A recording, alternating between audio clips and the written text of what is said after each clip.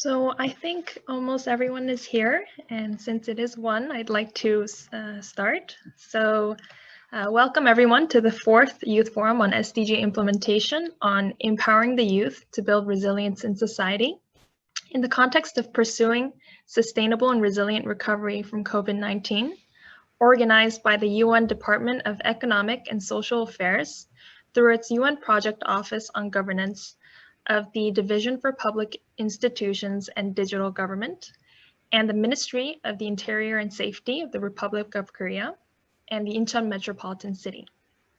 My name is Jenny Jung, the Associate Networking and Outreach Expert at UNPOG, DPIDG, UNDESA, and I will be the moderator for this forum. On behalf of the organizers, I would like to congratulate all the participants who were selected to attend this youth forum. This forum aims to facilitate youth engagement in the discussion of empowering youth to build resilience in society in the post-COVID era, and to provide a platform for young people to share their vision. So without further ado, I would like to begin with the opening and introduction. It is my honor to introduce Mr. Bo-Gyun Shim, the head of UNPOG, DPIDG, UNDESA, to deliver the opening remarks. Mr. Bo-Gyun Shim, you have the floor. Thank you, Jenny. Dear participants, distinguished guests, and colleagues from UN agencies, good afternoon. And thank you, Sanjaya from UNDRR, for your attendance in spite of your busy schedule. It is my great honor and pleasure to be here to welcome you to the 4th Youth Forum on SDG implementation. I would like to express my sincere appreciation to our co-organizers, the Ministry of the Interior and Safety of the Republic of Korea, Incheon Metropolitan City, and to the Ministry of Environment for their kind support. I also wish to extend my thanks to our judges from UNOSD, UNDRR, and UNESCAP, and to our distinguished speakers. Dear participants, to achieve the 2030 Agenda for Sustainable Development, the young generation's engagement is highly significant as they stand as the future's most impacted group. Far from being mere beneficiaries of the 2030 Agenda, young people are active participants in its development and continue to be engaged in the processes of SDG implementation, follow-up, and review. The active engagement of youth in sustainable development efforts is central to achieving sustainable, inclusive, and stable societies. The youth's participation in sustainable development helps to address multifaceted challenges, including the impacts of unemployment, poverty, gender inequality, climate change, disaster risk, and public health emergencies. Primarily, young people are disproportionately affected by the COVID-19 pandemic. For young people, the COVID-19 crisis poses considerable challenges in education, employment, and disposable income, and even mental health. The COVID-19 pandemic is exacerbating existing vulnerabilities and inequalities experienced by the youth, all further amplified in humanitarian contexts where fragility, conflict, and emergencies have undermined institutional capacity and limited access to services. The Secretary General voiced that the world cannot afford a lost generation of youth, their lives set back by COVID-19, and their voices stifled by a lack of participation. Now more than ever before, it is critical to recognize the capacities of the youth as an important stakeholder in the recovery from COVID-19. In building resilient societies to recover from COVID-19, it is essential to facilitate active engagement of youth. It is crucial to acknowledge the important role of youth in accelerating digital transformation as young people are better equipped with ICT knowledge and expertise. Moreover, ICTs and frontier technologies in particular can further empower young people in mitigating the negative socioeconomic impacts of the pandemic. The Youth Forum is organized to provide a platform for young people to share their vision and to elaborate their substantive contributions in pursuing sustainable and resilient recovery from COVID-19. Consequently, the Youth Forum will be a platform to enable the youth to raise their voices and exchange ideas to accelerate SDG implementation, whereby focusing on the roles of public governance. For this year's Youth Forum, I invite you to meet experts from various fields to accumulate diverse knowledge on preparing and engaging youth to build resilience in society. Finally, I strongly encourage you to actively engage yourselves in this Youth Forum and thus share the fruitful outcomes of this effort. Thank you and enjoy the event. Thank you very much, Mr. Bogin Shim, for your opening remarks. I now have the pleasure of presenting to you Mr. Byung-Ju Young, the Executive Director of Jobs and Economy Headquarters and International Affairs of Incheon Metropolitan City, who will deliver the opening remarks through the following video.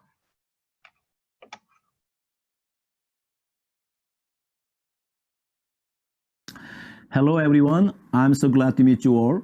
Welcome to the first SDG Youth Forum 2020. I'm Byung-Ju Young, Executive Director of the Jobs and Economy Headquarters of Incheon Metropolitan City. On behalf of Incheon City Government, I would like to extend a heartfelt appreciation to all the participants. I welcome everyone joining this online event under the current situations where in-person meetings are not fully available.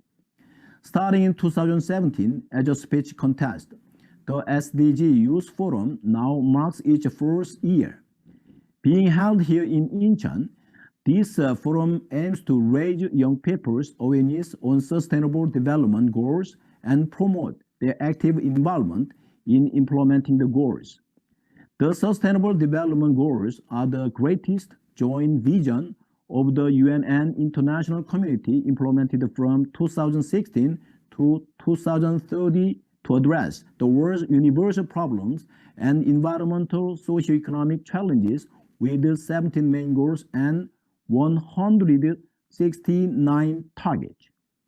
To practice the SDGs, not only the discussion at the UN and national level, but also the role of local government, which is closely related to the people's everyday life, is very crucial. In this regard, Incheon is striving to realize the efficient urban management through smart technologies, as well as to turn the ineffective and unreasonable practices into the efficient and transparent ones in various fields such as economy, society, and environment. Hosted jointly by the UNPOG, the Ministry of the Interior and Safety, and Incheon Metropolitan City, and sponsored by the Ministry of Environment. The Youth Forum on SDG Implementation is designed to garner the interest of young people, the next leader of our society, towards the public policies made by the central and local government, and to encourage them to actively engage in the SDG implementation. Especially, today's forum will offer the significant opportunity to discuss the ever-changing global environment in the aftermath of COVID-19 and the ways to overcome it, along with the various policy suggestions, including the role of youth in building social resilience. The prolonged COVID-19 pandemic has deteriorated the local economy and exhausted the members of society, both physically and mentally. I hope that many young people as digital natives will harness the power of adaptability to seek the shared ideas on local sustainable development via digital technology. In closing, I would like to sincerely thank everyone who has worked tirelessly to prepare this event, and I wish you all the best of health and good luck. Thank you. Thank you, Mr. Shim and Mr. Bian, for your opening remarks. So moving forward, I now have the delight of introducing to you Mr. Sanjaya Bhatia, the Head of Office of UNDRR for Northeast Asia and Global Education and Training Institute for the keynote speech. Mr. Sanjaya Bhatia, the floor is yours. Thank you for this opportunity, and thank you for the opening remarks. I'm going to be talking about one aspect of the SDGs, which is how the SDGs can be made risk-proof, and what are the global frameworks which allow that, and then also reflect on your role, the youth, and the leaders of the future, on how you can push that agenda. I think with the current situation, as you have seen, this COVID-19, this whole year, it is very, very important, and I think it emphasizes the need for reducing the risk so that we can achieve the sustainable development and achieve the SDGs by 2030. So let me just begin. So can we go to the next slide, please? And just to tell you a bit about us, we are the UNDRR Office for Northeast Asia and the Global Education and Training Institute. We are located here in Songdo in G Tower. So if any of you want to have some advice or discussion or comments or whatever, please feel free to join us. We are on the 4th floor. So we have been set up to provide technical support, conduct capacity development, and so on. Next slide, please. And so let me introduce, along with the Agenda 2030, there is another global framework which is known as the Sendai Framework for Disaster Risk Reduction. This was adopted in 2015, same year as the SDGs and the Paris Agreement.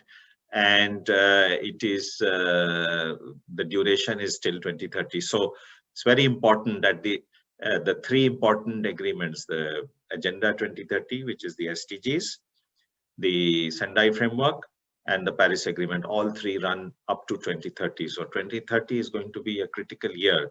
And what we do, especially this now coming decade, we have 1 decade left. So what we do in this decade of action is going to be very, very important. Next slide, please. So the Sendai Framework recognizes very clearly the role of the youth. So it asks national governments and local governments to engage with the children and youth. In the guiding principles, it also mentions the fact that the youth leadership should be promoted, and it recognizes in the role of stakeholders on the section on role of stakeholders that children and youth are the agents of change. So basically that you are the leaders of tomorrow, and in fact by 2030 you will be the leaders,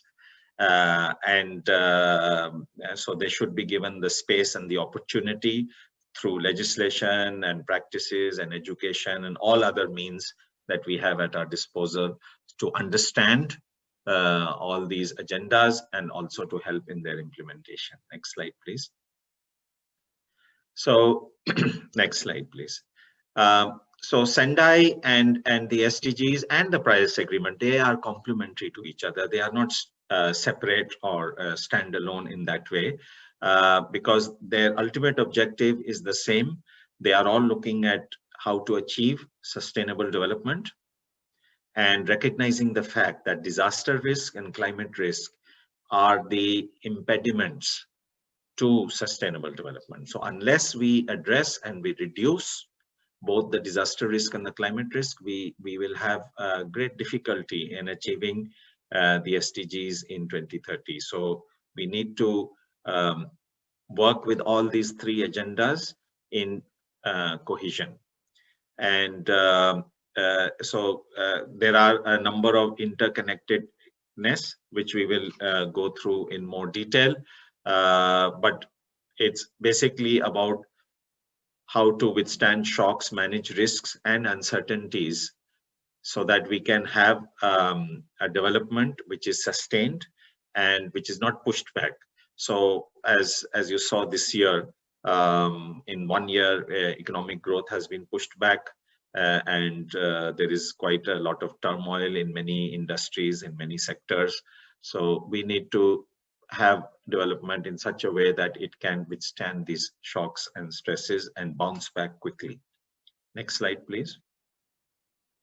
So this is just to show how they are all interconnected. So you see the risk informs sustainable development at the center. So that is everyone's goal. That is what we want. And to make that happen, we have the 2030 agenda, which of course directly addresses this issue. We have a new urban agenda, which is focusing on the cities, understanding that by 2030, almost 60% of the world's population will be living in cities. Then there is the Addis Ababa action agenda, which is about financing for sustainable development. And of course, the Sendai framework and the Paris Agreement, which are looking at the risks that are the obstacles or the challenges to achieve the risk-informed development. And these are the areas which we need to tackle by reducing mortality, the number of affected people, and by increasing international cooperation and DRR strategies and so on. Next slide, please. So this you are very well aware of. These are the 17 Sustainable Development Goals. And I'll just very quickly but briefly and go through how these are all linked with disaster risk and even climate risk. But you can just have a look at these and you will understand that disaster risk can bring them all down. And we are seeing it this year, for example. So next slide, please. So when we talk about the SDGs, what we want to address is the underlying drivers of risk. So underlying drivers of risk are poverty, hunger, health, education, or lack of access to. So all of these factors, lack of livelihoods, all of these factors can increase the risk and the vulnerability of the people, and which makes them more susceptible to a disaster. So like this year also we saw that the COVID-19 caused the loss of jobs and livelihoods. Many sectors almost closed down, like the airline sector and the hospitality sector, the tourism sector. And as a result, in many countries, the paying capacity of the people has been reduced, and their nutrition levels are going down. So that is a challenge. Also, with changing climate, we see that disasters are becoming more frequent, and also the intensity is increasing. So again, we need to understand that the future is not certain. There is more uncertainty there. And when we talk about disasters, we also include biological hazards and technological hazards. So biological hazards like COVID and MERS and SARS and so on, and technological hazards like what happened in Fukushima, so a nuclear leak or meltdown, or what you may have read in papers about chemical disasters, chemical leaks, and so on. So we need to balance our development in such a manner that we are able to address these risks also, and have safe and resilient habitats. Next slide, please. So first, SDG looking at no poverty. So I think this year has been a very clear example. The World Bank estimates that more than 60 million people will become new poor this year. And this is the first time after World War II. So what it means is that decades of development have been nullified. With this more than 60 million people becoming poor, it will take again decades to bring them back. But the Sendai framework has certain indicators which link with this aim of the SDG 1 or for no poverty. Next slide, please. So SDG 11 again is looking at safe and resilient cities. And as I mentioned, by 2030, more than 60% of the global population will be living in cities. Already in many countries, majority of people are living in cities. So it becomes very important that we don't create new risk in the cities, and that we are able to plan the cities in such a way that they are able to accommodate the large number of people who are coming into the cities to live. So to make it environment friendly and safe. There is a global campaign called the Making Cities Resilient, and a new version of it is starting in January called Making Cities Resilient 2030. So that is something again where youth can get engaged to work with local governments, to work with local communities, to create an awareness and understanding on why it is important to reduce these risks. Next slide, please. Then the SDG 13 is of course about climate action. And again, with the changing climate, there is more uncertainty. We cannot be sure how the weather, how the cyclones, the hurricanes, the floods will, how this will behave in the future, because the past models are no longer relevant. So again, this is an area of research, which is very important. And a lot of action is required, not only to try to reduce the impact of climate change, but also to adapt and to understand what is going to be the impact of this change on the cities, on the communities, on the villages. So the Sendai framework has certain indicators which are the same for the SDGs. So to help in this. Next slide, please. So again, SDG 2 calls for ending hunger. SDG 3 is on health. SDG 4 on education. So all of these are impacted, and we saw with COVID-19. The nutrition levels around the world have fallen. Schools are closed, so education has been disrupted. As a result, many children who used to get their midday meal in the school are not getting that anymore. And the health systems are overwhelmed. And again, that's why it is important to look at the disaster risk when we try to achieve these SDGs. Next slide, please. So for health, SDG 3, there are many tools available, and as youth who can influence the policy now and who can lead the policy changes in the future, I would suggest have a look at what is there, what is available.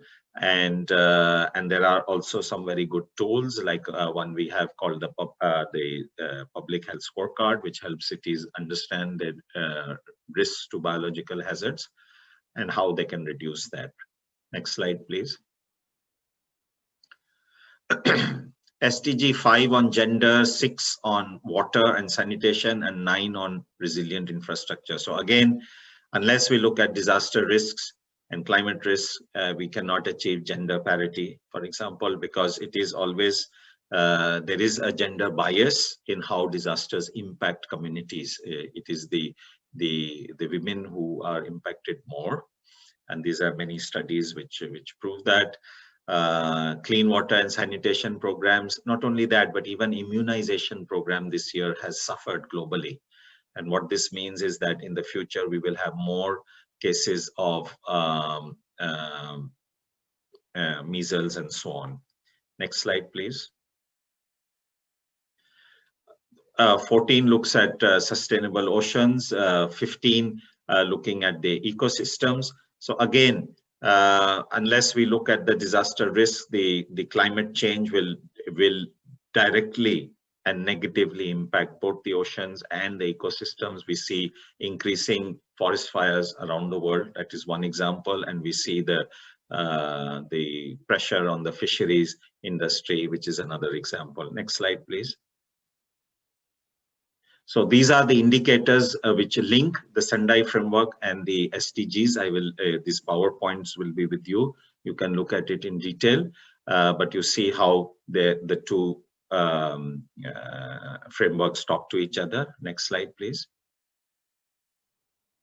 And so to have coherent policy considerations, there are many steps that governments can take, both national and local, including establishing a joint monitoring and joint reporting of climate change adaptation, DRR, and development planning.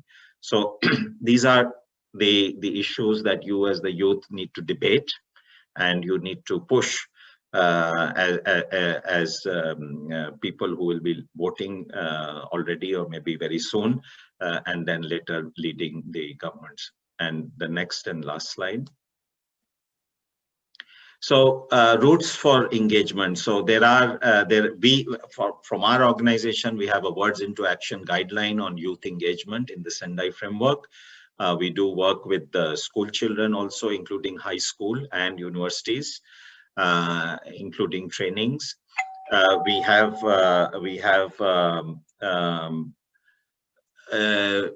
regional assessment reports made in each of the regions on DRR, in which youth are engaged.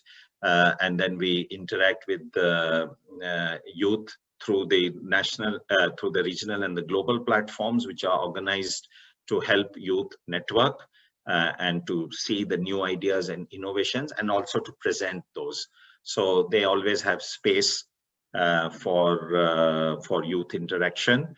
And then, as I mentioned, the MCR 2030, so the youth representative from the ECOSOC is also part of that. So there are many opportunities. I would really suggest to you all to look at all these global agenda and see that if when you want to achieve the SDGs, what are the challenges and obstacles, and how you can work on them to reduce that. Thank you. Thank you very much, Mr. Sanjaya Bhatia, for your excellent presentation on disaster risk reduction and risk-informed sustainable development. I believe it was particularly important to learn about UNDRR's role in engaging youth as well. So it was an absolute pleasure to have you join us for this youth forum, and I believe we can all truly benefit from your expertise. So thank you. And now we will begin our lecture series on empowering the youth to build resilience in society in the context of pursuing sustainable and resilient recovery from COVID-19. So may I present to you Ms. Natalie Mukundane, the Executive Chairperson of the African Youth Commission.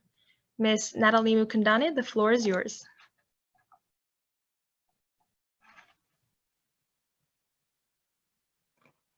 Thank you so much. You can hear me? Yes, we can hear you. Okay. Unless I know now that my internet connection is not letting me down. And a good morning to you all the way from Nairobi. Just to put some energy into the forum. It is a youth forum after all.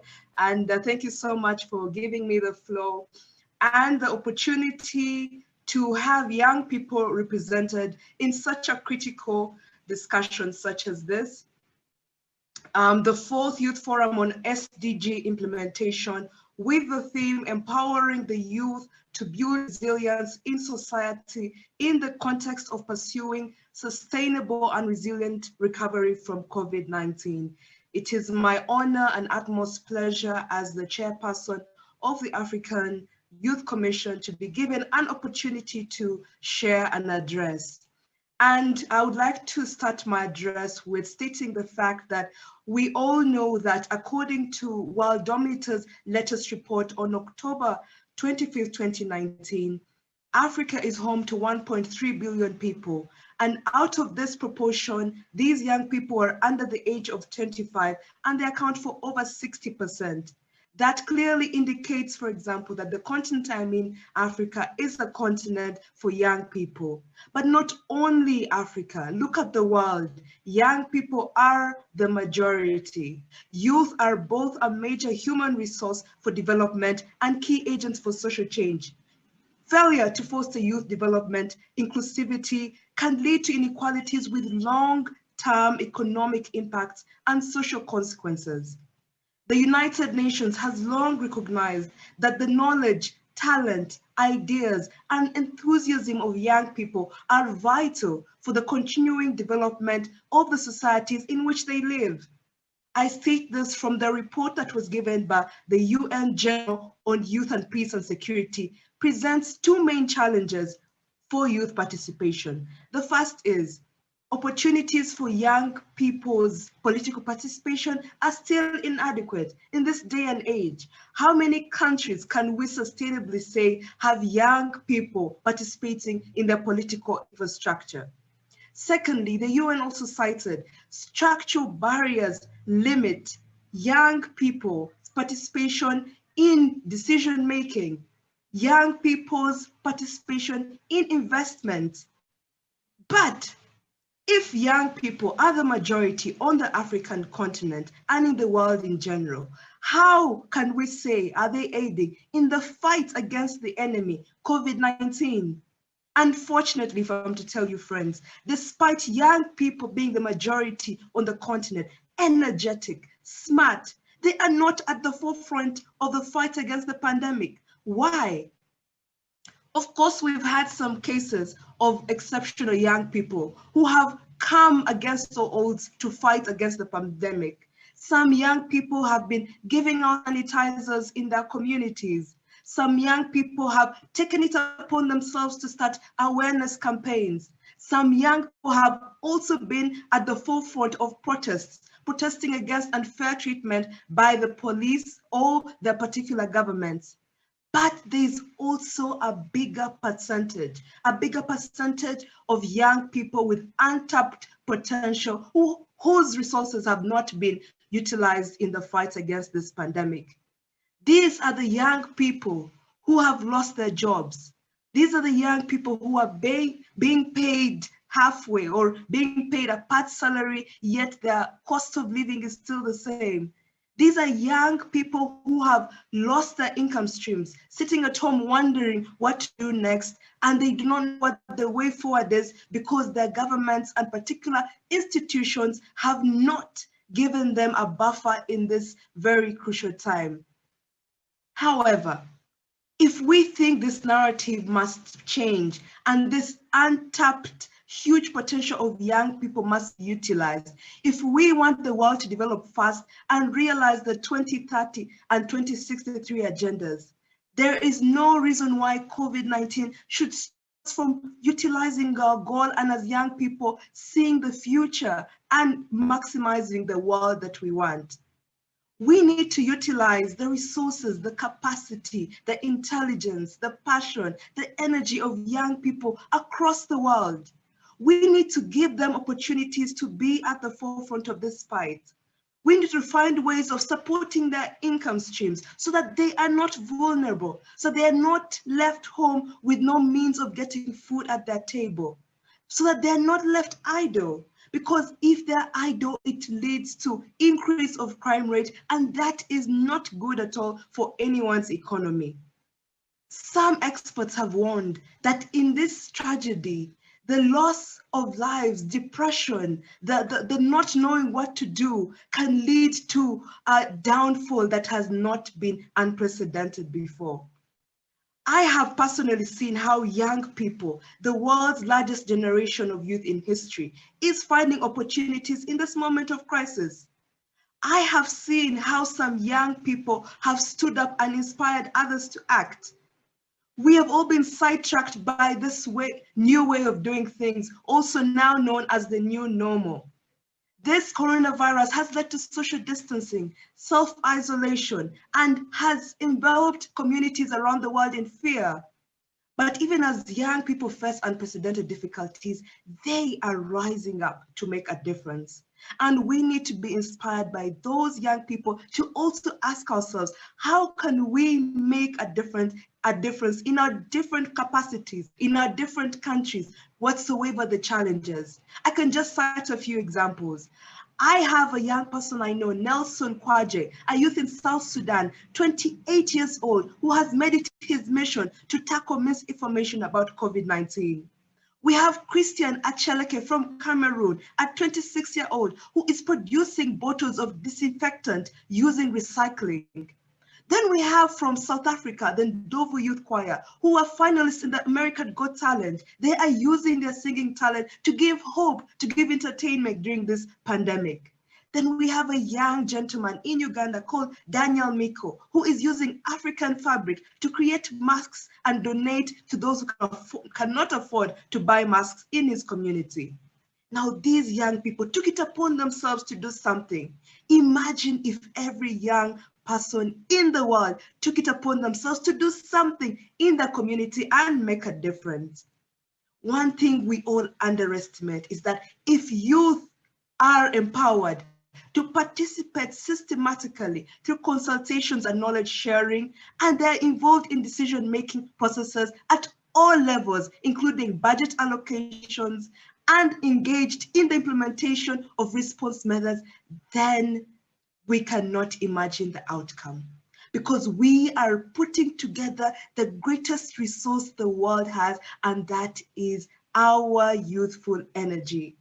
We need to work with governments to encourage private stakeholders and people in the telecommunication sector to make internet access cheaper. This is how young people have been getting access to information during the pandemic. This is how young people have been communicating, sharing memes, sharing songs, sharing movies, so that we know whatsoever part of the world that we're in, we are all together and we are all faced and challenged by the pandemic, but that does not limit us and that does not stop us from still utilizing our potential. Lastly, we need to see how we can escalate awareness. There are so many young people that are having it rough this time. We're talking about youth with disabilities. How have they been catered for during the pandemic by both governments and stakeholders? We're talking about young women and girls that are now quarantined at home with their uncles or with their dads or with relatives who we do not know if they're sexually abusing them. What are the measures that have been put in place by governments and stakeholders to protect these young people? Lastly, we've had cases of youth innovation, but these young people who have innovated in the communities have not had the adequate support necessary to escalate the innovations and make a living out of. Such people should be supported to upscale their innovations. As young people, some have managed to rise up in this pandemic, but others, many more, are confused. They are lost. How do we reach out to them and put measures to make sure that they are not lost and we can utilize this time so they can make something meaningful out of their lives? We want to help, but we're not being given a clear way or a clear system on how we can come and aid and be at the forefront of the fight in this pandemic. Luckily enough, this pandemic is killing or is putting to a stop older people, meaning as young people with our immune systems, we can be put at the forefront. We want to help, but we are not being given adequate ways on how to do so. I would like to end this by appreciating you and DESA for having convened such a discussion and included young people. We've gotten the opportunity as young people to hear from one another. Here I am all the way from Nairobi addressing young people from Korea. We may be different in terms of geographical location, in terms of time different, but we share a common passion. We share a common wish to see us live in the kind of world that we want. We also share our youthfulness and how we want our youthfulness to be utilized to its maximum capacity. They say anything, if it stops growing, it starts dying. And as young people, we're looking for opportunities to grow, opportunities to flourish, opportunities to give out the best of us we can ever give into the world. Let us try to look for solutions together as young people from whatsoever part of the world that we come from. Let us not be put aside saying that we are too young, we don't know what to do. We want to be included in decision making. Older generation has been there for us in the past, and these are trying times. We as young people would also like to be there for them. We just need opportunities. We just need resources. We just need time, and we just need to be invested in so that our ideas plus yours can be joined collectively and fight a winning fight against this pandemic. Thank you so much for the opportunity and for your kind attention. I yield the floor back to you. Thank you so much, Ms. Natalie Mukundane, for your insightful and passionate presentation. I think you've clearly stressed the challenges youth face amidst this pandemic, and it's very critical for us to acknowledge these barriers. And you've also shared your personal experiences with engaging with youth to highlight that youth are the future, and for the need to work with relevant stakeholders to make a change so that the youth can be at the forefront of the pandemic. So thank you so much once again for your presentation. So with this in mind, if any of our participants have questions for Ms. Natalie Mukundane, please feel free to unmute yourself and address your question to our speaker, or you may also utilize the chat function to pose your question. May I ask a question? Okay, thank you very much, Ms. Natalie, for your very impassioned speech and presentation. So I definitely agree with how you recognize the importance of disaggregated evidence, because I think evidence-based policymaking is very important for youth engagement. But I think it's also important to note that, you know, youth coming from different regions, for example, East Asia, Africa, and other continents, youth can have very different and somewhat unique problems based on different regions and different backgrounds that they grew up in or environments. So what do you think are some measures that, you know, youth coming from such different environments or settings can actually concretize our commonalities to create more synergized action?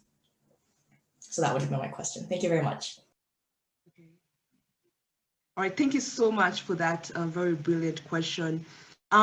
I believe that one measure that at least is in our hands is communication and engagement. If we share experiences, if we share challenges and how we've overcome challenges in our different communities, that would aid a long way, go a long way in helping us sustainably find ways of working together.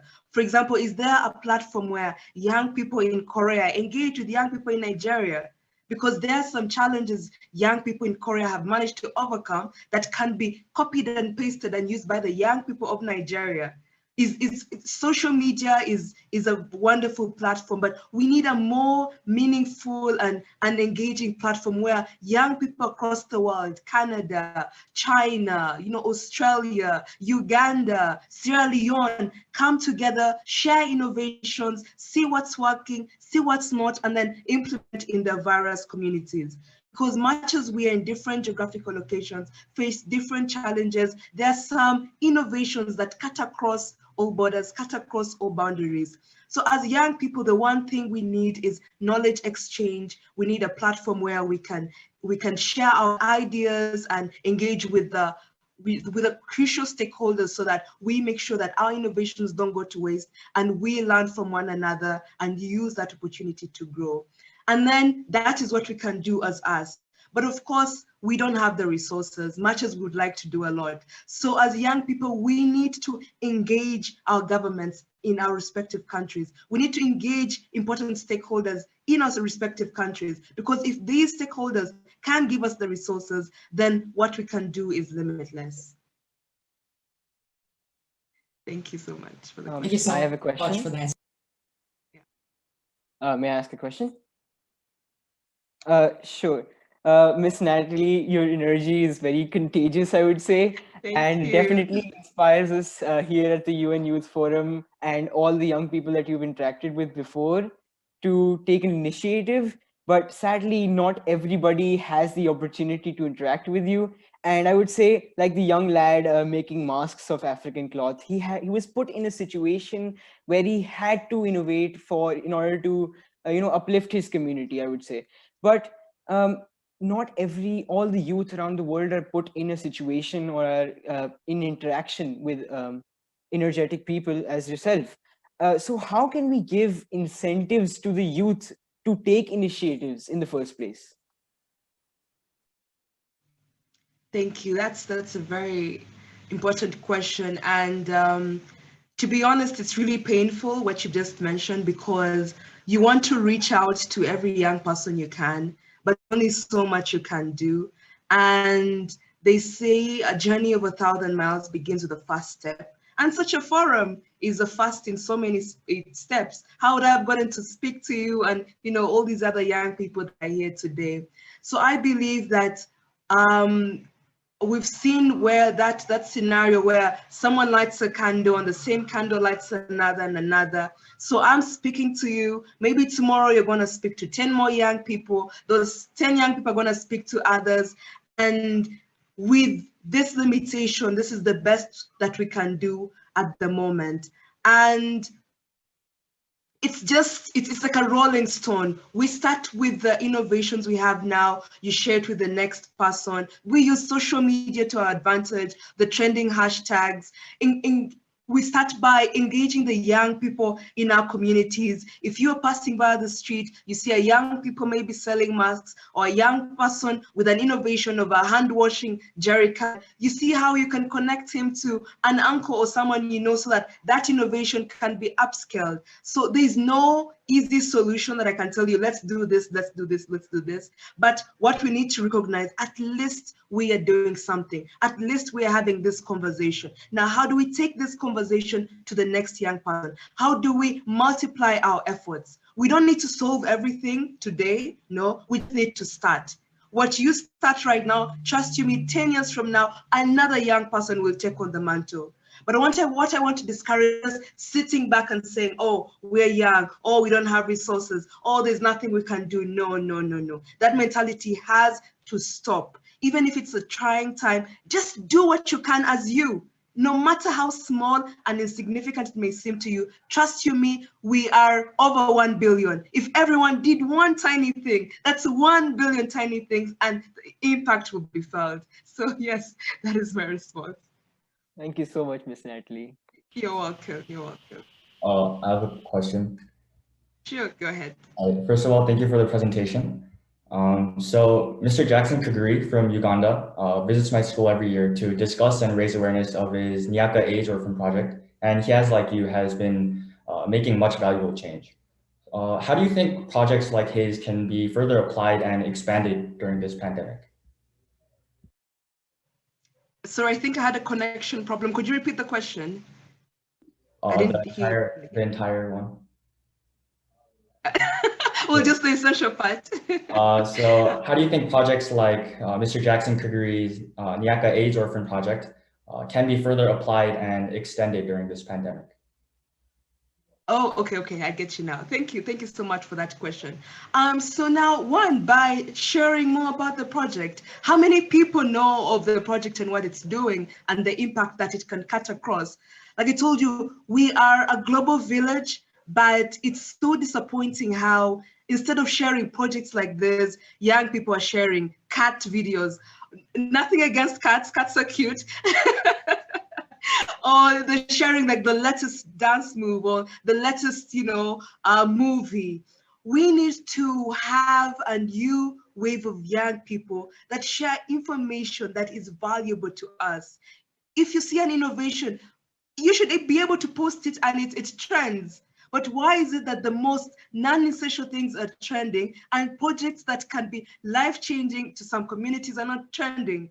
So it's the mentality. As young people, we're looking for entertainment, we're looking for pleasure, but we need to look beyond. We need to ask yourself, before you post something, before you share something, ask yourself, is what I am sharing valuable? If a young person out there sees my Facebook post, sees my WhatsApp status, sees my Twitter, will they be inspired to act? Will they learn? So it needs to start with us. We need to form a culture of sharing information and knowledge that can be of value to other young people out there.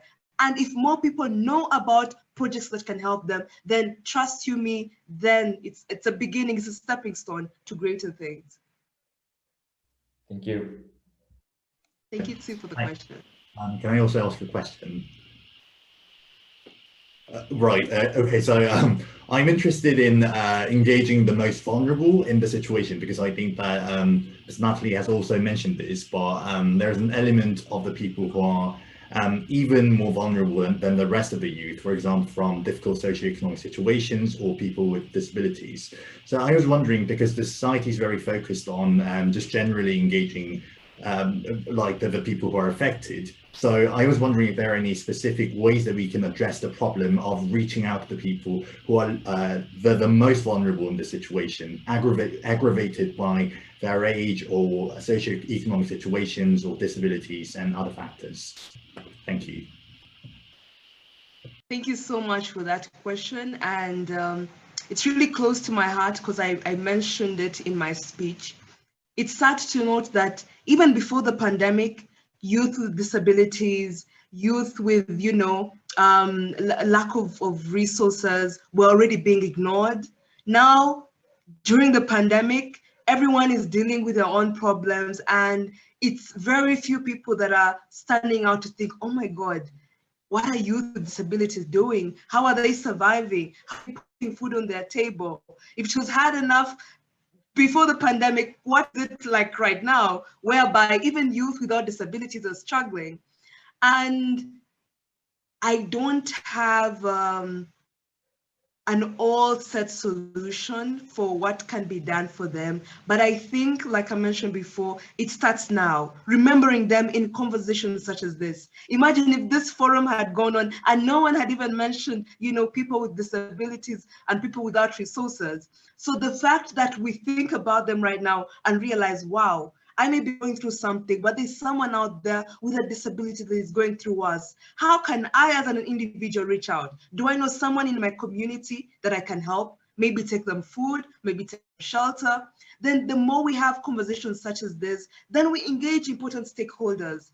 The stakeholders in our communities, stakeholders in our government, stakeholders such as DESA. How can we have projects that can sustainably support youth with disabilities, especially during this pandemic? So what we're doing right now is excellent. We are noticing that there are a vulnerable sector of young people out there that need to be focused on. We're having this conversation. Now we need to figure out, okay, where are they in particular and what can be done sustainably? So what you've done is great. It's an amazing question. And I'm sure as you've asked it, everyone in this forum is personally wondering to themselves, do I know a young person with disabilities? Have I done anything to reach out to them during this pandemic? If I haven't, do I know someone that has the power to reach out to them? And by us asking ourselves those questions, that is how change is escalated. Thank you so much for that question. Thank you so much, Ms. Natalie Mukundane, and thank you, participants, for your questions. So because of time, I think that was our last question to our speaker. So thank you once again, our distinguished speakers and guests, for your passion, for your energy, as well as your expertise. So now we will be having a quick 5-minute break before we have our breakout session, because the discussion session will be for a duration of 1 hour. We will have this 5-minute break. So I will see you back here at 2. Thank you. Thank you so much. Thank you.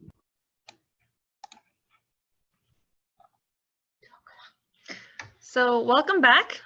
So we will now have our breakout session, in which the participants and judges will be divided into 3 groups of 6 participants with 2 judges per group.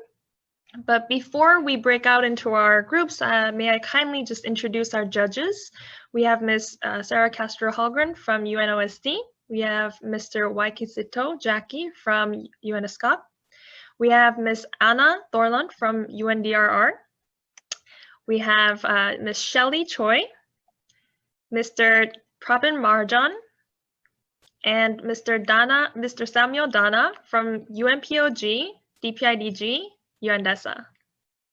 So to return to our breakout session introductions, we have for a duration for 1 hour in which you'll engage in 2 activities. The first activity will be for a duration of 30 minutes in which the 6 participants in the assigned groups will present the proposals for 5 minutes. So for the sake of time, please do keep within the time limit. I would definitely appreciate this. And for the second activity, which is also for 30 minutes, you'll engage in a group discussion. The questions will be shared on the screen in your breakout rooms for your reference. So now we will be sorted into our assigned breakout rooms, and in 1 hour, we'll return to the plenary. So see you soon.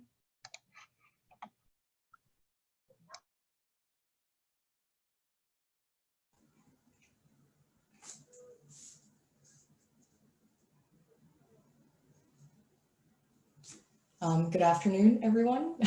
Would y'all know if we have a moderator who will maneuver the session, or? I think the interns are here to help us with that. I think that's what it said.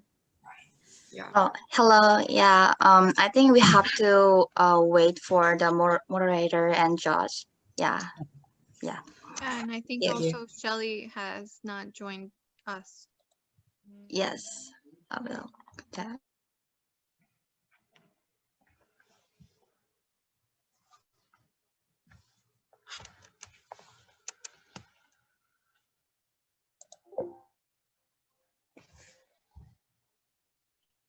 How are you all doing? I can just introduce myself. My name's Sarah Castro Holgren, and I think Shelley's here now. Shelley has joined us. And who will be moderating? Is it us too, Shelley, that will moderate? Yeah, sure. Did you introduce yourself? Not really. So just I can just continue. So my name is Sarah Castro, and I am a program expert at UNOSD, which is the Office for Sustainable Development under UNDESA also, but under the Division for Sustainable Development Goals. And I am also based here in Korea, and I have also worked with Shelley before at the other office on governance here at UNPOG. And it's a pleasure to meet you all today and to meet the interns from UNPOG as well as all of the participants. And I just want to say congratulations on being selected and taking part here today. I know it's virtual, but I think we're all used to it by now. So we're Zoom professionals. And I see, I think Shelley, over to you. Thank you, Sarah. Hi, everyone. My name is Haekyung Shelley Choi, and I'm the Program Management Assistant of the United Nations Department of Economic and Social Affairs. I'm also working from home due to the COVID-19 measures. Just to give you a little bit of background of myself, this is my 9th year working with UNDESA, but it's my first time working with the youth as the target audience. So I will be learning a lot from you as well. Prior to joining the UN, I worked as a program manager at the Ministry of Education, Science and Technology of the Republic of Korea for 2 years. And at that time, I worked with thousands of Korean university students like yourselves to build capacities to become global leaders. I think you know the program. It's called the Work English Study Travel Program, the WEST program. It's a government-funded program. So it's really nice to come back to meeting all of you. And I'm very much looking forward to your presentations. And I think one of the merits of such youth forum is to interact with UN staff members. Actually, personally, as when I was a youth, I never had the opportunity to interact with any UN staff members. So I'll leave my email address in the chat box. If you have any questions you would like to ask, you can always feel free to contact me. So that's it for my introduction, and I wish you the best of luck with your presentations, and I also look forward to the exciting discussions. Back to you, Sarah. Thank you. I think we have also our colleague, Mr. Woo Young Kim from UNPOG. Woo Young, would you like to introduce yourself and your role? Oh, hi, hello. My name is Woo-young Kim, and I'm the administrative assistant for UNPOG. I'm just going around the groups to see whether everything is going well. So I'll be hopping around. Yeah. Okay, great. So yes, I think with this we can start with the first half of the hour, which will focus on the presentations. Do we have any volunteers of who would like to go first? We actually have a designated order on. Okay, great. Yeah. Great. Is So anybody break with the timing, or order. should I just self-time? Sarah Yoon, is that you then? Yeah. Okay, great. Is anybody timing us, or should I just do it on my phone? We have Socrates here, and we have them who will be timing you, I think, right? Yes. Do you want to announce, Socrates, how you will what you will be doing? 5 minutes per person, right? Yeah, 5 minutes per person. I'll be reminding you if you have 2 minutes or 1 minute left. Okay, the floor is yours, Sarah. Before I start, just introduce myself very briefly. My name is Sarah, and I would love to engage with all of you for the discussions that come after the presentations. Okay. Okay. As the COVID pandemic continues to evolve, it has become alarmingly clear that the impacts will severely and disproportionately affect the youth in all known spheres of life, yet at unknown rates and degrees. It is upon this light that I would like to today present the three-pronged connectivity approach as a direction to increase the connectivity of the youth in the digital, market, and decision-making spheres. These specific targets were chosen as they are where youth exclusion occurs the most severely in the current pandemic. More importantly, they are interconnected in that one sphere cannot be meaningfully or sustainably improved without the other. This signifies that tackling the three spheres that mutually reinforce one another can potentially maximize the youth's capacity for resilience to build back better from COVID-19. Firstly, digital connectivity. The outbreak of COVID-19 has unveiled the critical nature of digital connectivity in sustaining the resilience and continuity of the society. However, despite being the connective tissue during the pandemic, digital connectivity was found to be one of the most binding constraints for the youth due to the unaffordability, weak quality, and uneven distribution. Given that digital connectivity and infrastructure often conjoin with the private sector, a coherent partnership of the private-public sector must be formed in order to launch action plans and strategies that can better leverage digital technologies and infrastructure in support of the youth, especially with a focus on ensuring the access to and affordability of digital services. To address the whole cycle of short, medium, and long-term approaches, the private-public sector can scale up their collaborative efforts to build longer-term roadmaps of government innovation, such as e-government and public service delivery, to better include the youth in underserved regions in order to tackle the growing digital divide and the inequalities among the youth. Secondly, market connectivity. Unemployment and barriers to market opportunities have been often identified as a prominent threat from COVID-19 against the youth. In this context, the relevance and indispensability of the youth at work must be strengthened through a multi-sectoral and multi-stakeholder approach. The market preparedness of the youth must be upgraded through the development of future-proof skills through e-learning, project-based learning, and digital literacy that will empower the youth with technical, vocational, entrepreneurial, and social emotional skills that are relevant and marketable. This will be particularly important in the long run, as the cultivation signifies that youth will be better equipped and mobilized to transcend the traditional labor market and seize opportunities for self-employment, startups, and innovative forms of youth entrepreneurship, which is critical given the rapidly changing future of jobs. Thirdly, decision-making connectivity. The critical role of inclusive decision-making cannot be emphasized enough in devising youth resilience from COVID-19, under which I would like to offer two approaches for a more structural inclusion of youth's voice. The first approach is the direct inclusion of the youth in the decision-making processes across the pandemic through involving youth representatives on committees, dialogue action groups, and other civic engagement initiatives. This can be carried out on digital and online platforms in the context of the pandemic, as shown by the recent series of virtual youth leadership consultations by the African Union Youth Envoy. The second approach is the institutionalization of youth inclusion in decision-making processes through what's called youth checks. Governments can conduct ex-ante assessments or establish built-in mechanisms to address short-termism in policies to evaluate and monitor the distributional impact of government's recovery actions on future generations, and to utilize these findings to promote greater youth inclusivity. Tying everything back together, what should be remembered in the process? 1.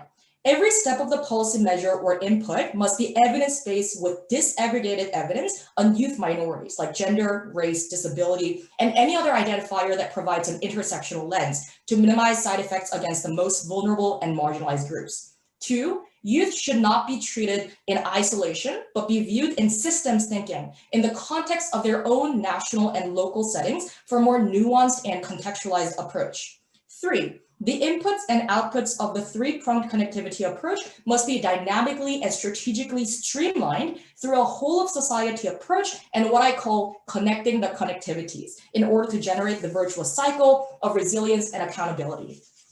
The overall impact of such integrated yet targeted approach is an increase in both the quantity and quality of youth's connectivity to digitalization, market, and decision-making processes. With inclusion in mind, intergenerational justice at the core, and the promise to leave no one behind at heart, governments should strive to not only bounce back from this global pandemic with greater resilience, but to bounce forward towards a world that protects, synergizes with, and mainstreams the youth as a true agent and driver of change in our commitment to sustainable development. Thank you very much.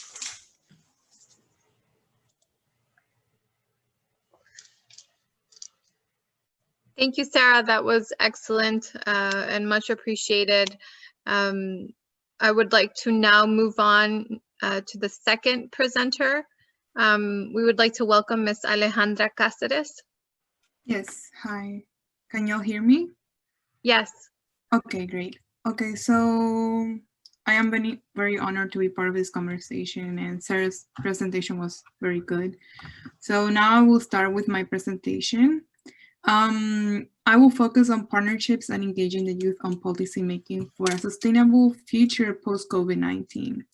So the question of the hour is why must we help the youth? In the current world, the COVID-19 pandemic has shown flat government response and the lack of preparation from governments to tackle emergencies and economic crises. This pandemic has impacted everyone, especially the youth population. As we all know, they were highly affected by the closing of schools and the economic recession, in which caused many to lose their jobs. Now more than ever, the job market is challenging to enter and competition is fierce with limited job openings. It is a fact that public governance needs to create more programs in which young people can be part of and generate government policies for the youth not to be in danger of poverty or homelessness.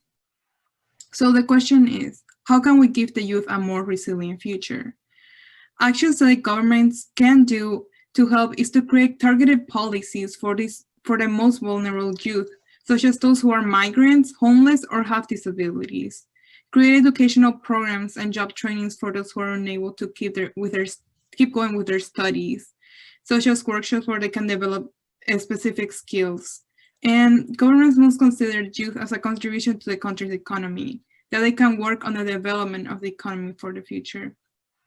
Governments must work together and provide ODA and work with NGOs or NPOs and create a safe environment for these youth to obtain training and resources for their future development. An example is educational ICT programs that should be run in the long term and be updated, especially now when most activities are done online due to the pandemic.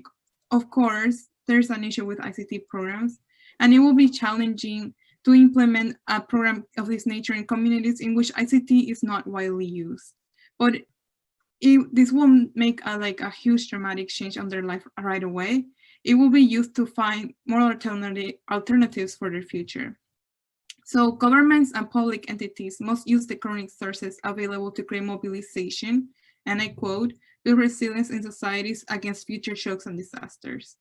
It is paramount to have the youth involved in these mobilizations and preparation for future crises. Tools need to be given to the youth for them to be involved, and such as workshops and forums such as this one, where their opinions can be heard. It is important to allow the youth to be part of policy making, since they are the ones experiencing struggles and have risk for long-term impacts. It is vital for stakeholders to engage the youth, and this could be with the use of social media platforms.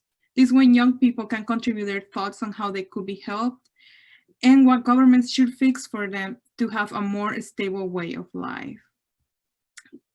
Governments in non-OECD countries must recognize that they need to work with the private sector and have partnerships with other countries to provide opportunities for to the youth that need it the most. I believe that existing tools and platforms must be given or created for the provision of more opportunities with this group.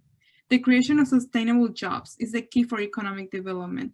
Governments need to make sure that there are enough jobs available for the long term, as well as programs that the youth can be involved in. So in conclusion, if governments, private entities, and various organizations work together and create sustainable jobs and programs, it highlights the importance of Goal 17 on partnerships.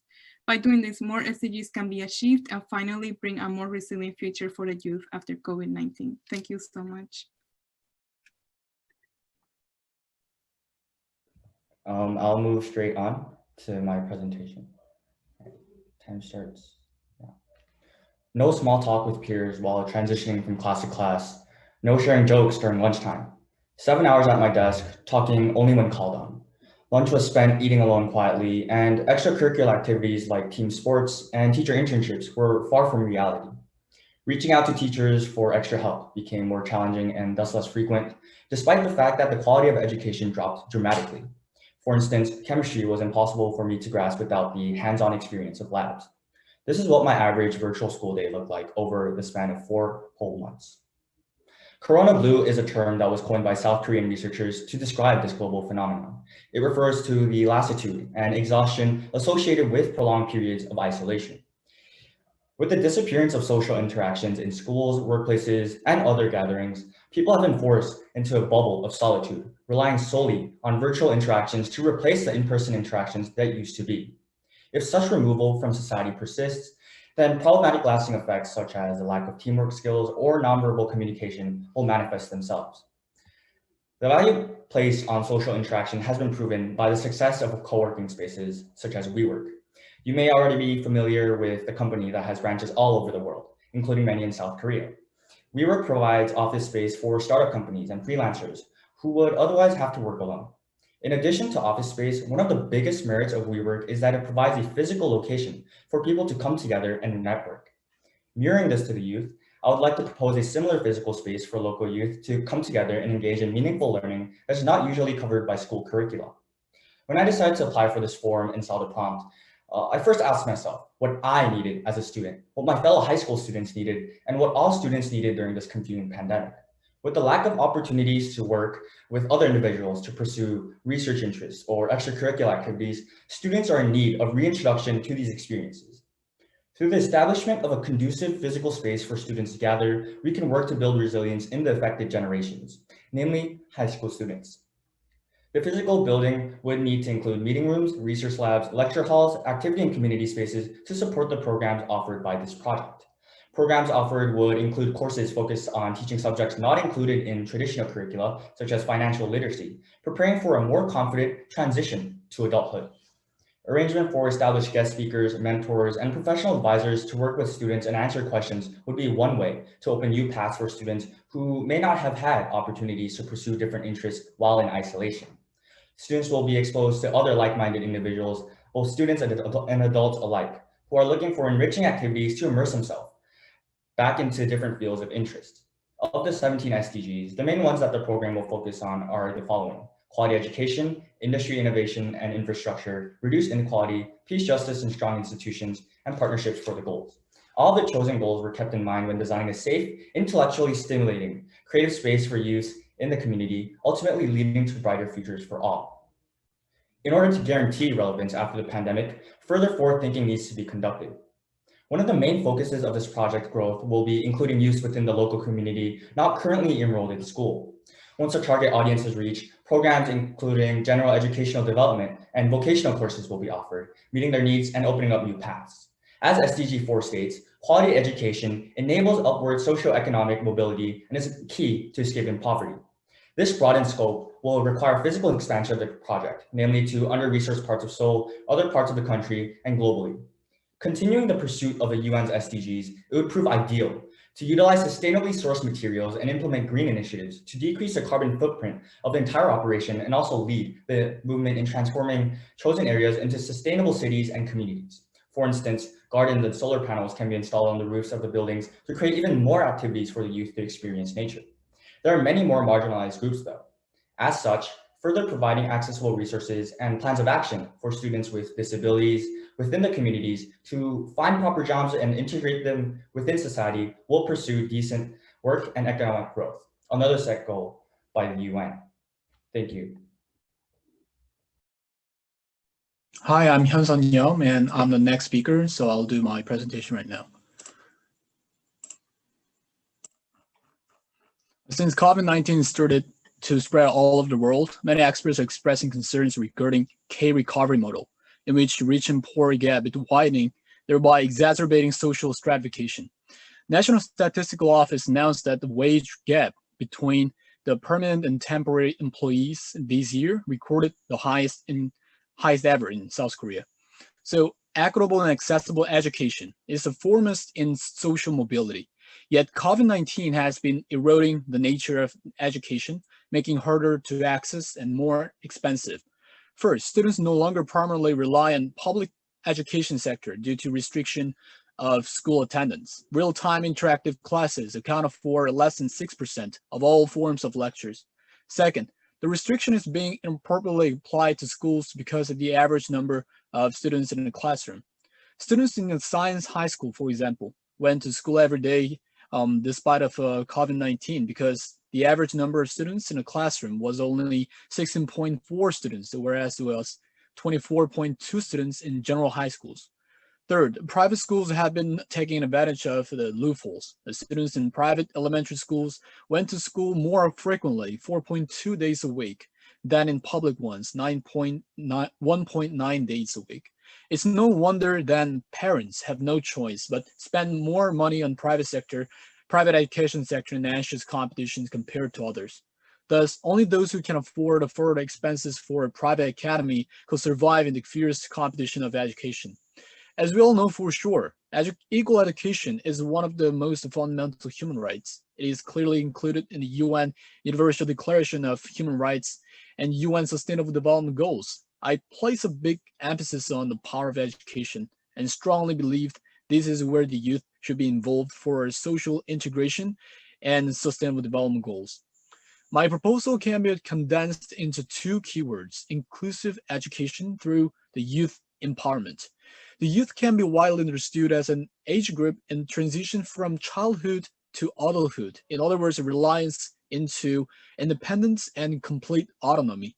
For this reason, the youth are fairly marginalized in human rights discussions, as Europe Youth Forum clearly describes the youth as vulnerable to various types of discrimination, sometimes forced to live under the minimum standard of living. Consequently, I maintain government should put more efforts to ensure inclusive and equal education and empower the youth with stable, public valued and subsidized jobs at the same time. I suggest the youth online tutoring program. Firstly, this program is aimed at students who have trouble learning curriculums in public schools and cannot afford any extra private lectures. They can benefit from these programs for free, and the youth can apply for the position of online tutor.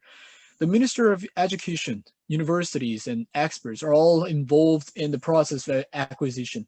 The youth from lower income level get plus points, and the most qualified youth can be employed as online tutors, assisting the students and get paid as a form of scholarship or a subsidy. This monetary reward will play a pivotal role in the emancipation of youth from unlawful labors, limitations of extracurricular activities, and so forth. Second, this is an inclusive program, which involves nearly all participants of public education, like government officials, EBS lecturers, school teachers, students, parents, and tutors, based on the online platform. So these online platforms should be all encompassing, from preceding tutors' lessons, uploading a number of files, and freely debating with each other. Korea actually is the most advanced country in the distribution of rate of smartphones, internet speed, and digital government capabilities. The government is fully potential to build this online education platform for the next generation, and ICT companies can contribute to higher quality of this platform. It's time to move forward. COVID-19 has transformed the way we live and brought new trend on tech. So this is our next mission, to bring all of the available resources to achieve more integrated and sustainable society, assuring equal education for all. I believe the youth online tutoring program is the key to this goal. Thank you. So I'm next, so I'm just gonna go ahead and start. Hi everyone, my name is Incheon. I also go by Andrea, and I'm really honored to be here. I've been really enjoying listening to everyone's policies, and there's a lot of ideas that I never really thought about either. So I myself wrote on fostering mental health resilience and why it's important to facilitating youth roles during a time of an era of the pandemic. And my paper was largely focused on the case study of South Korea. It is one of the OECD countries with the greatest need for policy reformation around mental health care, but I believe that it's also replicable as a model for other countries as well. So I think that we can all agree, based on the presentations, that the pandemic is really more than just a physical health crisis. If anything, it's really shown us that there's a interconnection between different sectors that have been seriously overlooked. And today I wanted to share with you one of those sectors, along with the issues and suggested solutions for mental health care. So I identified three main problems that lead to the perpetuation of mental health problems for the youth. The first being the existing stigma against mental health care. The second being the lack of government support, which really limits the fundamental growth capacity to respond to the needs during the pandemic and after the pandemic. And lastly, the exacerbation of mental health issues by social and economic uncertainties during these times. And following that, the difficulty of reaching existing mental health care platforms during these times. So based on these observations, my first policy recommendation focused on the budget allocation for mental health care by governments, specifically the Korean Ministry of Health and Welfare. So there's no real global average or expectation for mental health care budget. Just as an example, among the OECD countries, mental health care budget varies from 3 to 18%, 3 being South Korea, so they're the lowest at the bottom rack. So my suggestion, my recommendation was to up that 3% to 5% within a 10-year frame. So by the end of the 2030 agenda. And I determined that this was possible because there's currently a trend downwards in terms of pharmaceutical budgets for healthcare in South Korea in the past 5 years. So if this trend continues, it would be possible for the mental health care budget to be upped from 3 to 5%. And I believe this is possible. I believe that this is necessary to facilitate long-term change and for youth resilience in order to strengthen growth capacity. So my second policy recommendation is centered on empowering the youth through the reconstruction of the concept of primary healthcare. And the model that I suggest is the Integrated Community-Based Youth Service Hub, so ICYSH, which is an interdisciplinary mode of primary healthcare platform. And it works to bridge mental health care needs for the youth and make these outlets more financially and socially accessible. So they work to destigmatize challenging negative connotations around mental health care, because it incorporates youth in the needs assessment, the design, and the execution, which I believe is really important. Second, it's localized, so it's inherently and naturally engages marginalized youths, and it promotes self-sufficiency financially. For example, it uses peer support workers in the execution of the programs. So those were the two main policy recommendations that I focused on. And in the title of my policy recommendation, I say for the youth, by the youth, which is the International Congress of Youth Voice Manifesto. That's their title. And I believe that it's really important that these recommendations aren't just focused for the youth, but they're implemented and they're worked together by the youth, which is why I wanted to make the following recommendations. And I focused a lot on capacity building for youth resilience and self-sustainability for mental health care. Yeah, so that was my presentation. Thank you so much. And I'm really looking forward to having a discussion afterwards. Thank you.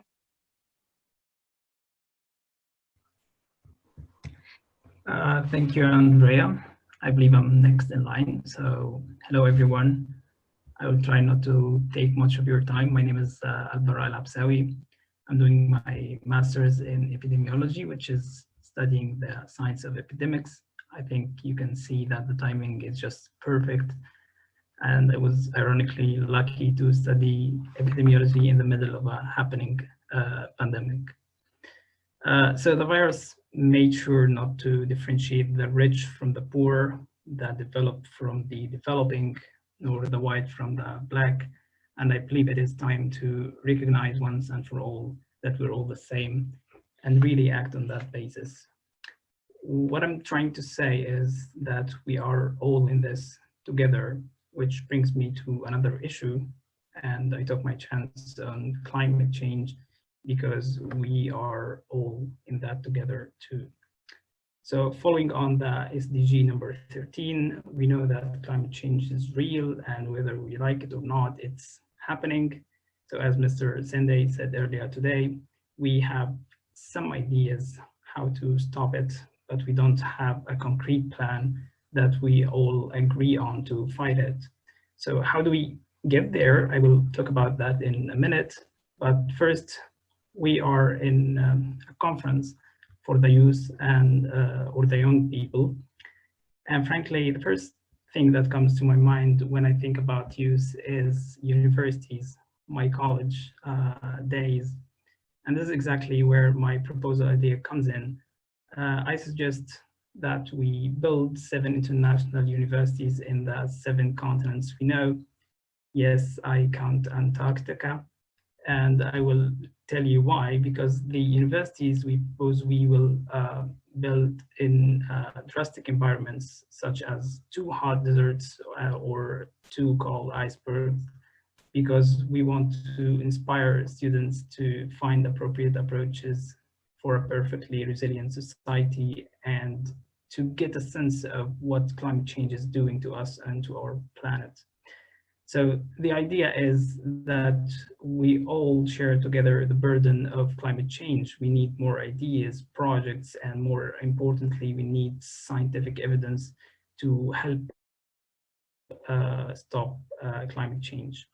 And of course, universities are the source of ideas and intellectual life, and also universities cannot be run without use. I imagine that funding will be shared by all UN members as a token of solidarity. Degrees will not be longer than 2 years, so people will be detached from their lives. And at last, I hope this works out one day. After all, the first 2 letters of the word university are UN. Thank you all for your keen listening.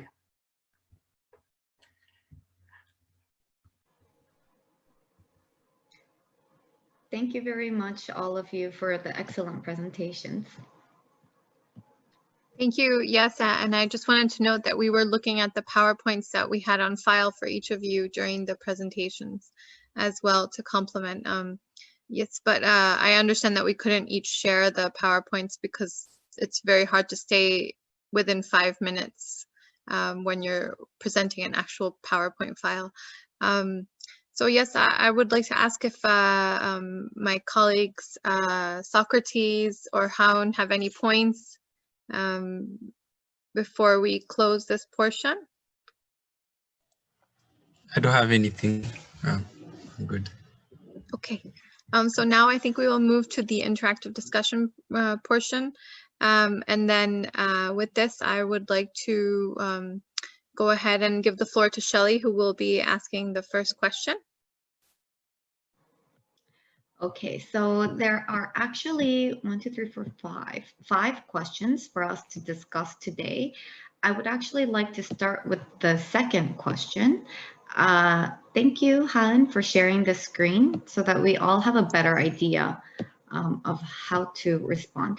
I would like to start with the second question, which is, how would you assess the current level of youth engagement in the implementation, follow-up, and review of the 2030 Agenda for Sustainable Development, and how can youth contribute with greater impact? So this is a discussion. We're in a group discussion, so you can freely start sharing your ideas by unmuting yourself.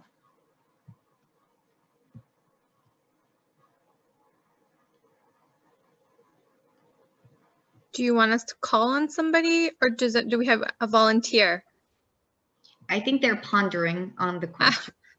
Sarah, go ahead, Sarah. Just go ahead. Yeah. Start off, and then if anybody has anything to add, feel free to join in and help me out.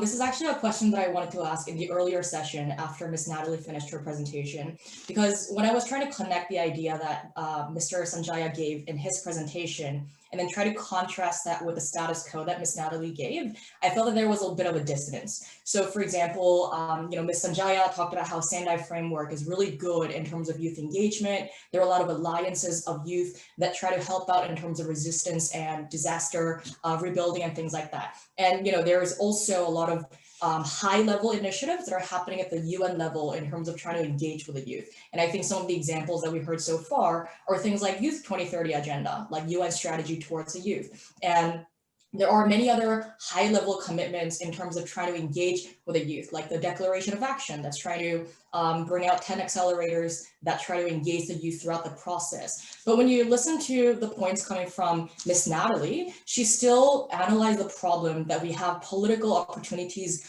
that are structurally obstructed in terms of youth being able to engage. So I felt that that was really interesting, because there seemed to be a bit of a dissonance or a gap between how much the high level commitments or initiatives were trying to drive youth engagement versus how much youth participation is actually happening on the ground level. So I think a point of discussion that we can start with is maybe pondering upon what can be some of the reasons or structural roots that cause this dissonance between top-down or high-level commitments versus to what extent youth can actually participate. So I feel that that is a very interesting landscape of where youth engagement is right now in terms of the 2030 Agenda for Sustainable Development.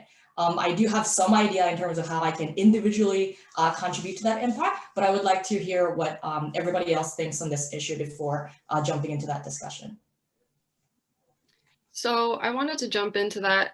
Sarah, thank you so much for starting us off. I feel like your answer, or rather your questions, kind of go along with the third question that's on this page about, sorry, the fourth one about key obstacles and challenges. So I kind of wanted to connect those two.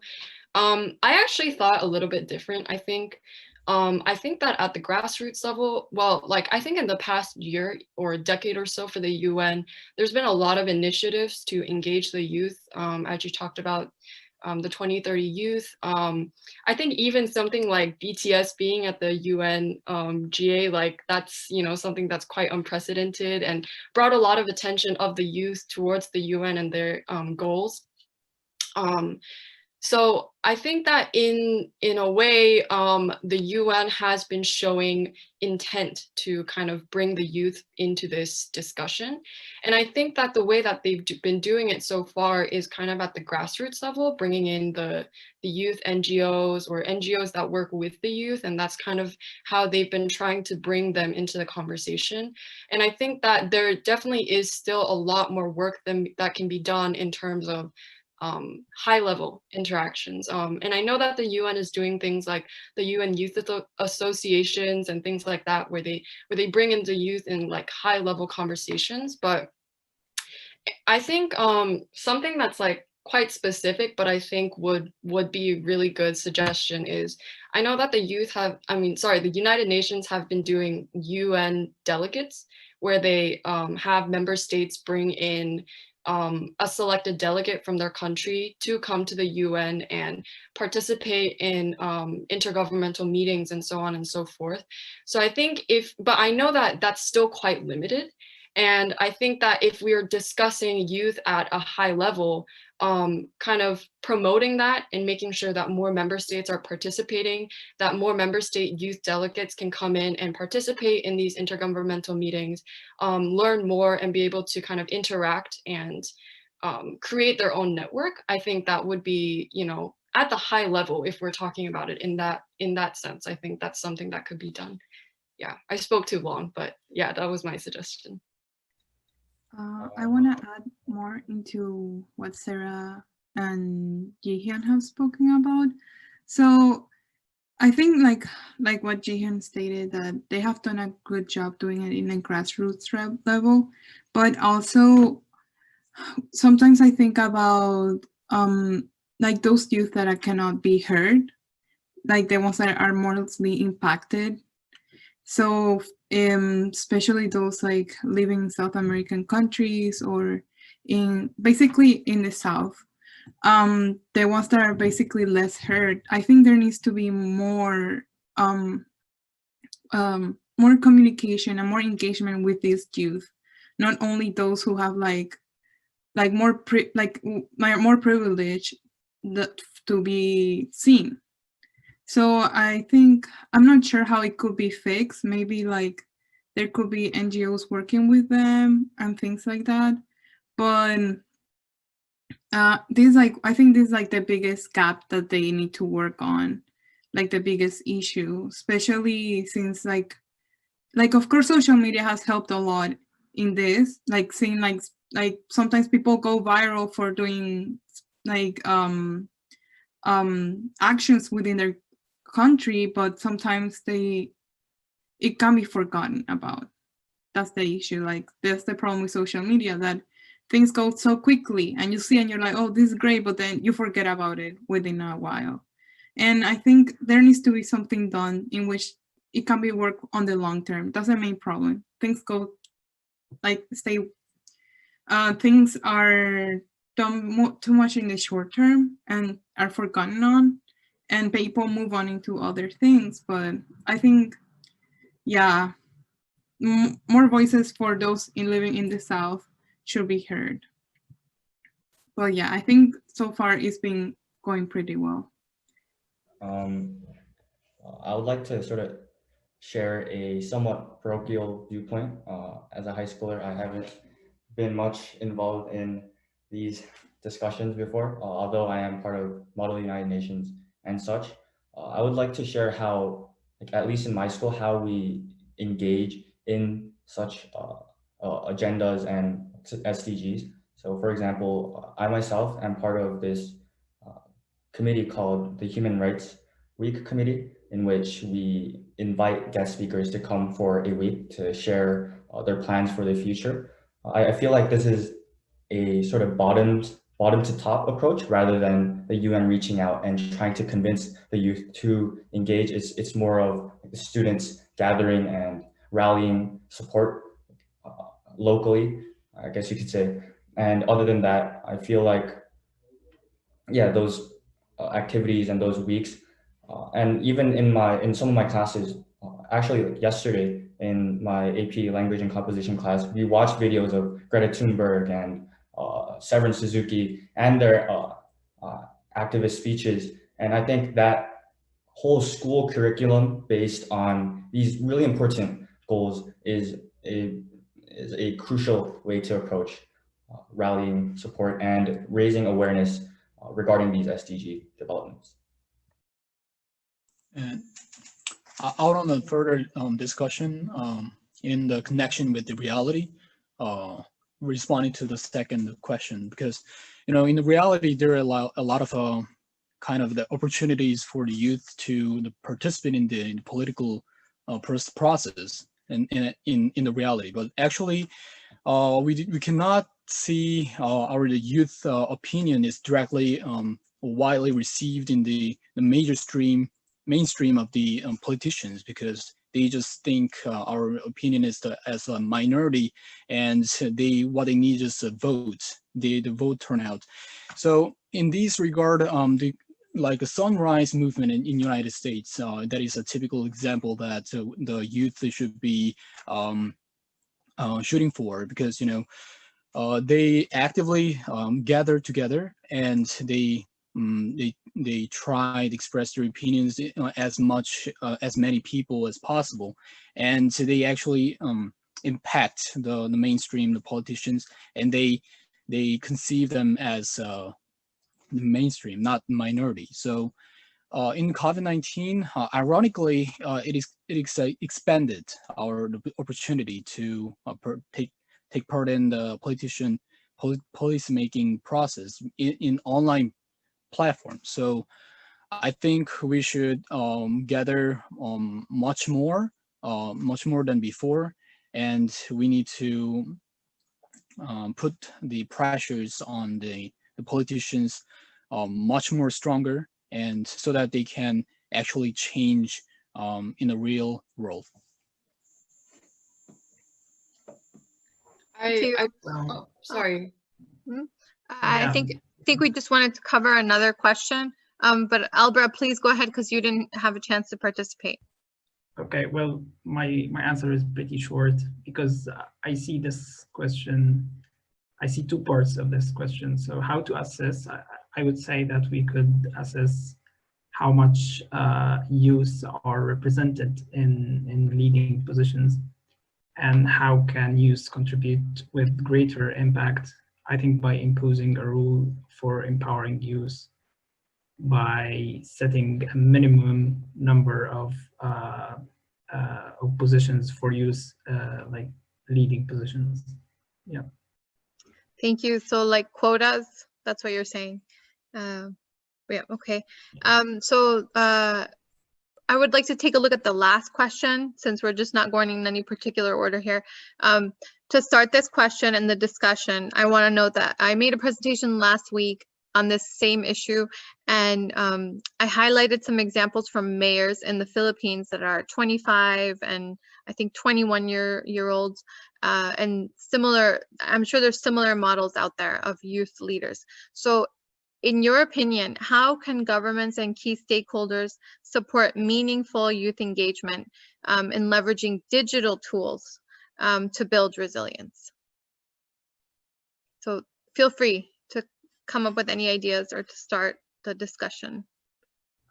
I believe that governments and key stakeholders should sort of amalgamate any necessary information into either one form or a document in order for easy access.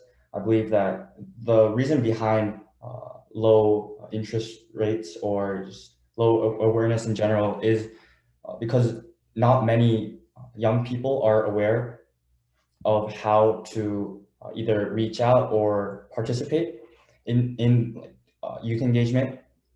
So I believe that government should gather all necessary information to help to make it easier to access. Now, I want to say that the government is really important role in that keep the digital tools clean. Because there are a lot of fake news, and the fake news is so rampant that the youth is so vulnerable to the fake news, and they just believe them and have the radical ideas. So they are exceptionally vulnerable to those kind of the unverified knowledge and information. So the government and key stakeholders should make the laws that prevent them from generating and dispersing, and that is rather more important to make the digital tools clean from the unlawful information. Can I add on to that, if that's okay? Yeah, I think this question is huge, and I think there are obviously very different ways of tackling this, but I think as complex it is, I think it's first very important to understand that leveraging digital tools and building resilience as a result of that means that we need digital infrastructure and connectivity in place for youth to be able to engage upon that. And I think logistically, it is inevitable that we will need partnership between public and private sector, given that digitalization or ICT are often being led by the private sector. And I think some measures are going to be things like, lifting data caps or, sector-specific burdens or giving deference in terms of fiscal taxes and things like that. I think that's one logistical approach of making sure that the private-public sector partnership is going to last, so that the private sector has an incentive to continue to build better digital infrastructure and therefore allow the youth to build resilience based off of that. And I think the second one is where many members of us presented during the presentation. And actually, I'm nearing the end of my youth. So this entire idea of trying to bridge the gap between education and the job market is really, really feeling home. So in that sense, I think it's really important that we make sure that the education that we receive at school is something that is relevant and something that has ground reality. And I think it's things like digital media literacy or even environmental literacy that talks about climate change or disaster risk reduction and things like that. So the education that we receive at school has to have relevance to the job market, and there needs to be a lot of involvement coming from ICT sector or private sector to ensure that we have hands-on opportunities to know what the job is going to look like when we get out of school. But I think the third one, which I kind of briefly mentioned during my presentation, is the importance of entrepreneurship skills. Because I think for children or youth to be able to leverage digital tools,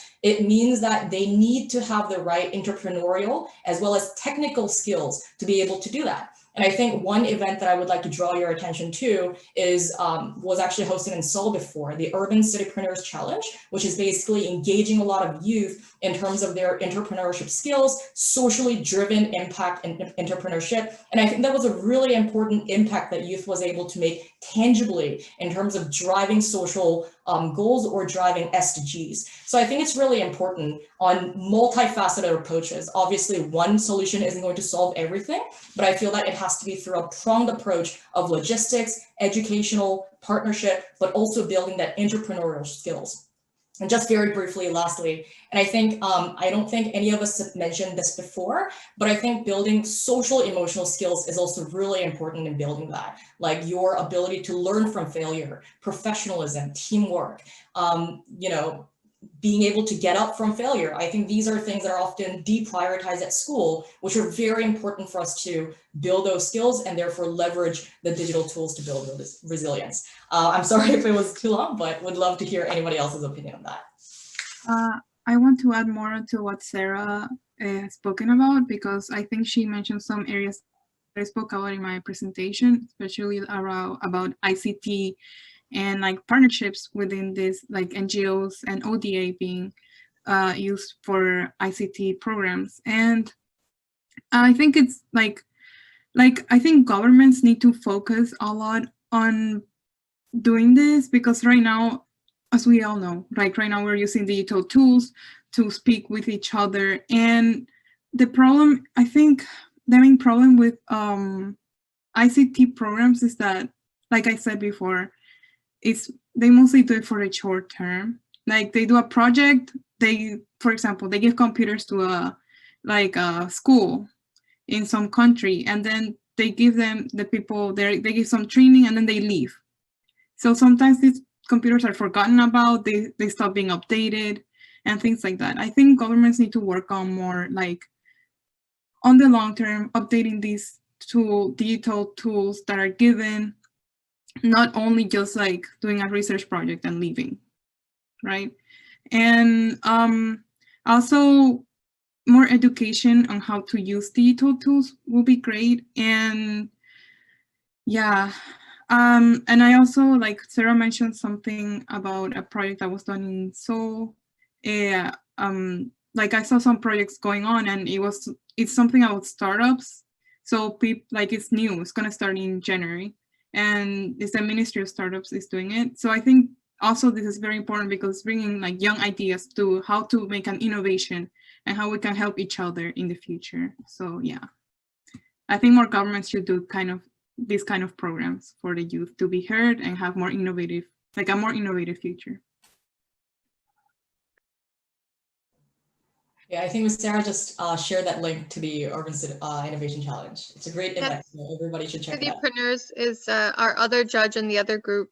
Kit C2 Jackie is part of that because the UN is also a partner in this initiative. So please check it out. Please continue before we run out of time because we only have 5 minutes and we want to get as much impressions and knowledge from you all.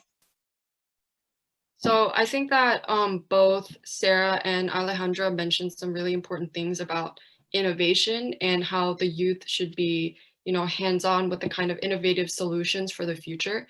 And I think also social emotional skills and developing, how do we develop social emotional skills in a digital world through digital interactions of COVID and post-COVID. And I think there has been a lot of really good initiatives that have been put out, not just by the UN, but other organizations, like, for example, like hackathons. I know that the UN SDG Action Campaign did something of that in April, I think, where they kind of have these groups of youth come and create these viable, creative solutions for global challenges. There's also, working with youth on very serious global and local social issues like online workshops, online training, and things like that. So I think, and even I think building like a strong social media presence, I think, and working to kind of penetrate that youth bubble and being able to make it more accessible for the youth is also another solution. We talk a lot about, I think, like the limitations and dangers of the pandemic. That's pretty much all we've been talking about. But I think it also provides an opportunity for us to kind of explore the limits or kind of explore how we can better digital solutions and digital platforms for the youth. So, yeah. Yeah, and also while I was researching, I found out about these webinars hosted by the UN, and they don't just educate regarding the pandemic, but also like technological and science-based solutions. So I believe those are essential in sort of engaging and giving them tangible recommendations and plans of action to follow.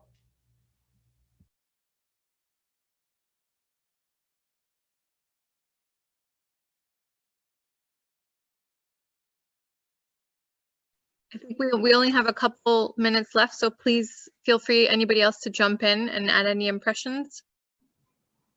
Maybe I can start off just one small point. Oh, sorry, Sarah, you already spoke a couple times, so I would that's like to hear from others. Yeah, sure.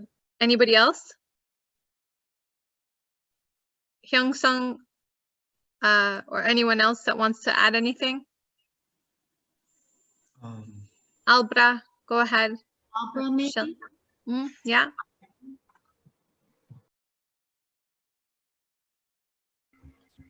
Please unmute yourself. Okay, good. Yeah, okay. So answering the last question, so I see that we should think from 2 points of view, like governments and stakeholders.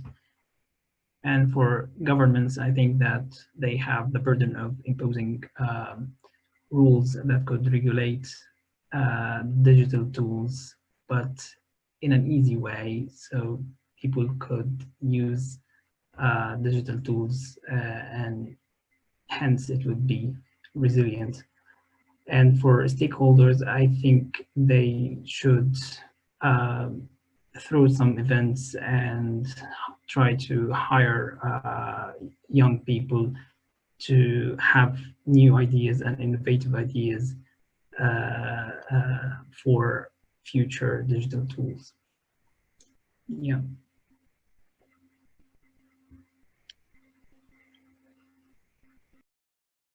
Anyone else?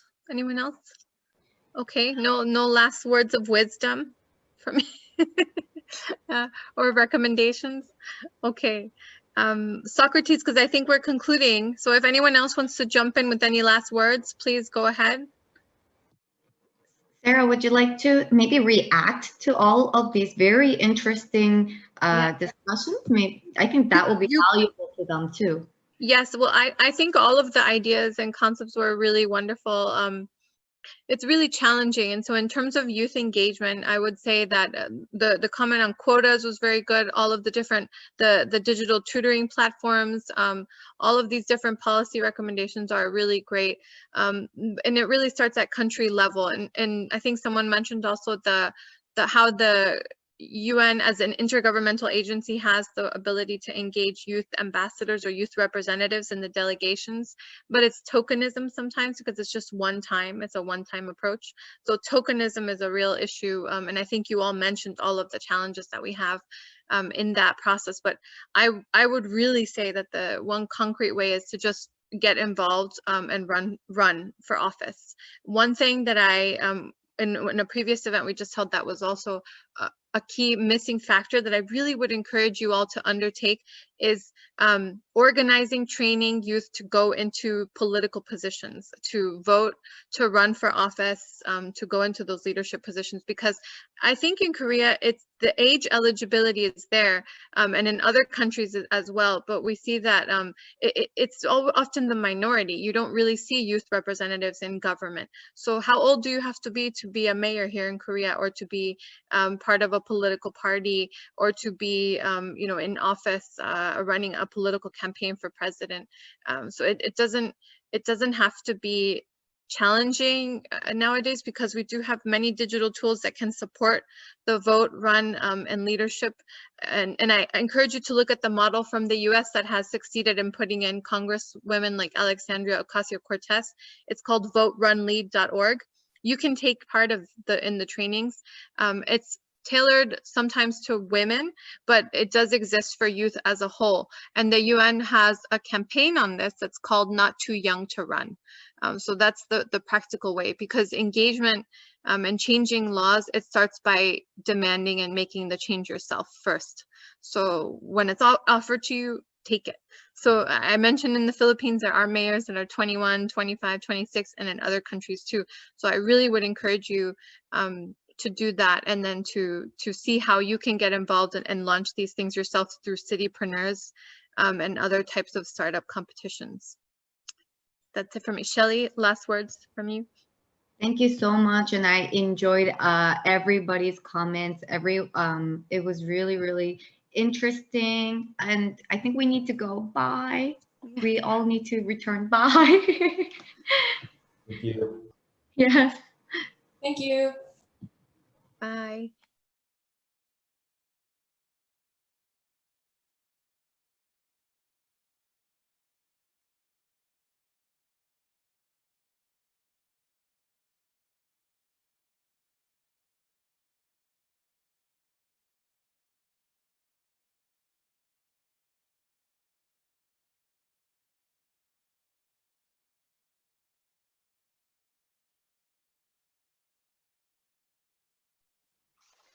Hello, everyone. I changed of location from the big master room to this small room, so I hope you hear me well. We have 30 good minutes for listening to you. We have Samuel. Samuel, can you maybe introduce yourself? Yes, my name is Dana Samuel, and I'm a co-judge for this section.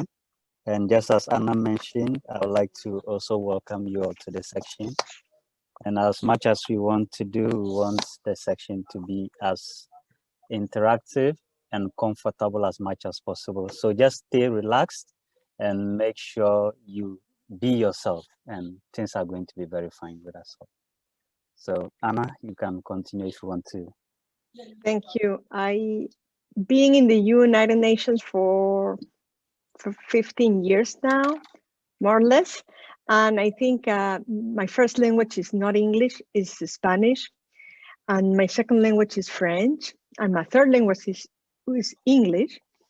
And the first time I have to address a group, I have to stand and hold my hand in the desk to speak to the big 100 people in the room.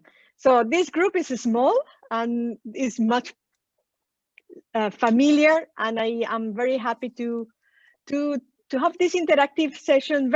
As you are in the university, you are always in these classes every day.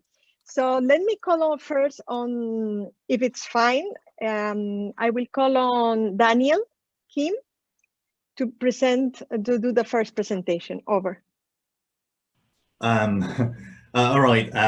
Hello, thank you very much. I'm Daniel. Sorry, a quick Sorry. one. Sorry. I know he knows about time, so we are keeping according to time. You have 5 minutes to deliver your presentation. Sorry for interrupting. Yes. Yeah, that's right. All right. Hello. First of all, it's an honor to be the first one to present in front of so many qualified candidates. I'm Donghan, or Daniel, and my presentation is titled 3P for 3E. So for 3P, the 3 P's stand for platforms, projects, and protection.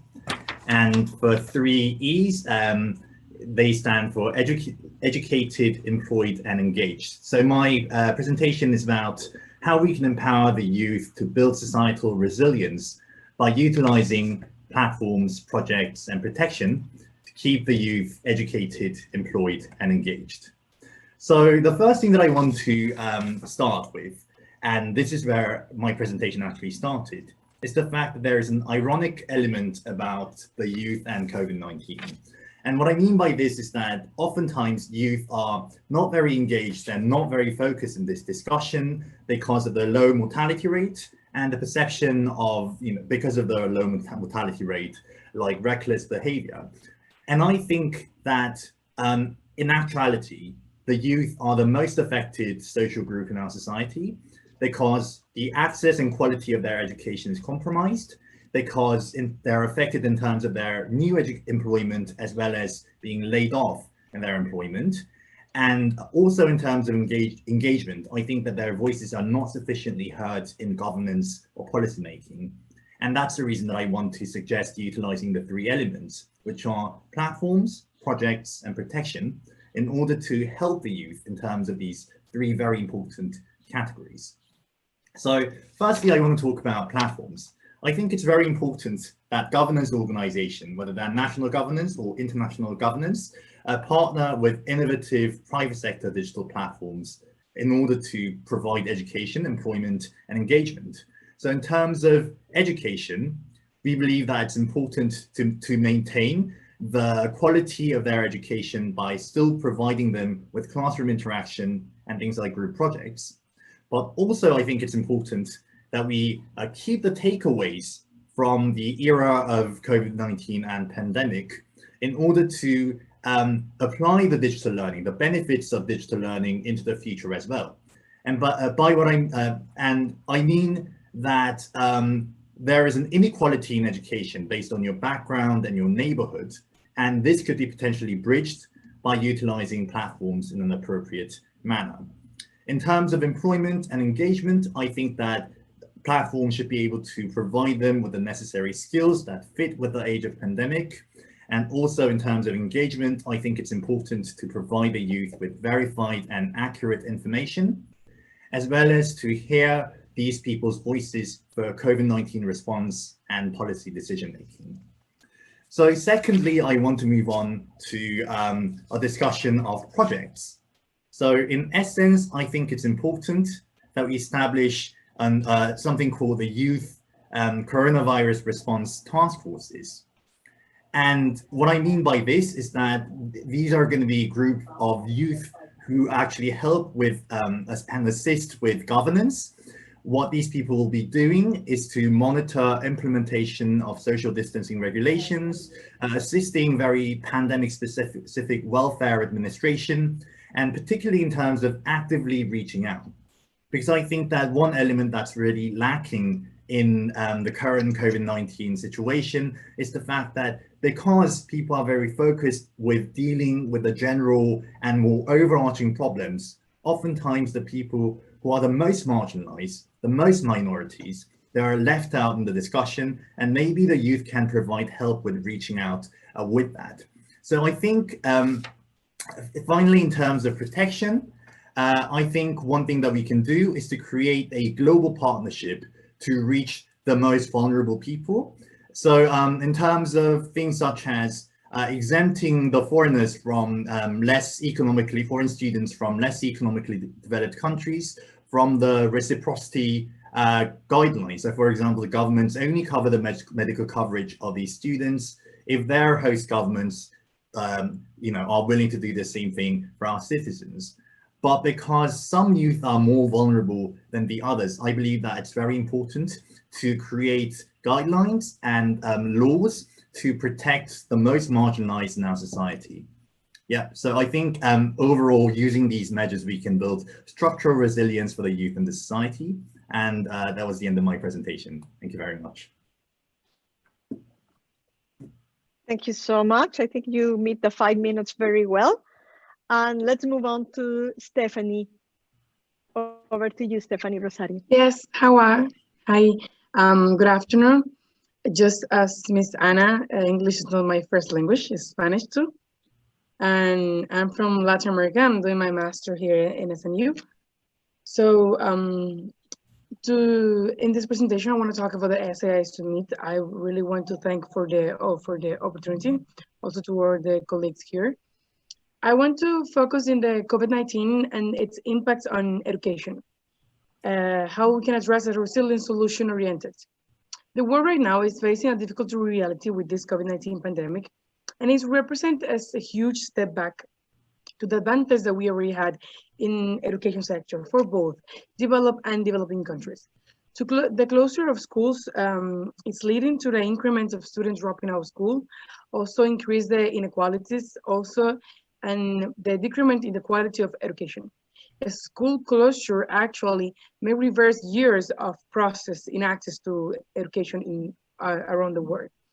As we know, education and training are one of the priorities of the 2030 World Agenda, and it's also global, the goal number 4 for Sustainable Development Goals.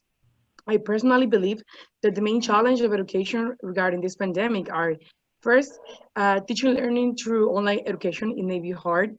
Second, ensuring equal education opportunities for vulnerables and for marginal students.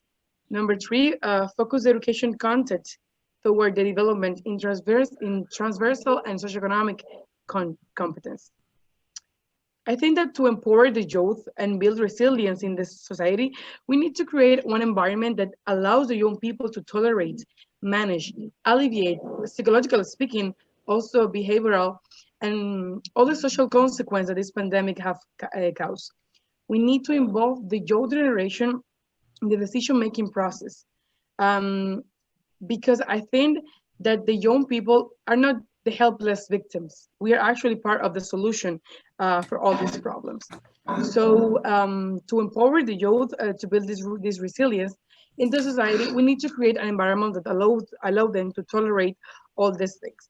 So my first recommendation or policy suggestion to face these challenges is, first of all, the policy need to emphasize the fact that the face-to-face educational activities have to be associated with the remote educational activities.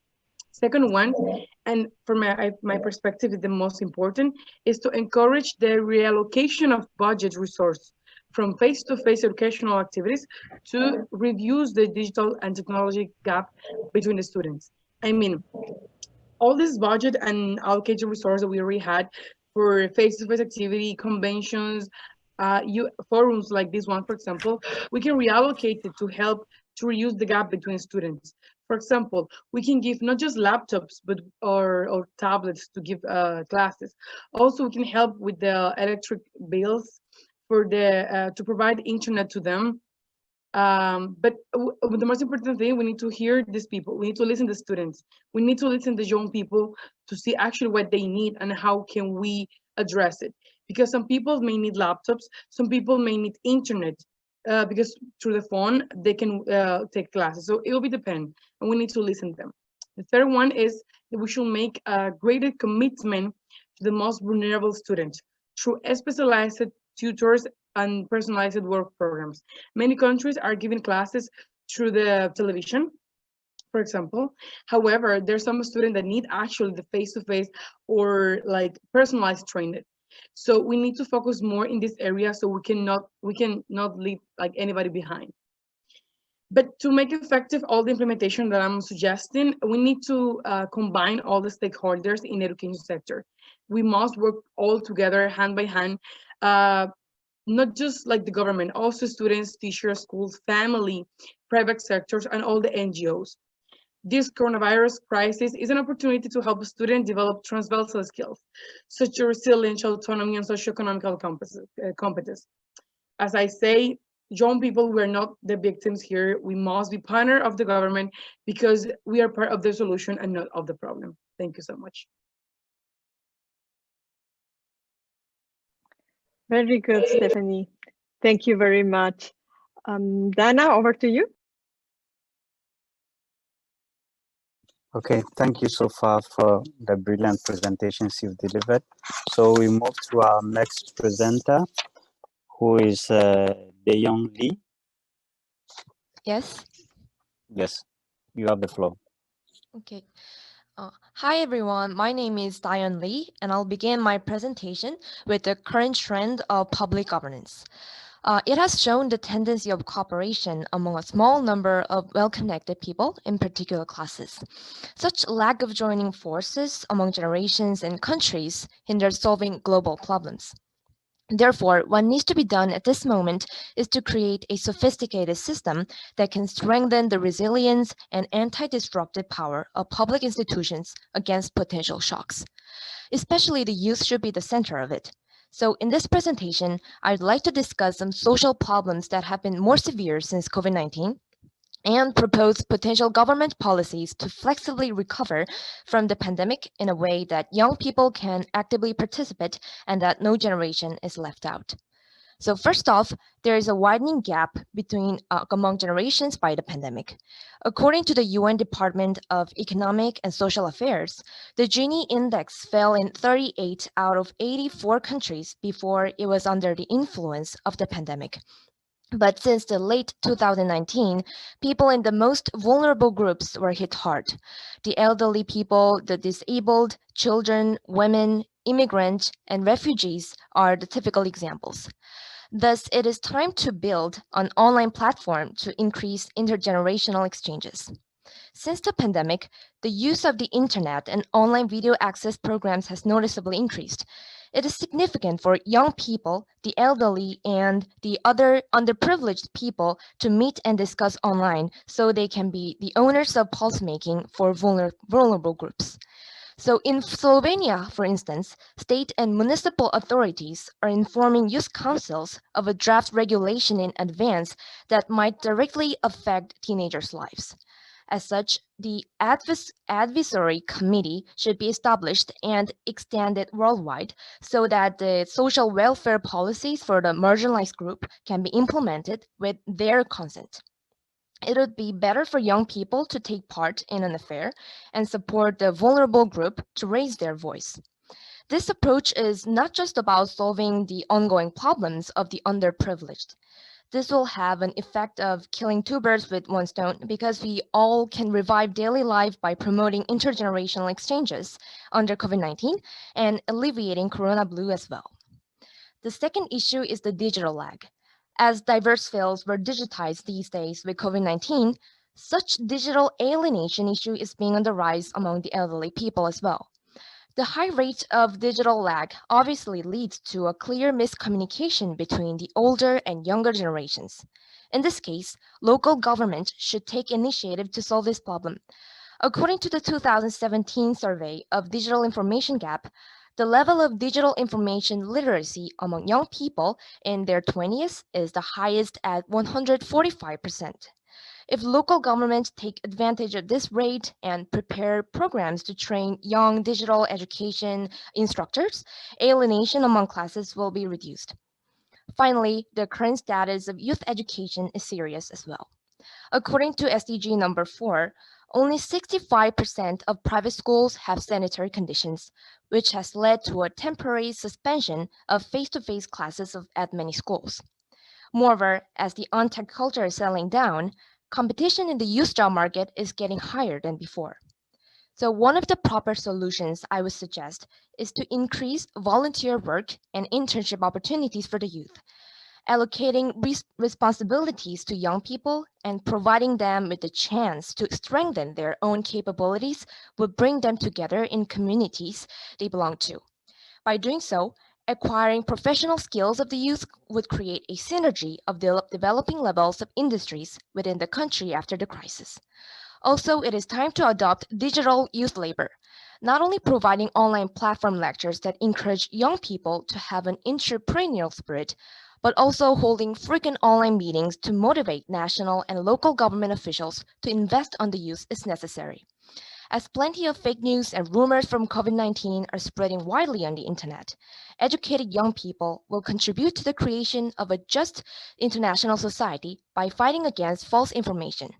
We should now urge digital transformation, guarantee the welfare of the marginalized people, and create a sustainable atmosphere together.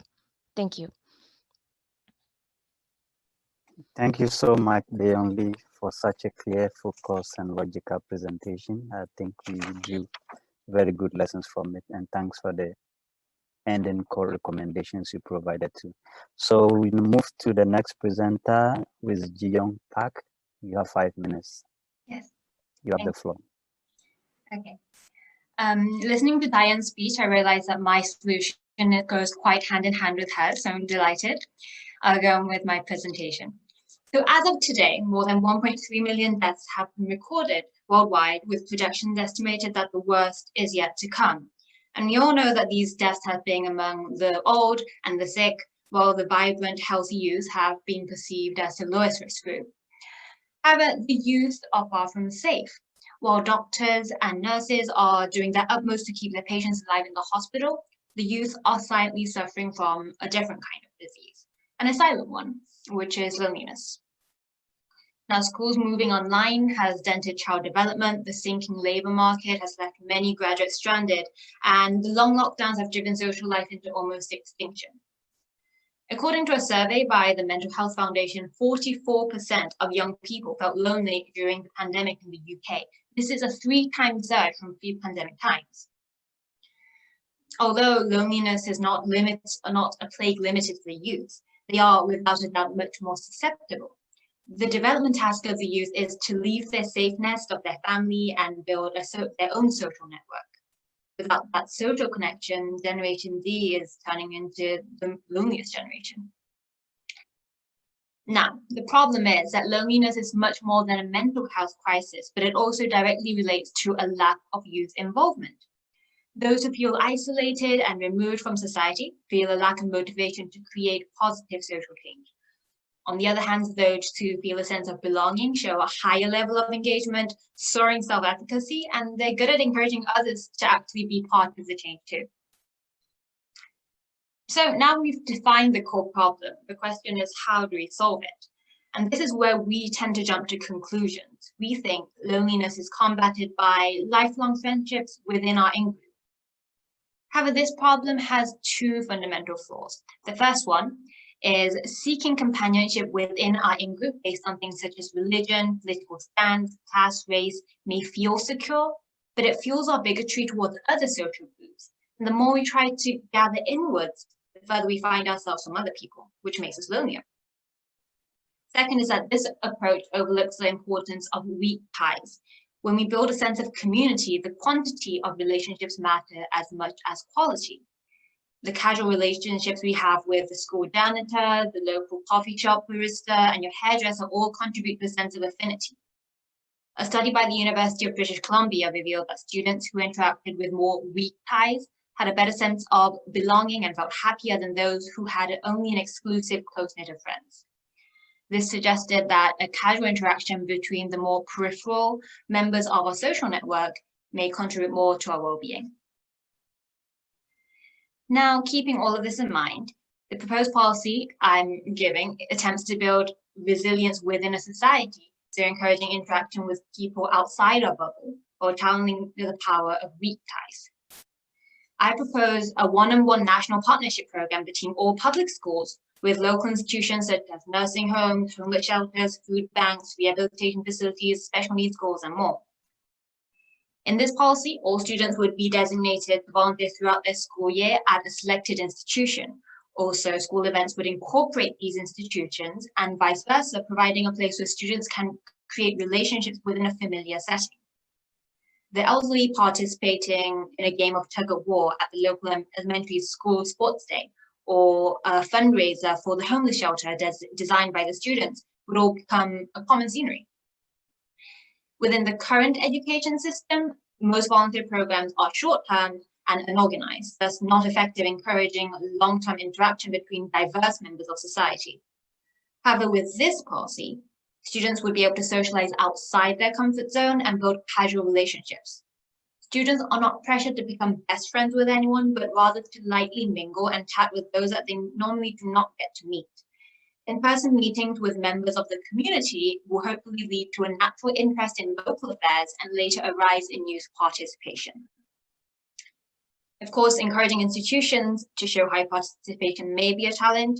To solve this, it would be ideal for local governments to compensate the initial cost as an incentive, and also for sponsors for local events by the private sector and partnerships with NGOs to facilitate social initiatives.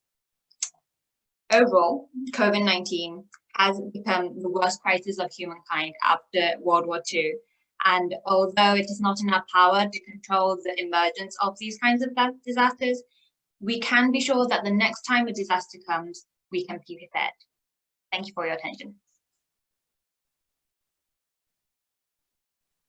Thank you very much too for such a practically led presentation with very insightful examples and giving us something to learn about the youth. We appreciate that. So going to the last presentation, I would like to invite our last but not least presenter, who in the person of Junior Han. Sorry right. if I pronounce your name.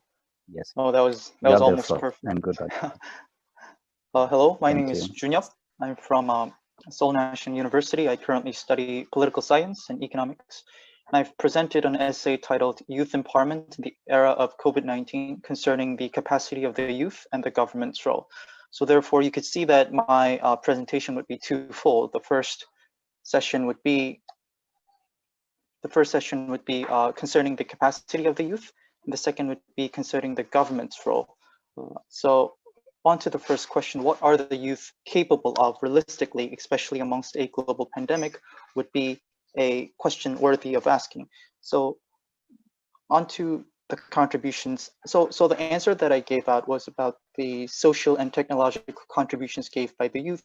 And the example that I gave out, of course, was that of the coronavirus map, which was one of the first mobile applications which came out in Korea, which would track down patients of the coronavirus so that normal everyday citizens like us would not be infected by the virus, God forbid. And this coronavirus map was developed by an undergrad student from Kyung University, which signifies that the youth are able to realistically capable of being able to contribute to our society. And the concept that I thought about here was that, well, if the youth are able to provide ideas and services and products which could potentially enable society to be better off, then this has to do with the concept of positive externality, meaning that the youth are able to enhance the quantity of products, ideas, and services, which would not only loosen the dead weight loss in our society, but also enhance social utility in general. So having that said, the youth are not only able to provide resilience to our society, but with their keen mind in the social ongoings of today, of this day and age, they're able to contribute themselves to sustainable development. So having said that, what can the government do is the second question. What can the government do to facilitate youth empowerment?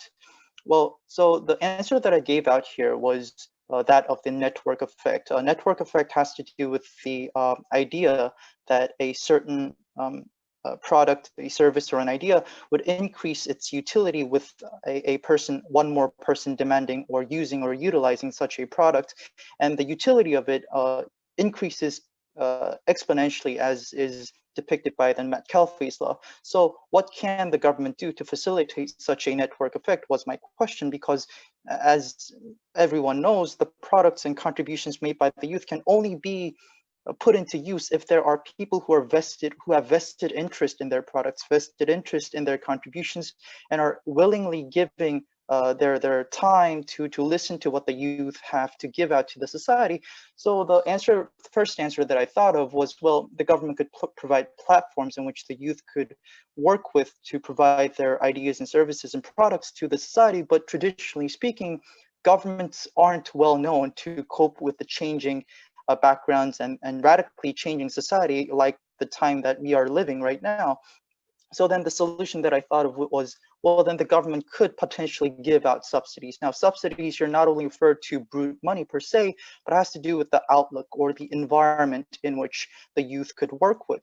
So what the government needs to do is ensure that the youth are able to sustain their products and ideas and services until a certain threshold meaning that they are able to attract enough people who have vested interest in their ideas and products and services, and who will listen to their ideas, so that until a certain point after that, they would be able to sustainably not only keep up with their tradition, with their contributions, with making profit and all that, but also are able to continue on their efforts by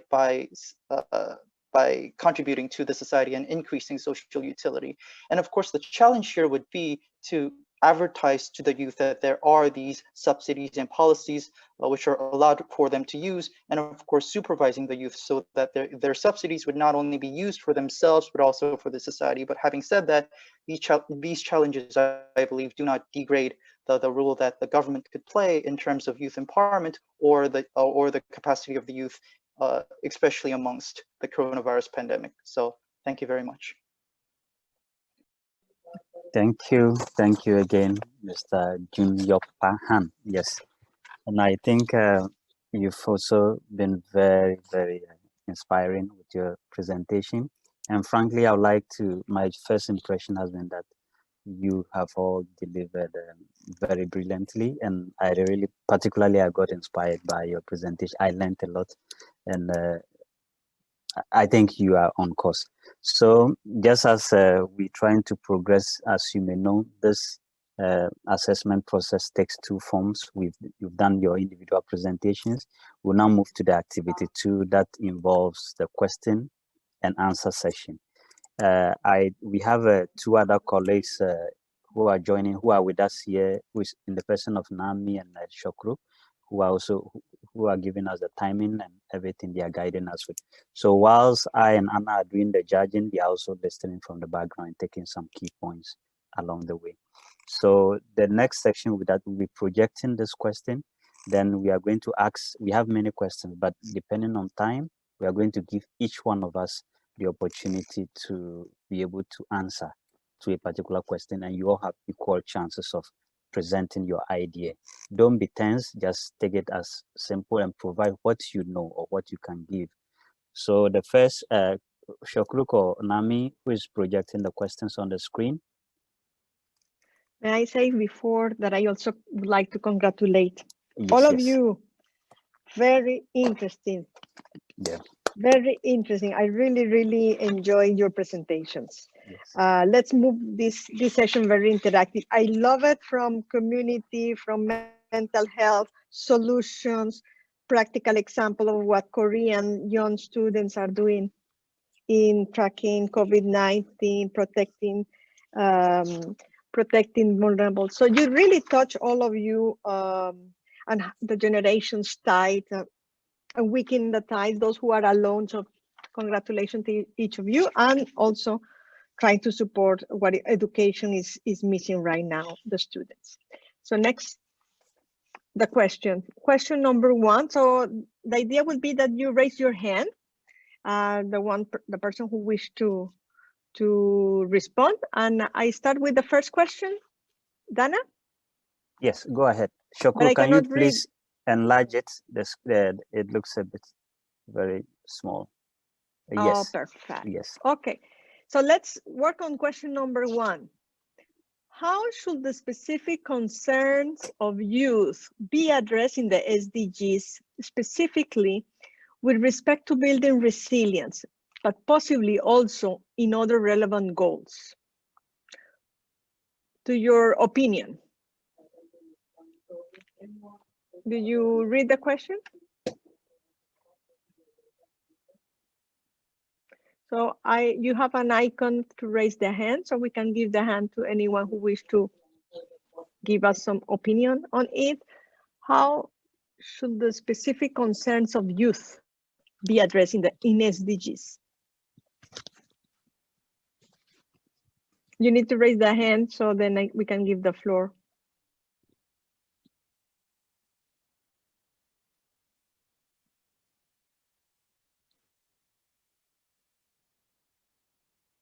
You don't. But I think the icon. You need to put the icon so I can know the raise hand icon. Sorry, because I cannot see you all. So we have a few hands now. Sorry, someone wanted to speak. I was listening. Okay, we have 2 hands. So let's start with, we have a question also. Daniel, you have a question? Sorry, like I was just wondering where the icon was. I mean, it is in the bottom of your screen. When you put the participants, you click on participants, and then you can see the raise hand. Oh, right. Thank you very much.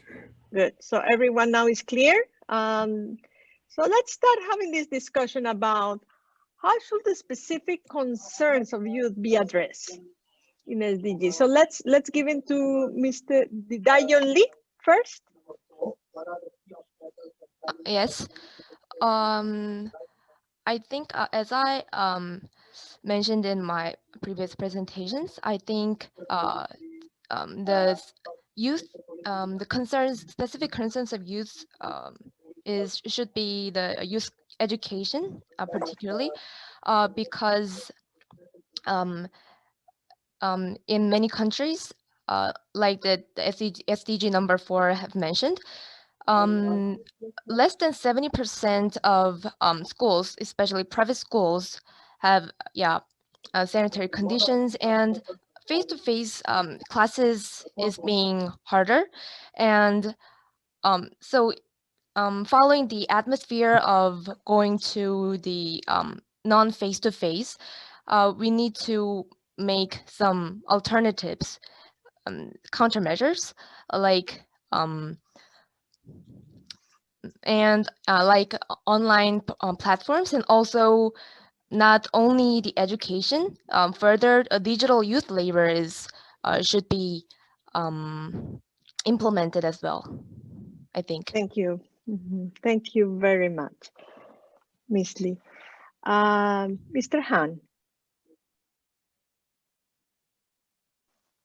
Thank you very much. Well, in relation to what I've heard so far with the participants, what I think about the youth are twofold. First, that the youth are able to realistically contribute to the society because of the keen way that they view in certain ways like technology and the ongoing social circumstances. But at the same time, I've come to wonder that, or realize that the youth are sort of in the minority of all this, and has to do with that, I think has to do with the sustainable development, because sustainable development, of course, has to do with development of not only the majority, but also has to do with the minority. So I think because the youth are in this particular position in which they are not only able to shape the ongoings of our society, but also are able to look at certain aspects of our society in a minority perspective, so to speak, I think that has to do with the particular characteristics or the possibilities that the youth are able to engage upon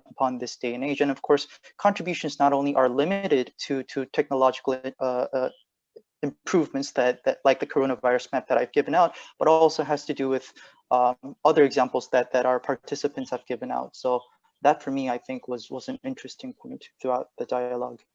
Thank you. Thank you very much. Let's hear from Daniel. Right. I think one very important thing about the term resilience is, it's the definition. What does it actually mean by resilience? And my understanding was that resilience means that, it might take a little bit of time for us to recover from this crisis, but once the next pandemic arrives, because we all know that this is probably not going to be the last one that we're going to see in our lifetime. So how fast can we recover when that situation comes? And I thought that the key, given that perspective, is participation. Like youth needs to have, the youth need to have experiential learning of dealing with the problems by themselves, being involved in that process of solving the problems, and knowing how to engage with governance organizations so that once they rise to the position that are higher in society, they know how to engage the youth in the future as well. So that I think the key here, like of building resilience, is to build a large number of people, to have a large number of people that in the future would have had experience in dealing with the pandemic crisis in the past. Yep, so that was my viewpoint. Thank you very much. Thank you very much. Thanks. So over to Dana for the next question. No, I think UNPOG wanted to raise your hand. I haven't seen it. Sorry, yeah. Where is it? Did you? Thank you. I Yeah. don't know, but I only have the, I can only respond to clapping No in problem. my Go ahead. computer. I have no idea why. So like, I Okay, can go only ahead. do Yes. Okay. May I speak then? Yes. Thank you. So in the specific concerns of the youth, I was thinking about mental health, because obviously when people feel content in society, they are more likely to actually participate and actually want something to change. If they feel depressed and have no hope, they're more likely that they're not going to even want to see any change or participate in it. But the thing is that the current education system in Korea, in the case of Korea, teaches facts. They don't teach how to deal with your emotions, especially in a crisis like this. So if you would want to build resilience, I would think that first we need more access to mental health resources, especially because of this pandemic. People who actually had therapy or actually had resources are not able to go, and the necessary facilities, platforms cannot be made online for people to access these resources and therapy online. And second would be for not just the government, but also private sectors to be able to support entrepreneurship, especially in developing apps for mental health, because a lot of people still feel that mental health is something to be ashamed of and do not seek professional help. That means that these apps that they can access on their phone could be the first step for them actually seeking help and seeking to be a participant in the society. Thank you. Thank you so much. And I think I would like to call upon Rosario, because in that way we can have also a little bit the voice of every one of you in this question. Yes, I was expecting for the second one because what I want to say will relate to both of them, but it's fine. Yeah, And okay. So if you can, we shall move to the second in that case. Yeah, perfect. Actually, this is one thing I was discussing with my colleagues in school. How will you access to the current level of youth engagement in the implementation, follow-up, and review of the 2030 Agenda for Sustainable Development? And I think that to get the better impact and contribution for youth people and engage them to this 2030 Agenda, I think that the stakeholders, NGOs, UN, government, central and local government, they need to go to the level of the young people, to their land. I mean, young people are most using just social media. So if you really want to know what young people are thinking, let's go to the social media. All these forums, all these essay contests are extremely good, but I have many friends that they didn't know about it. However, if you start to use a hashtag, let's say, for example, everyone will notice. So I think that if we want to talk with the young people, we have to go to what they're used to where they do. So the perfect engagement for me is go to the social media. Now, the way they address the social media will be different. Of course, this is an international organization, just cannot create just a simple account and just do it. But look at the way that we can, actually engage people in that way. So let's use hashtag, what do you think, what you don't think? Let's make polls on Twitter, for example. And actually, I think that there you will have a better, a best opinion for when actually young people think. And when you start to ask these kind of things and not just give granted to people, like gift cards or like money, let's say, to then participate in the implementation of this, if we start to talk with them about what is important for you, what do you care, how are you feeling, and like make them feel okay with what they are feeling, Because the thing is that we are actually in this stage, a lot of anxiety with the online education, because the grading system is still at the same level. So they're still judging you and giving you grades like if you're face to face, but actually you're online.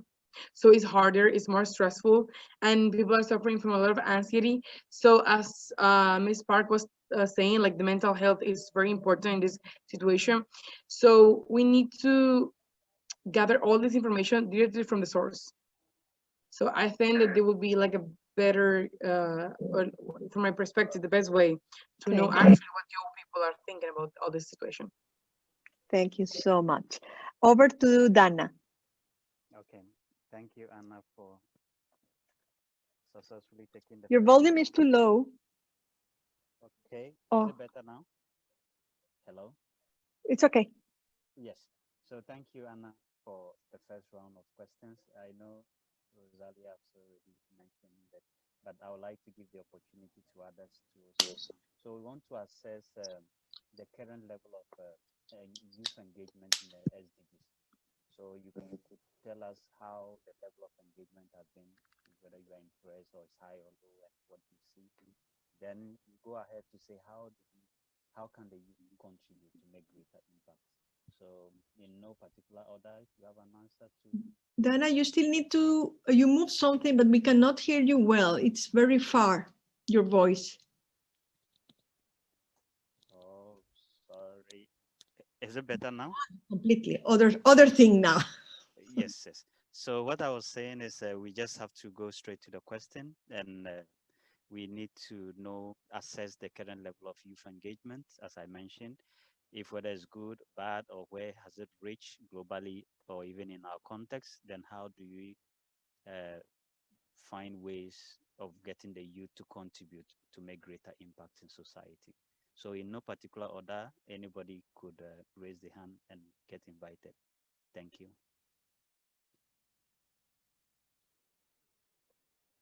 So what's the current level of youth engagement in implementing or contributing to the SDGs? Okay, Rosalia, you have the floor.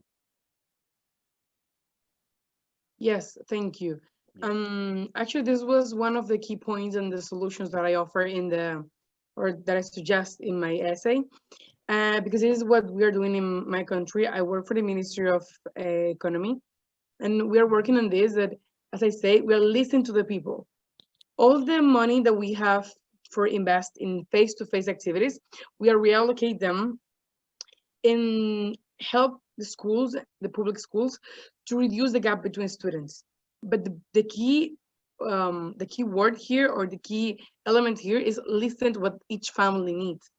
Because, for example, some families, they have 2 laptops and they can work with, but they don't have enough money or resources to have full internet. So for those families, we're providing the internet, let's say. However, there are other families, they have internet, but they don't have tablets or they don't have laptops. So we're providing the laptops to these families.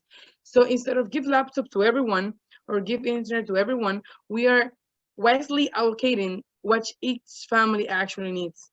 So in this way, we can have first of all, a best accountability. Second, we have a better delivery of the service, or like delivery of the goods, and actually making the impact depending on what each person needs. And this is depend, for example, at the local level, the municipalities and the local governments can make this, not, I don't know if it's surveys, but somehow interview with the families, respecting the social distance, so they can give the information to the national level, because if they don't have enough resource to fill all the gap, or to the ministries. So it have to be, as I say, like a hand-by-hand work. First, the local communities can gather the information, then pass to the ministries and to the national level, so they can interact. When they have all the information about what we actually need, then we can, if we don't have enough resources or if we need help, we can go to the international institutions or the international organizations. In that way, they can help to us, bring in event money or the resources, or like goods, laptops, iPads, anyway. However, also, as Professor Sang had mentioned earlier, that some students they were fitting in school, they were eating in school. So now families may don't have all the resources to actually provide food or actually provide proper meals to the students to actually give classes. So gather all this information and see actually what is needed.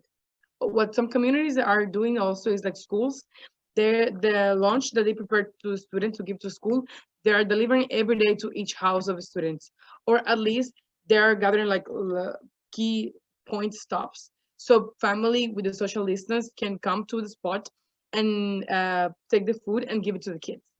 So this is how actually they can be implemented, but we need to work in the local, national, and the regional level all together.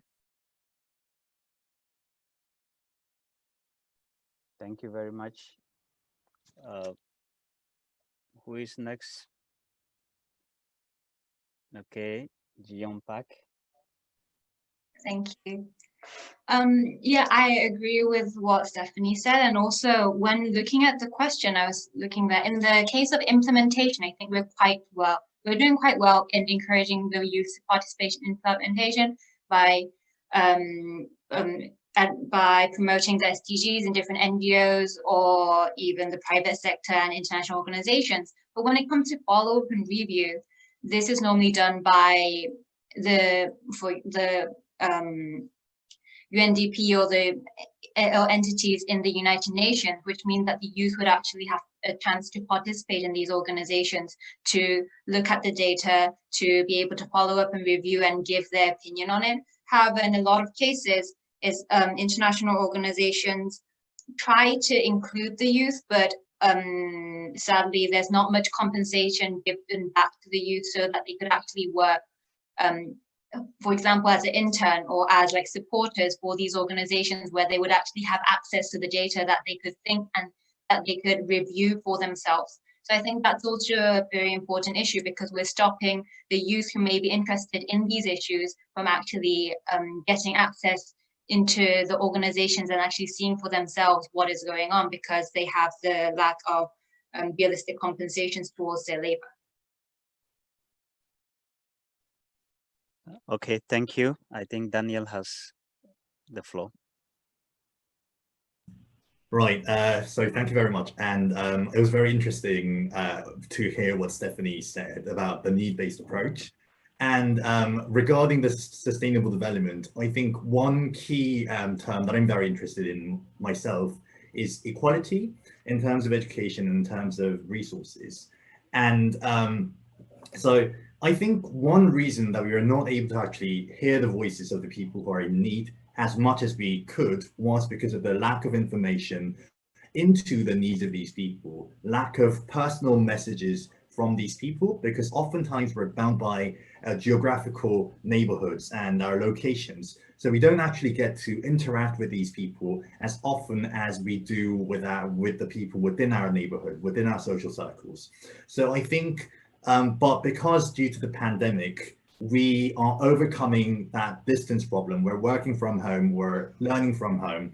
And I think it is a great opportunity for us to actually hear the voices of the people that we would normally not interact with. And I think that it's the role of the governance organizations to actually promote that interaction between the people, so that the people would actually have the ability to fix and provide solutions towards these problems, actually get to hear more of that personalized voices and messages from the people who are actually in need. Yeah, so that was my take on this. Thank you very much. Do we have any other? Okay, so we still have a couple of time to go. So the next question. Okay, Anna, will you take this one? That's fine. I can read it. Okay. Last question. What change is needed for local, national, regional, and international institutions to be well equipped to respond to the needs of young people in building resilience, especially in the context of COVID-19? I think a lot has been said around this, but let's see if something else can come up.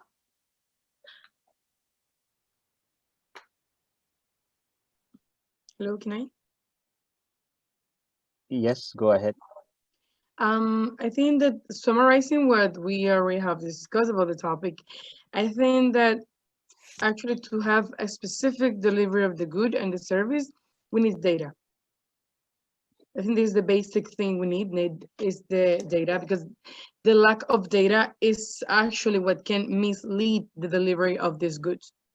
And how we can address or how can we obtain this data is from the local, is from the micro to the macro, let's say, from the local government.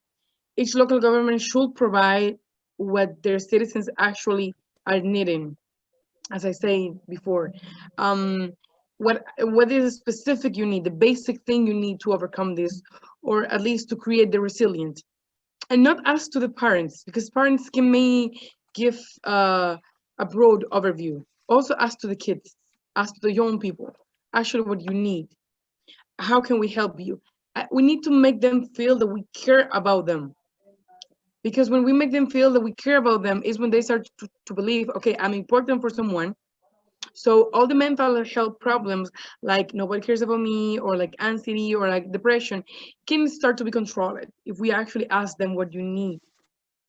So starting from there, the local government can transfer all the information to the national and the international institutions. So to be well equipped, we need first data, and we need to invest resource actually to get all this data, so we can build this actually resilient. And actually we can give jobs to the young people. We can all these surveys, or asking house by house, or sending emails or twitters or DM messages through Instagram, whichever platform it's better for each community. We can give this work to the young people, because young people are just locked down home without employees. So we can actually give it to them and say, okay, we're going to hire you, so you have to ask and gather the data and information from this area. So people can, from their home, start to send messages and all this by all the ways of social communication that we have. So we can gather the information from there, and we can just escalate and keep working on it. Okay, thank you very much for your submission.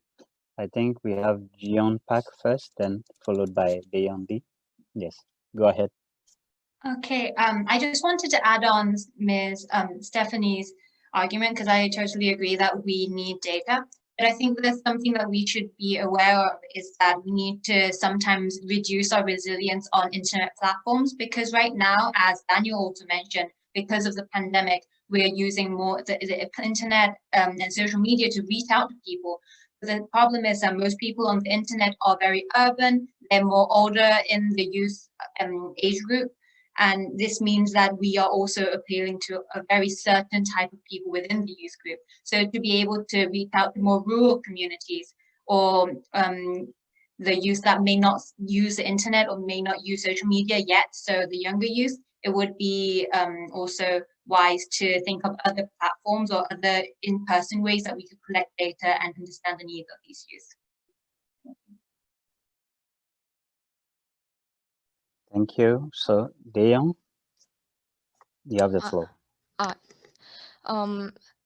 Yeah, I agree with the previous presentators, and I think that face-to-face will be the great way in the long term, but at this in the midst of the COVID-19 era, I think we need to make the most of the online platform as possible. And in order to do that, I think, as I have said before, the advisory committee that I mentioned was that this committee enables the through the online platform, the youth and the other susceptible, vulnerable groups meet together on online, and before the government decide the final policy, welfare policy for them, this group of people, the youth and this group of people can discuss together about their problems they face, and they actually participate in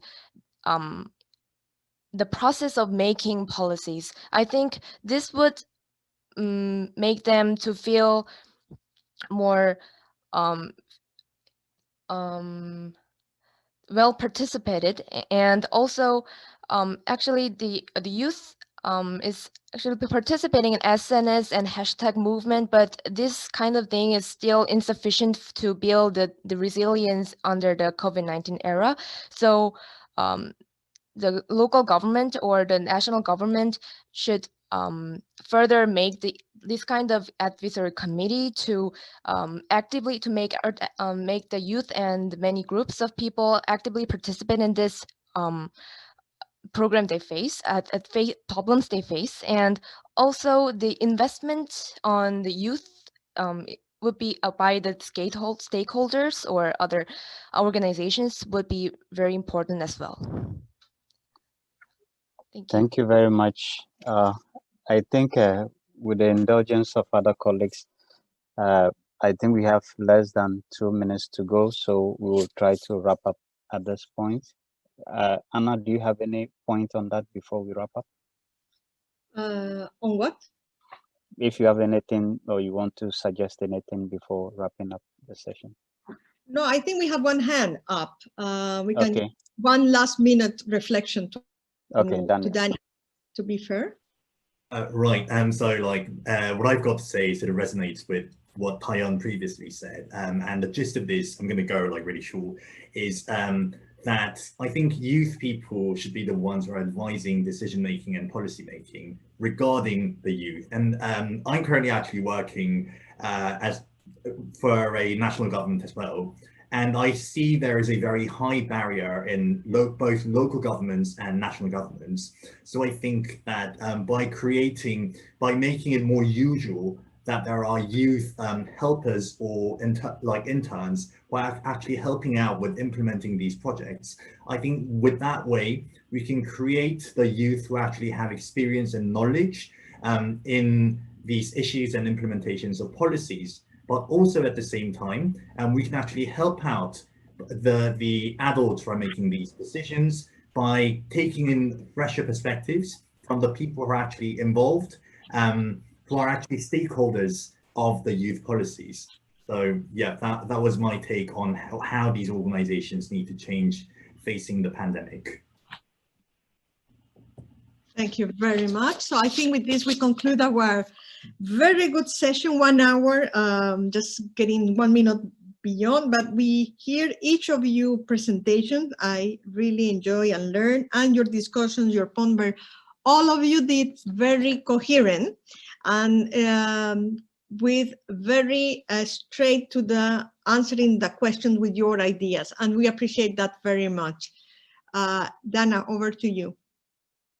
Okay, I would like to thank the entire team, including you, the participants, for being so insightful. I think you've really done so well, and even going ahead, you're going to do better. So we wish you all the best in the next stage, and we are all coming out as best. Good luck. Now so Thank you. Probably. Thank you. Thank you very much. So we're back to the main room. Main room, yes. Thank you all.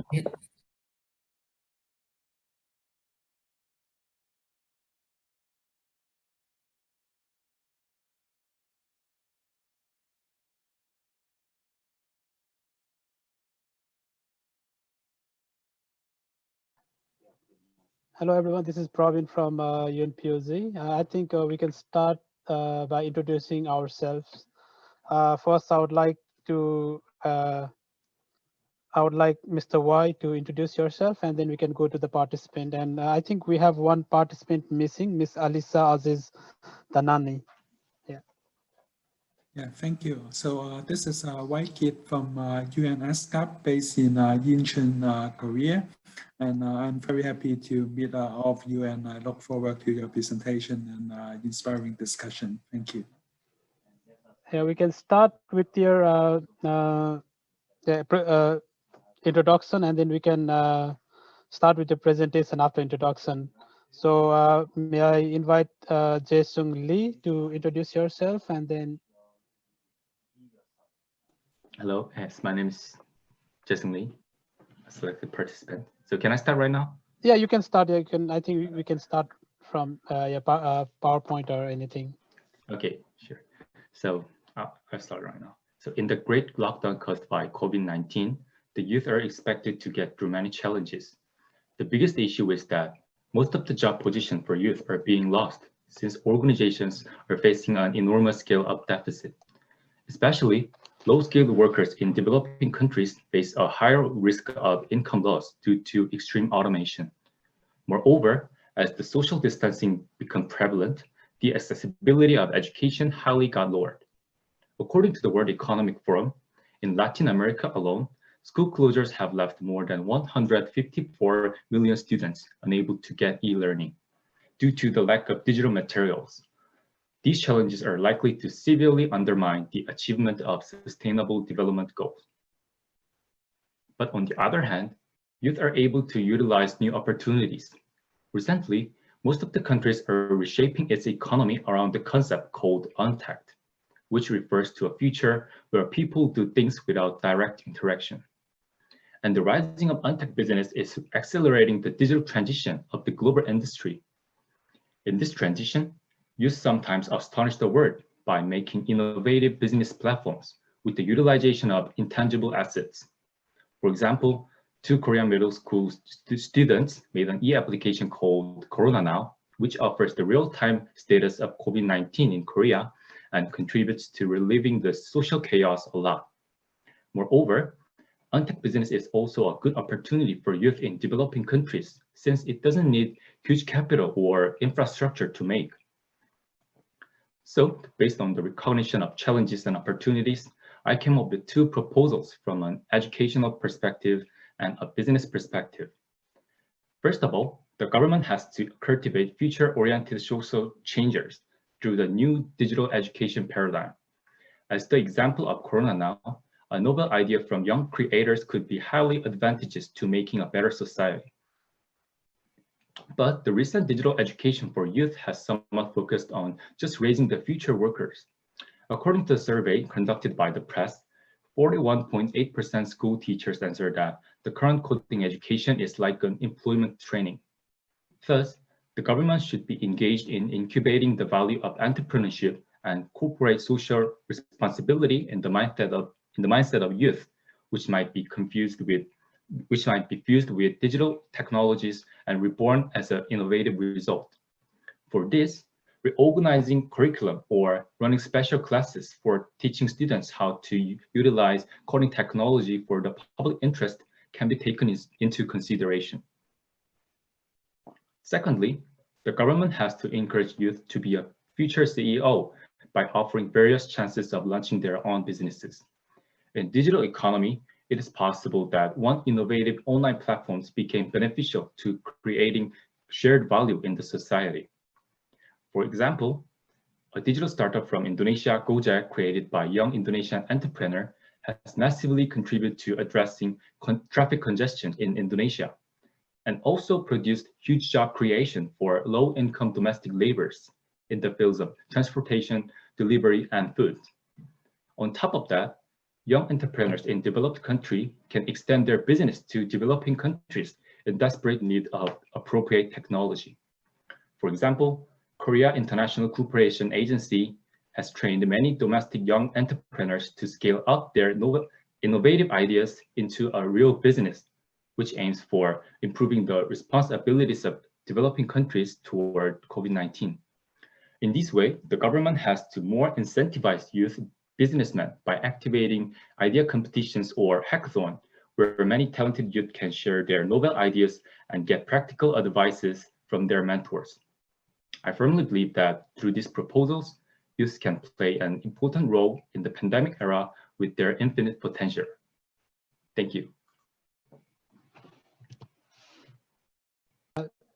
Thank you, Mr. Lee. Now we have Ms. Kang. You have 5 minutes.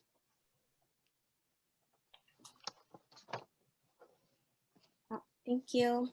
Am I heard well? Yeah, we can hear you well.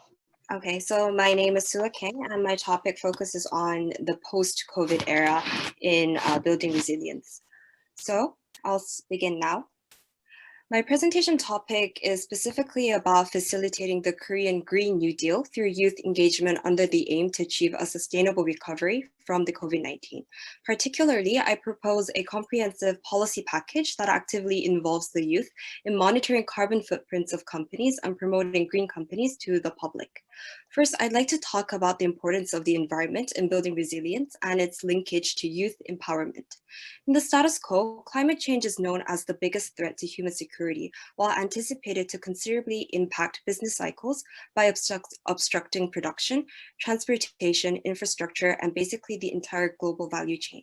Disruption of food supply and health problems are also issues that directly put the future of the youth at stake. Thus, it is necessary for the youth to become the main actors in leading the transition to sustainability. Especially given the ambition of the Korean government to address the current economic recession through sustainable recovery led by the recently announced K-New Deal, green economy and youth empowerment are not separate issues, but goals that should be pursued in cooperation to build a resilient society. In this regard, the aim of this program is to accelerate the process of the K-New Deal that aims to reach net zero emissions by 2050. One challenge facing the K-New Deal is that it fails to address key fragments, including equity and inclusiveness. The main cause of this is that the top-down government approach excludes the participation of the marginalized, such as the youth, and fails to extensively tackle problems of high unemployment, inequality, and discrimination. Another major challenge is that environmental policies are met with severe backlash from affected industries, which emphasizes the need to build political momentum by galvanizing public support towards environmental actions.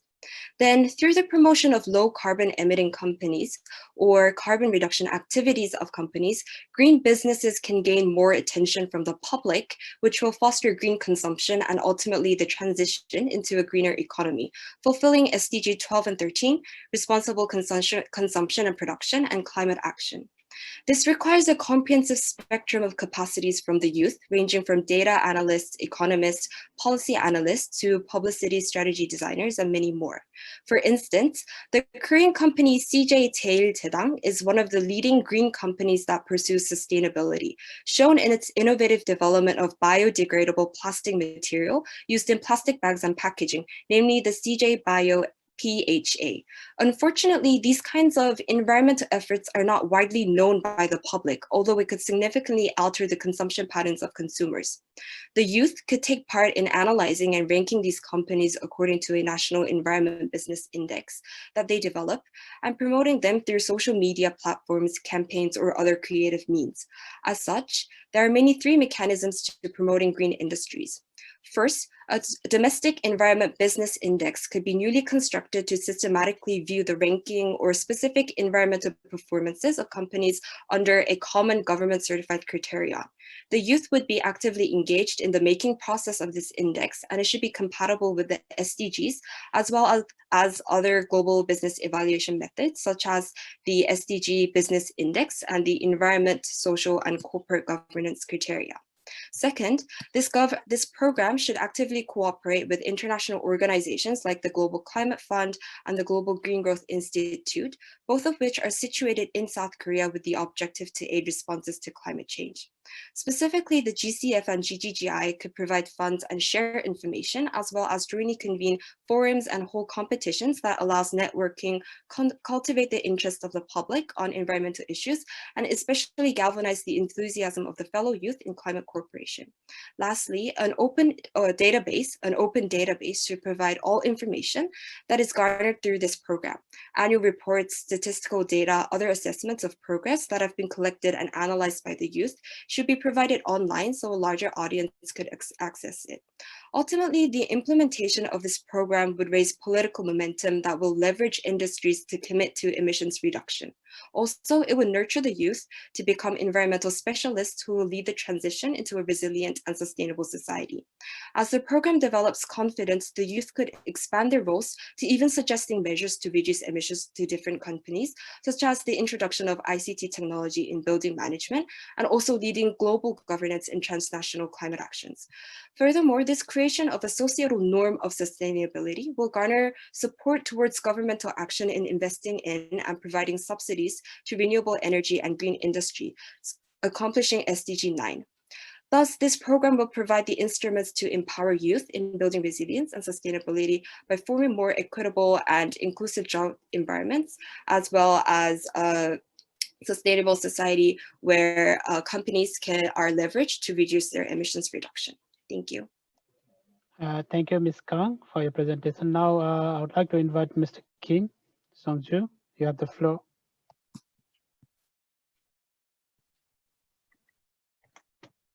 Okay, do you hear me? Can hear you. You have 5 minutes. Yeah. Thank you. Yeah, okay. So COVID-19 has disrupted nearly all aspects of human life in society, exacerbating inequalities. So low-paid and shortly employed sectors such as restaurants, hotels, and tourism are the most the crisis and are mostly young people. 35% of young people in OECD countries who are aged 15 to 29 are employed in low-paid sectors, while 15 to 16% of other workers are in the same situation. Young people are more likely to live in poverty when unemployed since they have fewer savings. To reduce the damage of young people and enhance young people for resilient recovery from COVID-19, 3 solutions can be suggested. So the first one is fiscal policy held by the government. The fiscal policy uses government spending and tax rates to influence and monitor economic and macroeconomic conditions such as employment. Since the hardest hit sectors are highly associated with youth employment, the policies that target youth-friendly sectors could be a stepping stone to revival of the economy along with reduced inequalities. The report of International Labour Organization shows that in 2016, there were 259 million young people classified as NEET, which is people currently not in employment, education, or training, and this is projected to rising to 273 million in 2021. So this implies that the target of the fiscal policy should be focused on youth. However, the fiscal policy is less common in the countries outside of the OECD or G20 due to the limited budget. So the support of NGO for youth in developing countries is needed. African Development Bank Group shows that GDP of Africa is projected to contract between 1.7 to 3.4. This downturn will have a massive impact on jobs. And also, UNDP estimates that the developing countries have 7 beds, 2.5 doctors for every 10,000 people, while developed countries have 55 beds, more than 30 doctors in the same number of people. The COVID-19 crisis shows that this is appropriate time for NGOs to consider their funding program in developing countries. So the next is skill training. Already we see businesses adapting new technologies that can minimize human contact, such as Zoom. And so while it was trying to adopt those technologies before the COVID-19 crisis, but the pandemic situation has enhanced fast adoption. So the adoption of those technologies suggests that although the economy will recover eventually, the structure and job composition will be different from the period before the pandemic. The data of the World Economic Forum shows that by 2022, at least 54% of employees will need reskilling for their jobs due to the change of working requirements. Yeah, so that's my solution, and thank you for listening. Thank you, Mr. Kim. Now we have Ms. Cho. You have 5 minutes. The floor is yours. Okay, Thank you. Good afternoon. I'm Eunjin Cho from South Korea. And before I begin, I would like to thank the UN Ministry of Interior and Safety and Incheon City for hosting this forum. And if you've seen the news, you would have seen a picture with a turtle with plastic straws in its nostril. With the current waste management systems, it won't be long until it's us with the straws up our nose. And it's not that hard to imagine because of COVID testing. So we all know how that feels, right? And ironically, even though climate change is known to be an indirect cause of the pandemic, the amount of plastic waste increased to 850 metric tons a day in the first half of 2020. Even in Korea, with high reputation for citizens' recycle participation, the actual recycling rate of plastic was only 30%, mostly because of the wrong methods of recycling. Not only does excess waste lead to pollution and environmental degradation, it causes economic damage as money is wasted on processing plastic. And because individual action is needed for effective waste management, I propose a program using social media-like platforms to empower youth participation to achieve environmental resilience with a game-like program called Trash to Cash. And despite its time-killing connotations, social media has proven capability of a platform for social activism and cyber competition.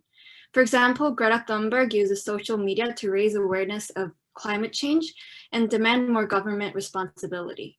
Contrary to the idea that eco-friendliness is not profitable, campaigns like the Flower Bucket Challenge is an example of a successful campaign to support flower markets in jeopardy due to COVID-19. And currently, the number of active social media users globally has exceeded 3.96 billion, making social media platforms penetrations 51%. And 9 out of 10 teens now use more than one social media platform. And youth are characterized by competitiveness, financial focus, and desire for inclusion. How then can those personalities be targeted to campaign proper recycling and environmental habits? Well, we can use rewards to incentivize action, and addressing their desire for inclusion, we use influencers and student ambassadors, creating fandoms and team spirit. So Trash to Cash is a campaign with 4 components.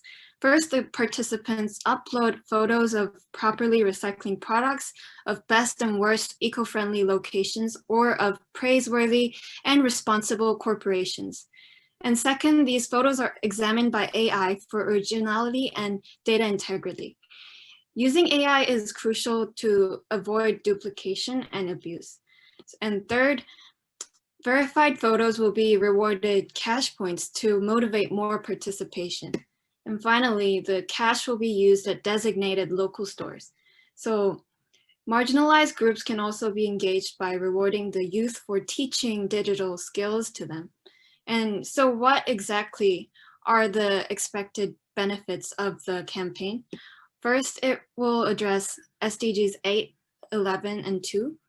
By limiting the designated stores to local farmers, ecologically responsible manufacturers, and youth startups, there will be more economic activity in the previously stagnant businesses. And second, it will address SDG 13, which is climate action.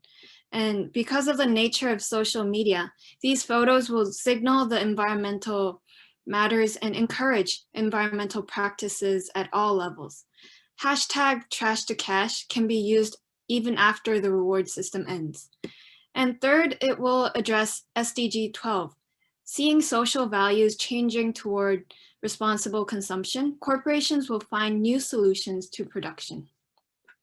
For a world where we don't have to live in fear of drowning in plastic and other waste, we need mass participation. Although there are some limitations, social media is currently the most effective way awareness about climate change. So as they say, when in Rome, do as the Romans do. I would say, when empowering youth, do as the youth do. Thank you. Thank you, Ms. Cho. Last but not least, we have Mr. Visik Singhal. I'm sorry if I pronounce your name incorrectly. That's completely fine. My name is Vishisht Singhal, and I'm from India. I'm currently in grade 11.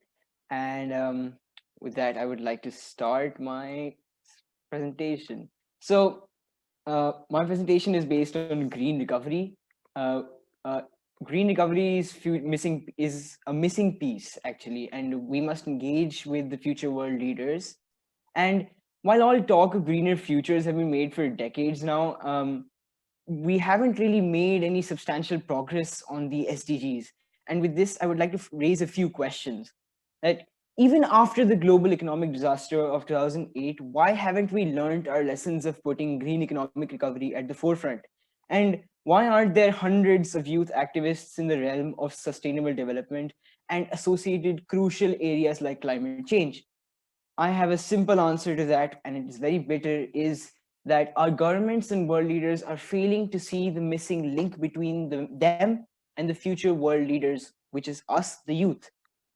And as we have collectively moved towards unlocking the lockdowns and quarantines that have been in effect since March, the world has been gripped in managing the looming economic crisis due to COVID. And this impact shall increase exponentially in the post-COVID era, especially on the youth and marginalized groups, due to future job potential diminishing. Now, as indicated by Mr. Sanjay Bhatia today, and also by some facts by the International Labour Organization, working hours in the Asia Pacific have decreased by 14%, and that is equivalent to a loss of 400 million full-time jobs. Yet the priorities of government and public governance have given negligible attention to employment and any planning for future generations. And a $20 trillion commitment by countries globally is being primarily used for emergency fiscal stimulus to recover from the fallout of COVID-19, rather than focusing on education and skill development of the youth and those recently unemployed.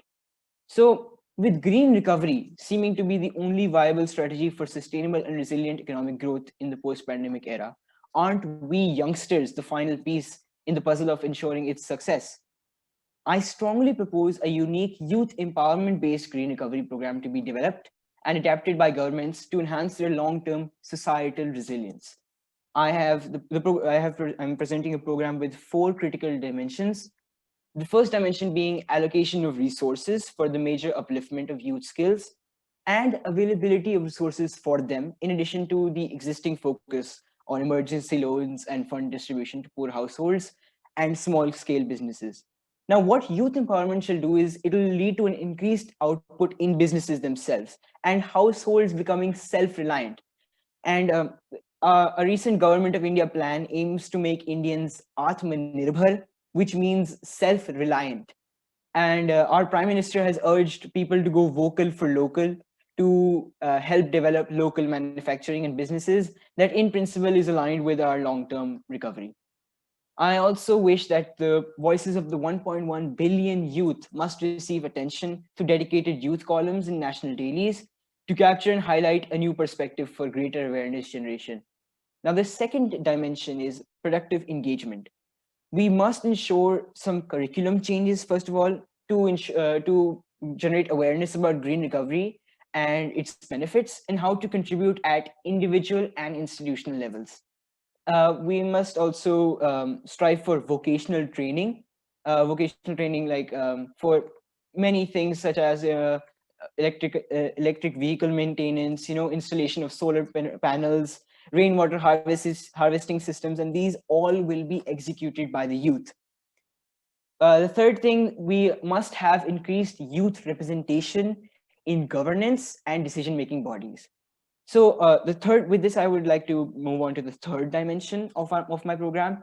And it is very important that we need to stop funding and subsidies for new carbon intensive projects. And instead of this, we can provide incentives for cleaner energy-based developments in villages and cities. And more importantly, we must make the youth aware of such schemes. We well-aware youth have a large network of contacts, and as Miss Natalie was saying, we have more energy and time, and we can rapidly catalyze a large shift by holding campaigns both online and physically for stopping the funding and subsidies of carbon intensive projects. Now, the fourth dimension is rather I'm introducing this entire program as a new SDG 18. And this would be to enhance humanity's progress on all the previous 17 SDGs. And it is essential for the global community to have a special emphasis on youth empowerment and the youth empowerment-based green recovery. So a few existing initiatives with linkages towards green recovery already that exist include the European Union's Green Deal, where the G20 countries focusing on climate action, and some measures by OECD and partner countries towards transition to greener economies. But in the past, they haven't showed much result and will be unable to show a result as they are as they contain almost negligible focus on youth engagement and the engagement of marginalized groups. Thus, it is critical that the focus of global community must shift towards harnessing youth as a resource, and their role as torchbearers in our green recovery program is vital for ensuring its success. And we must create a new youth-centered family of governance. Thank you very much. Thank you, Mr. Physicist. I think hope you learn from each other, I guess. Yeah, you guys have lots of new initiative and approaches to empowering, youth to build resilience in the society, and especially in the context of COVID-19. And now we'll begin our interactive discussion, where we will ask some questions, and then you need to answer. I think one of our intern maybe share the screen to display the discussion question, or here you go. Okay. Yeah, we have 5 questions. I request Mr. Y to ask some question, and the questions are designated to some speakers, one of you, and other participant can answer also. Yeah. So Mr. Y, why don't you start? Thank you. So for the first questions, I would like to ask Ms. Kwan. She mentions several SDGs related to her proposal. And so my question is about how should the specific concern of youth be adjusted in SDGs related to building resilience and also in other relevant goals. And maybe she can further elaborate from her proposal or other thoughts from there. Yeah. Ms. Kwan?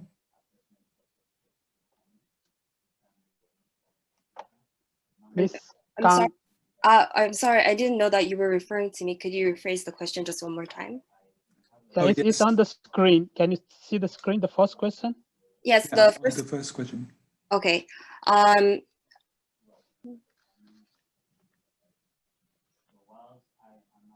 So in the context of the COVID-19, as well as other global crises like the climate crisis, the specific concerns of the youth are mainly revolve around the fact that they're not being represented in our society. And as all of our speakers today have mentioned, a lot of them are being deprived of opportunities to actively engage in the decision-making procedures of laws and policies that will directly affect them. So in order to address these specific concerns, we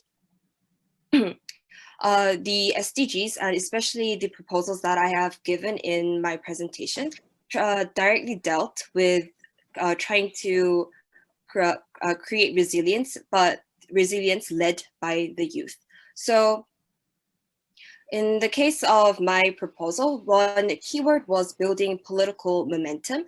And this is important because a lot of proposals and a lot of policies can obviously lead to youth empowerment, but the important question is whether the government is leveraged to do so, and whether the government and also the private sectors have the incentive to do so. So in my proposal, what I did was to create that incentive, to create that political momentum, to demand and leverage the government and the private sector to incorporate the youth and also deal with these problems that will directly create green jobs and also create an environment where the youth can achieve the specific SDG. So for example, SDG 12, responsible consumption and production, SDG 13, climate action.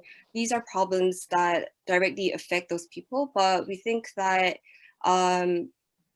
these concerns are well dealt in specifically the proposals, the governmental proposals that I've made. Thank you, Ms. Kang. So if anyone, any other participant, if you want to answer the first question, you're welcome to do so.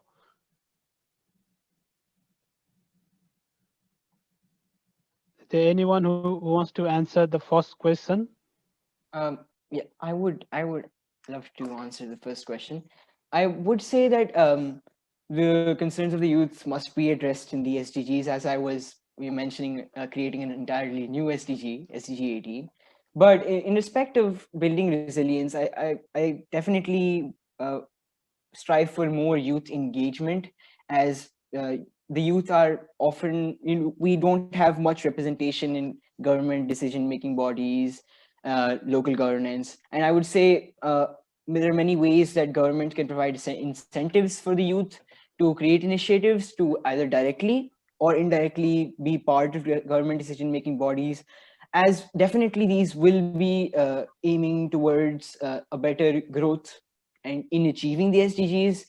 And building resilience would be definitely a result of that, as the young people, the youth, definitely are torchbearers, and resilience in a way in giving information to our future, which us, the youth, and we, the torchbearers, must have adequate knowledge in order to fulfill the SDGs in a proper manner.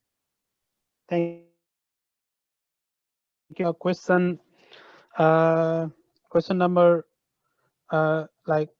number 4. What are the key obstacles and challenges that young people face in assessing their right to participation in decision and policy making, especially to Mr. Kim, because he mentioned about fiscal policy. Government need to implement fiscal policy or other policy, fiscal policy, those kind of things. So I would like to ask this question to Mr. Kim.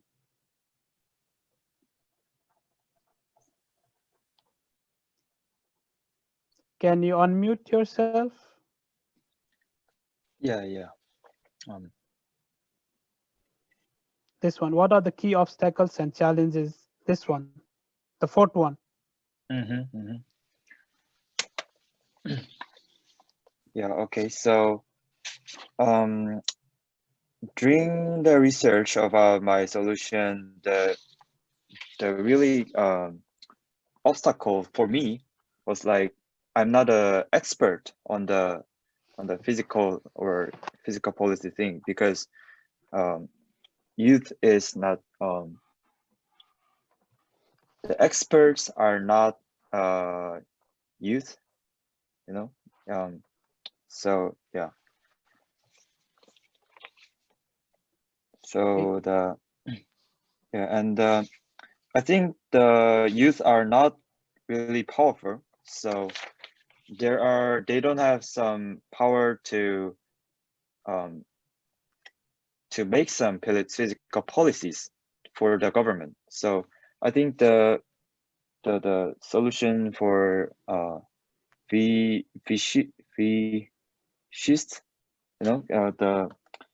USDG, Young Youth Empowerment, is really good for this. Yeah. Thank you.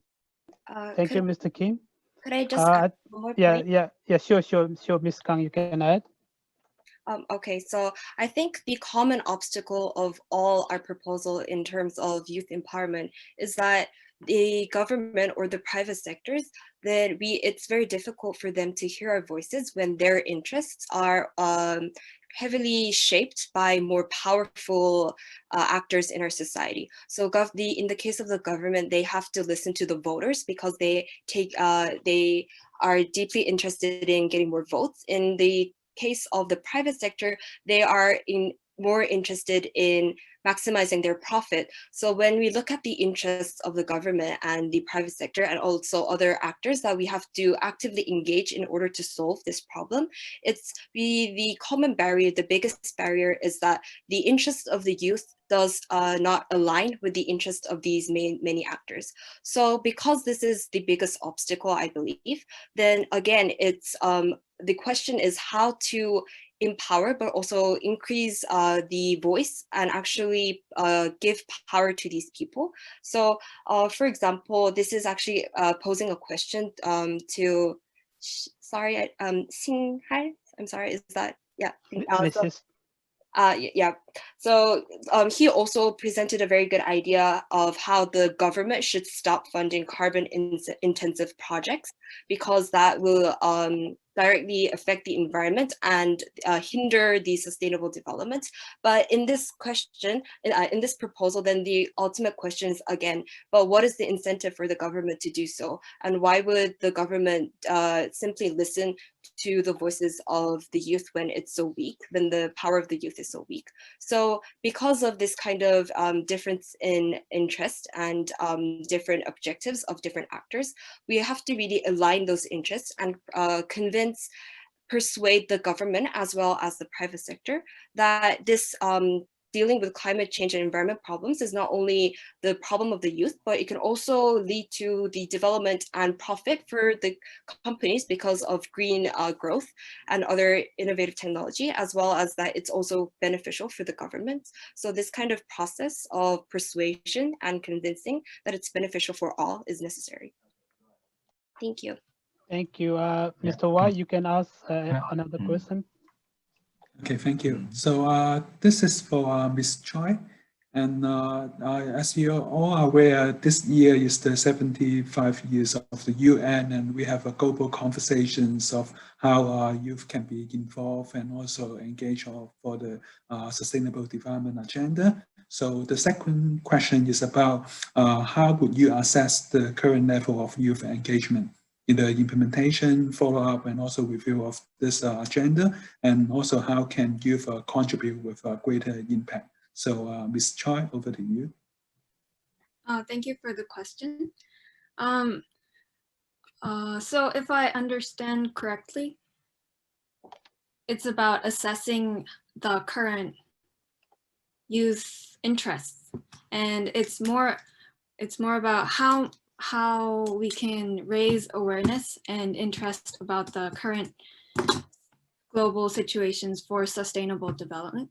And as I mentioned in my proposal, since youth are already digital natives and they already have skills to utilize social media and other platforms and digital platforms, I think using database management systems will be a good way to assess how much level of conversation or communication is going around within the youth communities.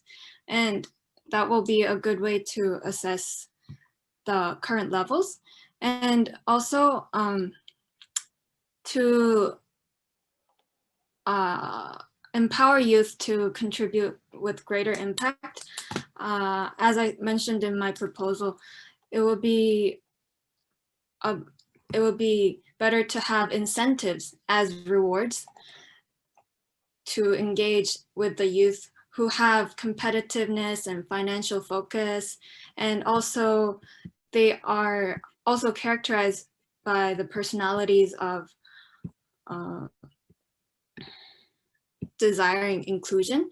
So if we have a community, if we set up communities where they are actively involved and see themselves as participants within a community, then it will be a better way to engage with the youth and have more active participation. Thank you. Yeah, Mr. Lee, you can also join. Can I add more point on that? Yeah, sure. So I think about the assessment, the current level of youth engagement is not enoughly executed. I think the main obstacle is that there isn't much transnational bonds between developed countries and developing countries' youth, because it is still disputable whether there is a gap between developed and developing countries' youth in terms of, for example, education.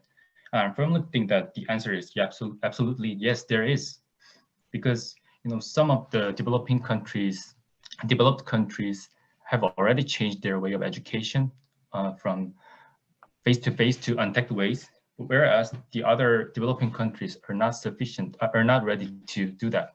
So I think in terms of this, I think the youth can make their voice heard and propose a lot of like implementation on the SDGs 4, which is the quality education. But like, let me introduce my examples on this. Like, I was expected to dispatched to the Cambodia for participating in the ASEAN Youth Dialogue, Korean Youth Dialogue, but that participation was canceled because of the COVID-19. So I think this kind of how can I say, this kind of challenges will be more harsh to implementing the current level of the youth engagement in the era of COVID-19. Yeah. Thank you, Mr. Lee. So I would like to ask one more question to Mr. Lee, and the same question to Bisis also. I would like first Mr. Lee to answer.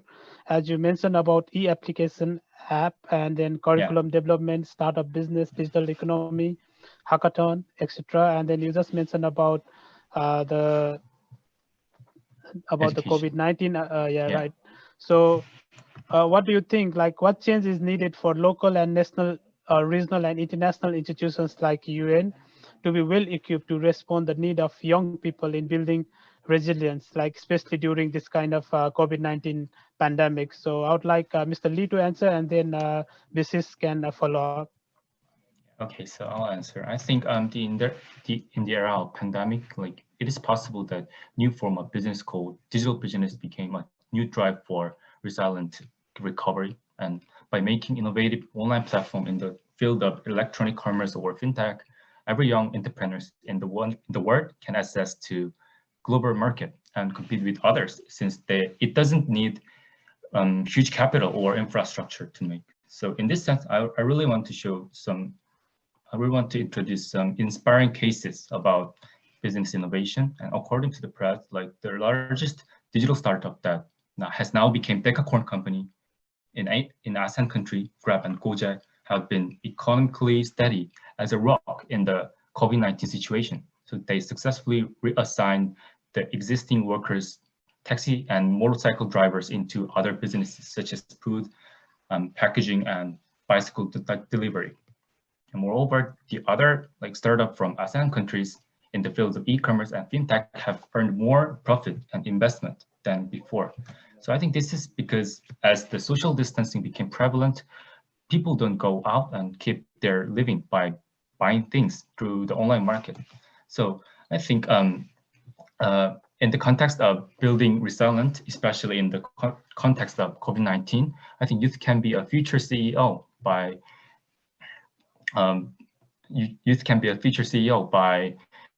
cultivating their innovative ideas. So I think in the local level, I think in the national level, the government has to offer some kind of new form of digital education. Like, we can say that they can incubate, they can link the value of shared value of entrepreneurship and CSR, corporate social responsibility, into the digital technology, because at present the digital technology has somewhat focused on just getting a proper job. So I think it has to be go beyond the existing objectives, and in the level of international institutions, I think it should be, as I said before, there should be transnational bonds to make their voice heard. So I think, yeah, that's my answer so far. Thank you, Mr. Lee. Mrs., you mentioned about SDG 18. That is very new for everybody, I guess. And I think this maybe you can your youth group can initiate this SDG 18 and inform the international institutions like UN. So I would like to hear from you what changes is needed for local and national, regional and international institutions to be well equipped to respond to the need of young people in building resilience, especially during the COVID-19 pandemic. The floor is yours. Sure. So India, I live in India, and India is a very big country. We had just on November 14th, we had one of the biggest festivals, annual festivals, which is the Festival of Light. We call it Diwali. And in Diwali, each Diwali, we have huge crowds of people celebrating, small firecrackers, or we have, earthen lamps. And this year it was very different because COVID-19 pandemic, we couldn't go outside. And a big thing that changed that happened was that we, in my community, especially in my state, the Vocal for Local campaign, like I was mentioning in my essay, it took a big change. Like we used to have a lot of imported lights and imported firecrackers, but this time it was very local. It was very, a state and very community based. We even had earthen lamps. We had lamps made from cow dung, which is something I'm not sure if everybody could relate to, but it's a very Indian concept of reusing even our excreta of the animals in many different ways. So in answering to Ms. Kang's question, and also building upon what Lee said, why would the government listen to the youth? As Ms. Cho was saying, we must give incentives like Trash for Cash. I feel like that's a great idea. But also, like I was saying, this Diwali, we had the Vocal for Local campaign. The Vocal for Local campaign in my state was very much a youth-based program in which the young people were spreading awareness. The young people were buying and selling these goods. And this is a first step. This is governments, national, regional, local institutions being equipped towards building resilience, right? If we are self-dependent, if we are self-reliant, if we can, create, produce, and consume our own products, it is building towards resilience. And I would say that governments do give incentives. It's just that we're not aware. So in the past, in COP20, which happened, I think, in 2015.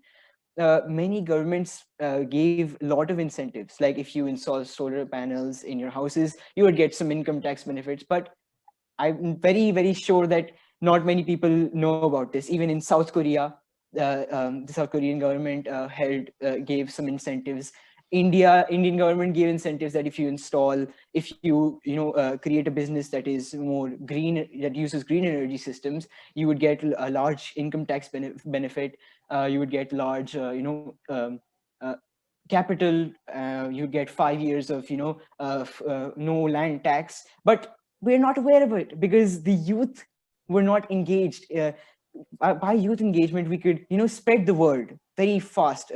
We have a very large network of social contacts on the social media. We have more time and energy, and we can definitely instigate this change at a local level, which would soon, develop into a regional level, into national level, and definitely the UN Youth Forum as an international institution as well. Thank you. Thank you, Visis.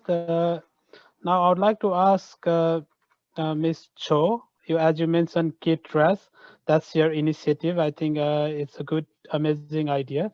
But how can government and key stakeholders support this meaningful youth engagement in leveraging digital tool to build resilience? Or let's say, how can government and key stakeholder support your initiative, KidRes?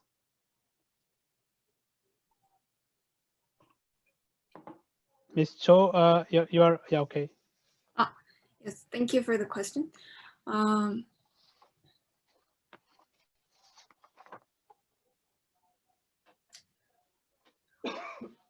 So one of the key things for resilience is self-reliance, as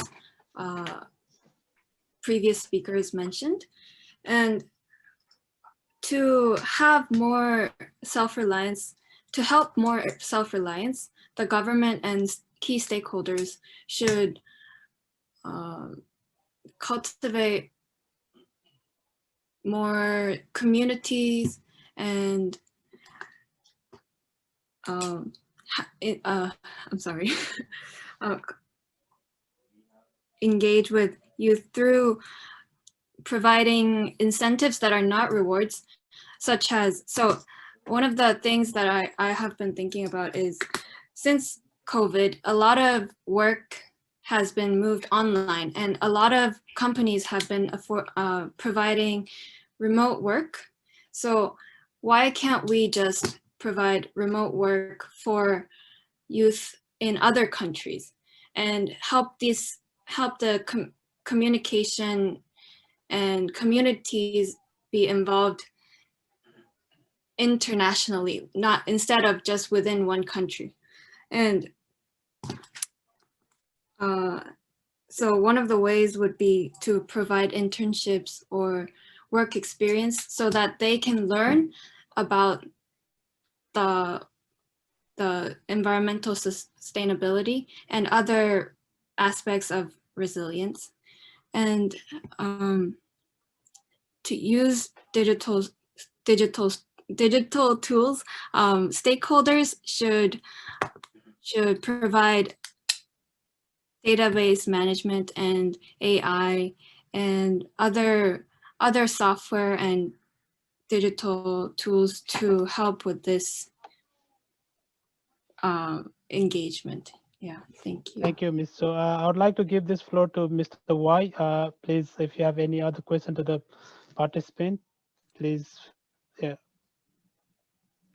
I don't have further questions, but I guess some of the participants would like to further elaborate or have some final remarks. If you have that, please feel free to intervene. Yeah. Okay, then, okay, we have Mr. Lee, Ms. Kang, and then what I will do is I'll give 1 minute each to give your final remarks or final answers to any anything you want to say. Okay, I will start with Ms. Kang. Yes. Did you stop sharing your screen because I can no longer see the questions? Yes, I did. Can you please share again? Okay. Oh, so I just wanted to add on the previous question 5, about how to leverage digital tools.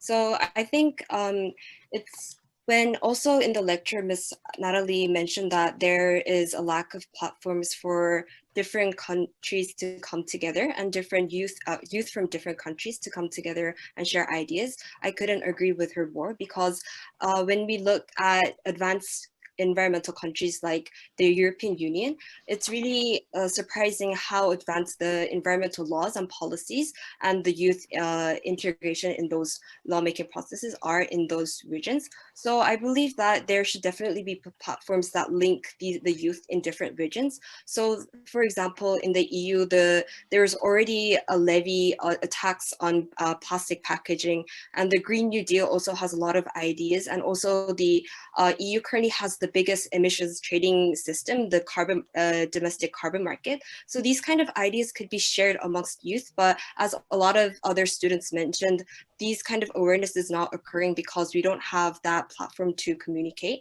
And also on a government level, to leverage digital tools, we think that also international environmental conferences like the Paris Agreement Conference, the COP, upcoming COP26, should also be internationally broadcasted so that everyone, especially the youth, can see and watch the procedures of those international conferences, because right now those are not provided. And I myself wanted to physically participate in those conferences, but that's obviously not easy for so many youth due to a lot of limitations. So I think that in terms of that, also international conferences should be broadcasted through digital tools such as Zoom and other platforms, so that the wider youth could communicate with each other and also raise awareness on the ongoing procedures of international cooperation on climate change. Thank you, Ms. Kang. Mr. Lee, you have the floor. Yeah, I just want to add some point on question number 5. I think the government has to more like incentivize young innovative businessmen by activating idea competition or hackathon, where many talented youth can share their digital ideas and get practical advices from their mentors.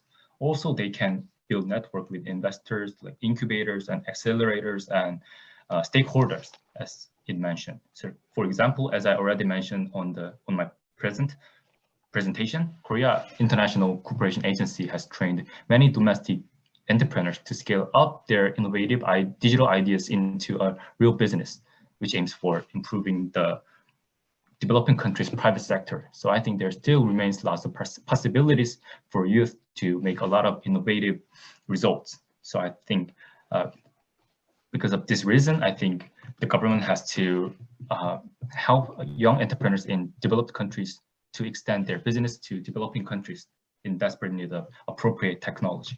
Yeah, that's my answer. Thank So, you. thank you. Can we have Mr. Kim for your final words, final remarks? Okay, so I want to focus on the number 5 question. So the government can support youth with support for digital education, like how to use Zoom for the education area, but for developing countries and low-income households, many of them do not have equipment for online education. So the funding program of NGO, as I said in the presentation, so can help the stakeholders can support to them, can help for those problems. Okay, thank you. Thank you, Mr. Kim. Now, Visis, you have the floor if you want to add something. Sure.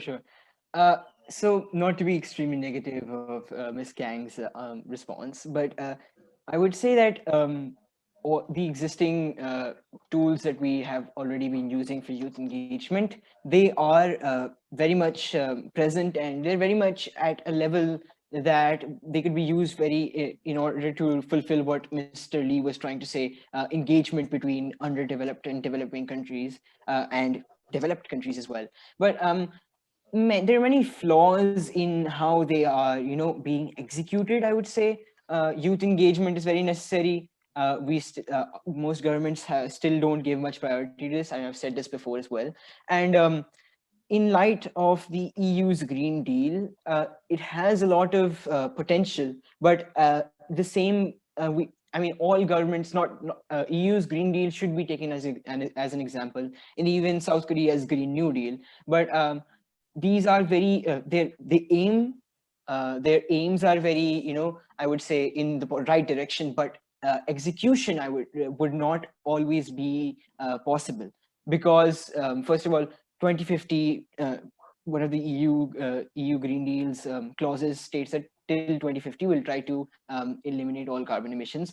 This is not possible, and it's not going to benefit much even if the entire EU stops their carbon emissions, because the entire Earth as the whole must contribute towards carbon emissions. As the largest producer of carbon emissions, the Asia Pacific region, aren't taking much steps towards reducing their carbon emissions. And even if the EU still has trade deals with other countries that do not limit their carbon emissions, it wouldn't be much help it wouldn't have much impact. So in how we're going to use digital tools to build resilience is youth already, as Ms. Cho was using the phrase digital natives, which I personally felt very attracted to. So we digital natives would, we could, first of all, we could, yes. We have a few seconds left. Can you conclude? Yeah. Yes, sure. So we digital natives can, already we are doing through this youth forum, increasing connectedness and meaningful tools like Miss Natalie was saying. We could start sharing valuable information rather than music, memes, and dancing videos, I would say. Thank you. Any last word from Ms. Cho?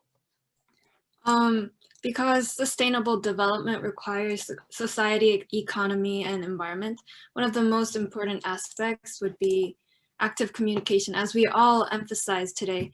And this would allow youth to have connectedness, and youth at every level youth with any disability to be inspired for a bigger matter and take responsibility for our world that we need to live in. Thank you. Thank you. So we'll go back to our plenary session now. With you can let's have clap for everybody, and we can return back to the plenary session. Thank you everybody for your constructive presentation and discussion. Thank you. Thank you so much. Thank you so much. Goodbye. Thank you. Thank you. Bye-bye.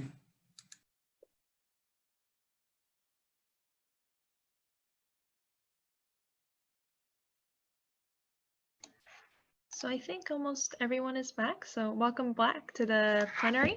I hope everyone had a very insightful discussion among your groups. And I do apologize if perhaps there wasn't enough time to complete the activities. I do hope that maybe we can continue the discussion in the open dialogue session or even after the forum. So we will now be continuing our lecture series, but in the meantime, if our judges could kindly complete the evaluations for our participants, I would really appreciate it. So without further delay, I would like to introduce Ms. Jae-won Son, the Capacity Building Lead of Youth 4IG, who will present on engaging youth in leveraging digital tools to build resilience in societies against future shocks and disasters. Ms. Jae-won Son, you have the floor.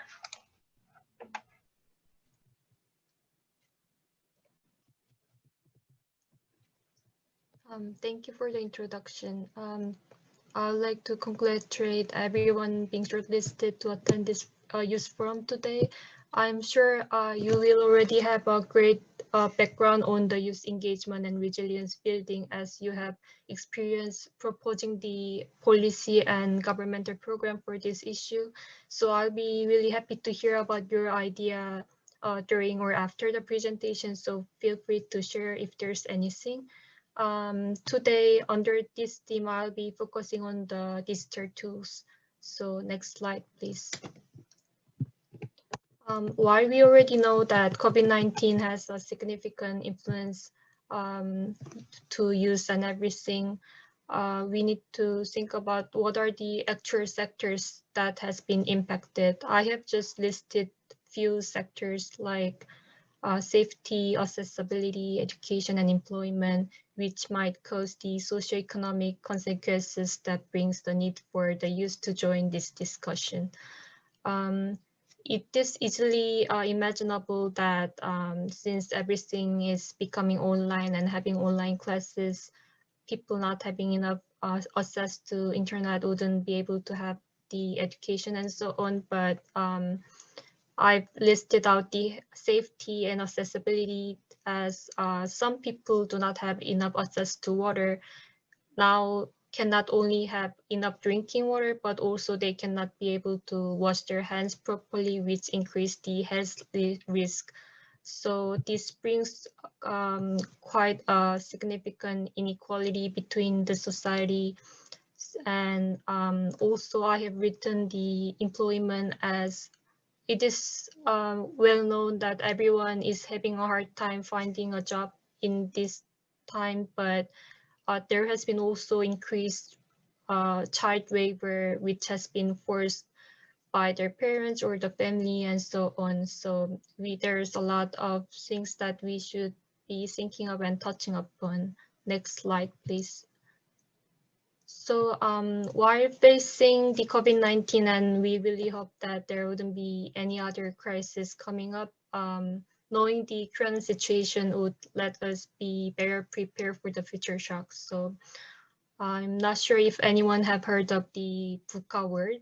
So V stands for volatile, and it is because as the change has been occurring much more often than before, and this requires the continuous analysis and evaluation of the situation. And the uncertainty has came because now it is became more difficult to predict and prioritize the factors that may influence the current situation. And it has been complex as the number of factors influencing the development process has been increased significantly or becoming unknown. And the last one, the ambiguous, is as the information has been really difficult to interpret, and the past experience now cannot really explain or predict the new process and events, right? So along with the VUCA word, there has been 4 global mega trends. So with the technological innovation, we are changing the way we work, like working remotely, and business has been more automated. But in the meantime, there are still essential workers who cannot really be benefited from those technologies. So, and in addition, with the IoT and online devices, we have been hyper-connected than ever. So there have been also some demographic shift, not only with urbanization and migration, but also due to the COVID-19, a lot of people has been having health issues, and there has been a lot of death cases. So I've written the power shift as the global power has been shared nowadays more than 2 nations, unlike before, while the conflict and economic inequality have worsened and social cohesion is falling apart. And the last, environmental pressure, it would be something like climate change and the resource scarcity, which would bring a lot of consequences. So the world population is currently not having only one, but 1.5 Earth, taking account of the carbon emissions. So we are emitting the emission more than the planet can handle. And if we have to continue living like this, we would require at least extra half of planet. So that's what might bring future global shock. Next slide, please. So since we are here to discuss how to cope with better, I'd like to go a bit into building resilience and the 2 words that we have been using and hearing a lot lately. But as you can see from the publication here, those 2 terms, the building back better and resilience, have not just came up with this pandemic, but have been used from the time when we were discussing the disaster risk reduction, talking about the earthquake and so on as a post-disaster recovery approach for reducing vulnerability for the future disaster. The resilience has been also used as a term to describe the recovery ability from the hazard in a timely and efficient manner. Next slide, please. So to build back better, meaning to respond to COVID-19 better, utilizing the digital technology in Korea, the Korean New Deal was first announced this April. Under the New Deal, there has been a Green New Deal to focusing on environment and digital New Deal. But as I'm focusing on the digital technologies today, I'll be touching about digital New Deal. So I've listed out a few things, but the first thing will be integration of 5G and AI throughout the economy and make it into a smart government, which is expected to bring more business and job opportunity that might be somehow helpful for the youth. In addition, they are planning to foster the on-tech industry by supporting the online activity and remote work in small business. So some of the youth that might be planning to do some entrepreneurs business might be helpful in that sense. So for the education, technology-based education infrastructure for grade 1 to 12 will be created, and the online education system for university, but also a job training institution will be strengthened. So the government is expected to give more benefit for the youth in terms of education, entrepreneurship, and the job. But next slide, please.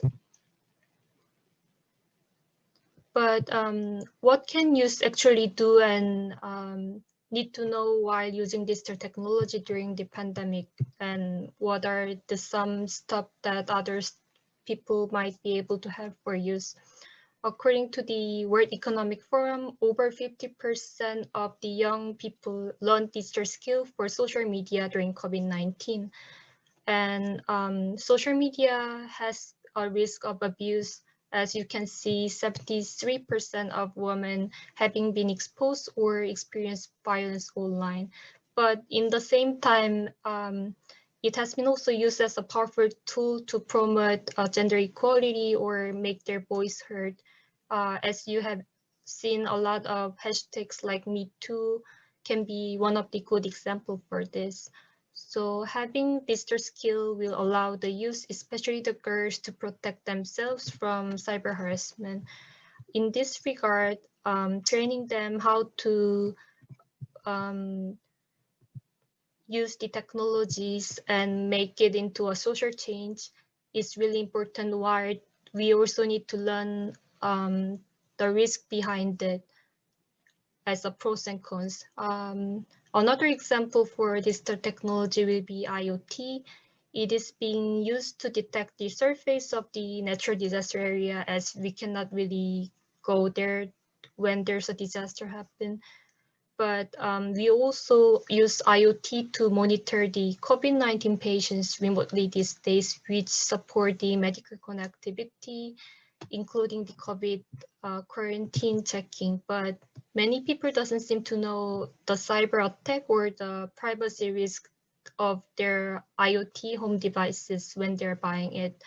Like, unlike the cigarette and alcohol, companies wouldn't think of like noticing the consumer first and let them know about the risk they might have while buying those devices, unless it will be legally required like other products.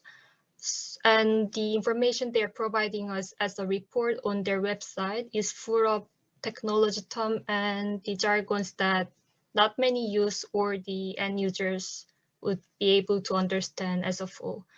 This brings a point where we need a place for the digital native use into a digital policy making process. So not only a companies and policy maker, but also the end user, consumer and use, if they are being brought to the table, they will be able to see the gap between the existing policy and bring the diverse voice to the table, which makes more stakeholders, including the use point of view, being included in the policy. And I believe this requires a lot of youth initiative efforts. So next, please. Then what can be example of youth initiative? I would like to share what Youth for IG is doing. So Youth for IG stands for Youth for Internet Governance. And I believe some of you have already heard about internet governance, but it basically means the policies and rules that coordinate and shape the global internet. As while the internet has shared a lot of capability and cooperation ability, it has also created kind of social conflict and crime by many people using it in a bad way. So internet governance is a process that the participant using the cyberspace resolving the conflict over this problem and developing a workable order. But so for this internet governance dialogue, there has been major conferences regularly, and there have been a stakeholder group under notable United Nations and other international organizations. But what I have found was that not many youths have been able to engage with the dialogue, or they do not really know how to go further after one fellowship experience or attending one conferences. So to encourage more youth participation and advocating the youth voice to discussion and to policymaking process, we have been doing a lot of projects like having a mentorship program for having a mentor of someone working for technology, for example, in the same country, so that they'll be able to learn a lot and being guided by the person using the same language.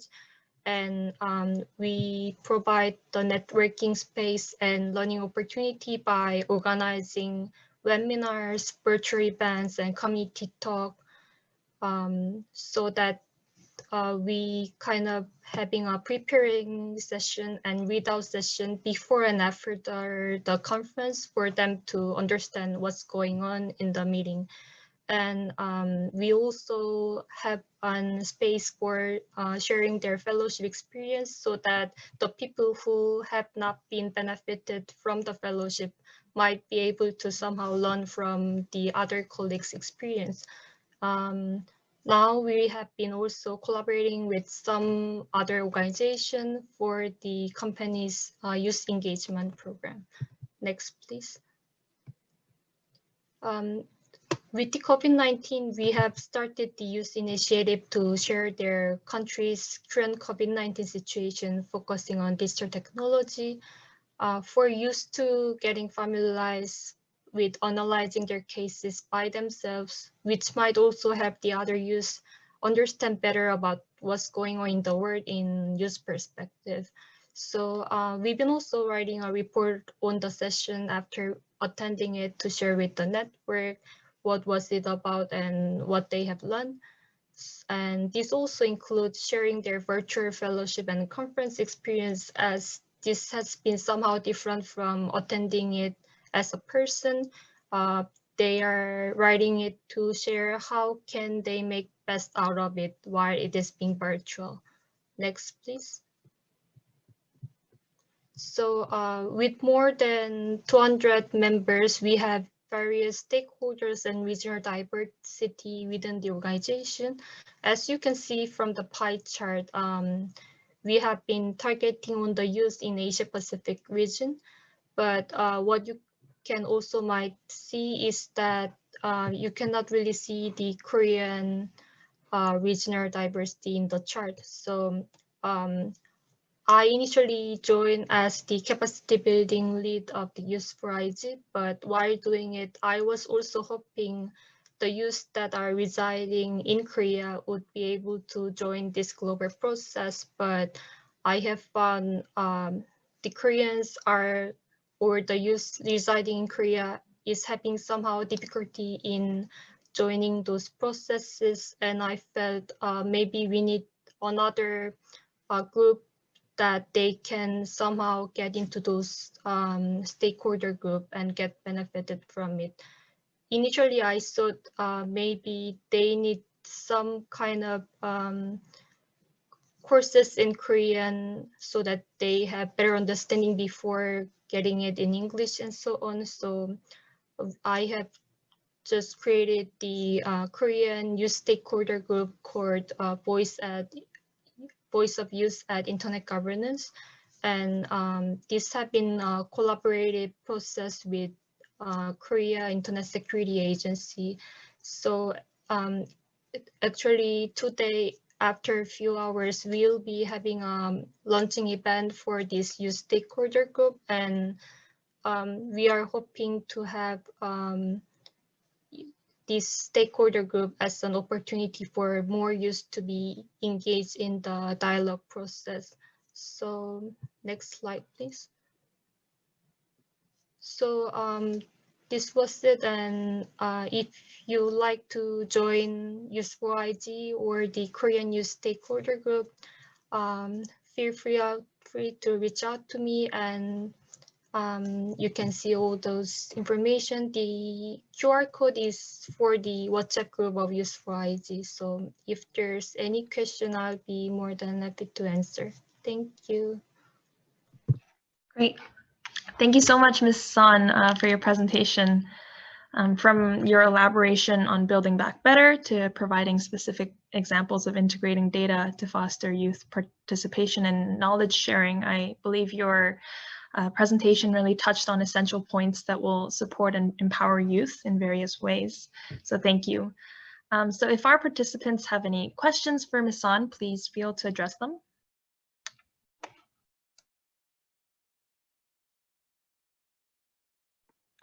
May I ask a question?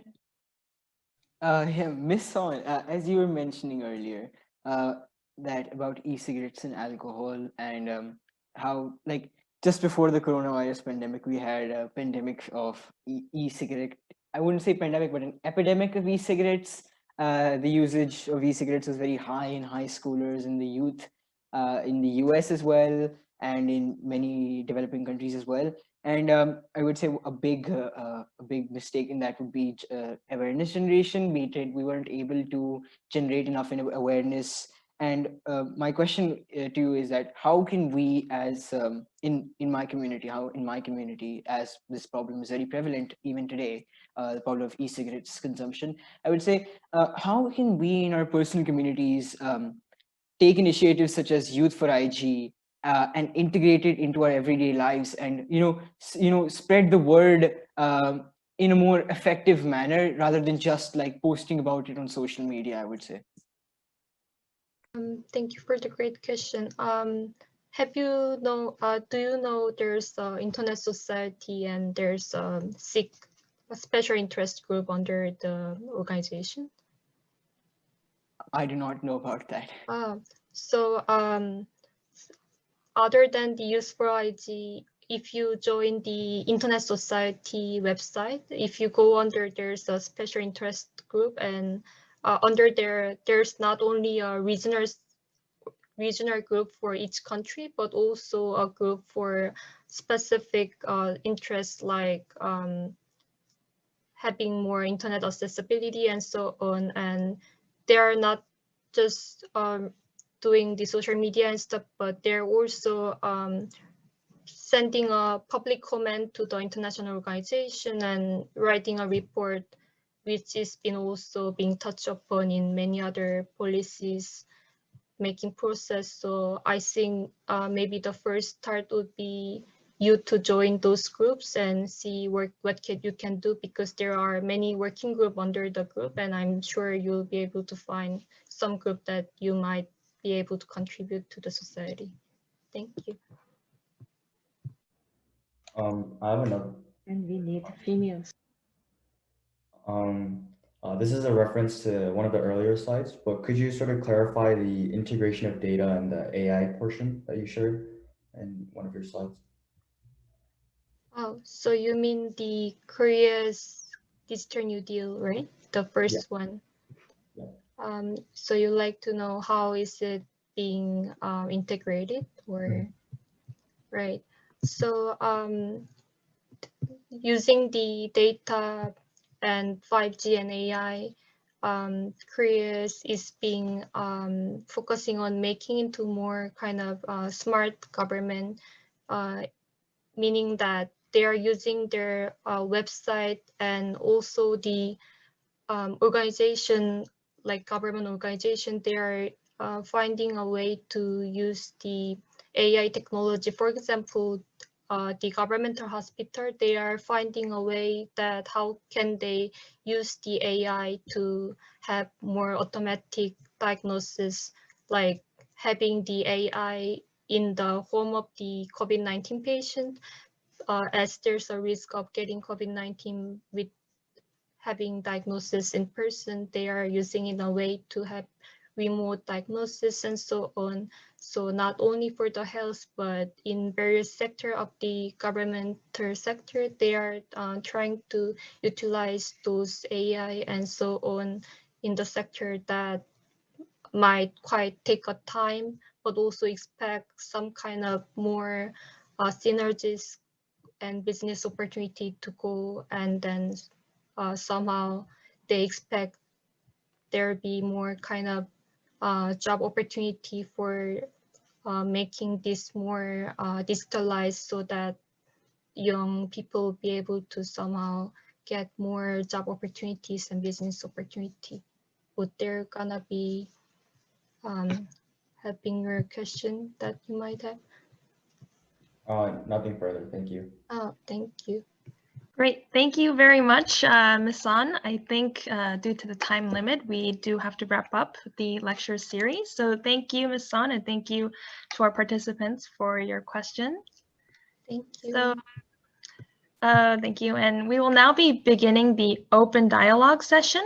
But before we move on to the open dialogue session, I would like to inform the judges that we will be convening in the breakout room. And so my colleague will ask you to join. So now I have the delight of introducing our moderator for the session, Mr. Keping Yao, the Senior Governance and Public Administration Expert at UNPOG, DPIDG, UNDESA. Mr. Keping Yao, you have the floor. Thank you, Jenny. Yeah. Good afternoon, everyone. I hope that so far you have enjoyed this forum. So actually now this kind of open dialogue session is kind of like more for like a free chatting and also have a more interaction with you so that you could have a better understanding of what we're doing and how you can get prepared for your future career or support to the international community. Yeah. So for better facilitate this discussion, I also have a short slide. So next page, please. Yeah, so I would like to first give you some introduction about what we have contributed this office to empower the youth and also supporting member states, especially in Asia Pacific, for combating COVID-19 and building back better. And also based on my experience, I can give you some advice how to prepare yourself better to serve the international community and also eventually maybe pursue a career at international agencies. Next, please. So this office, it's the title is Project Office on Governance. It's kind of a collaboration project between the UN Department of Economic and Social Affairs and the government of the Republic of Korea. Yeah. So we basically focus on three kind of areas of work. So we will focus on the institutional arrangements. So to promote the institutional coordination.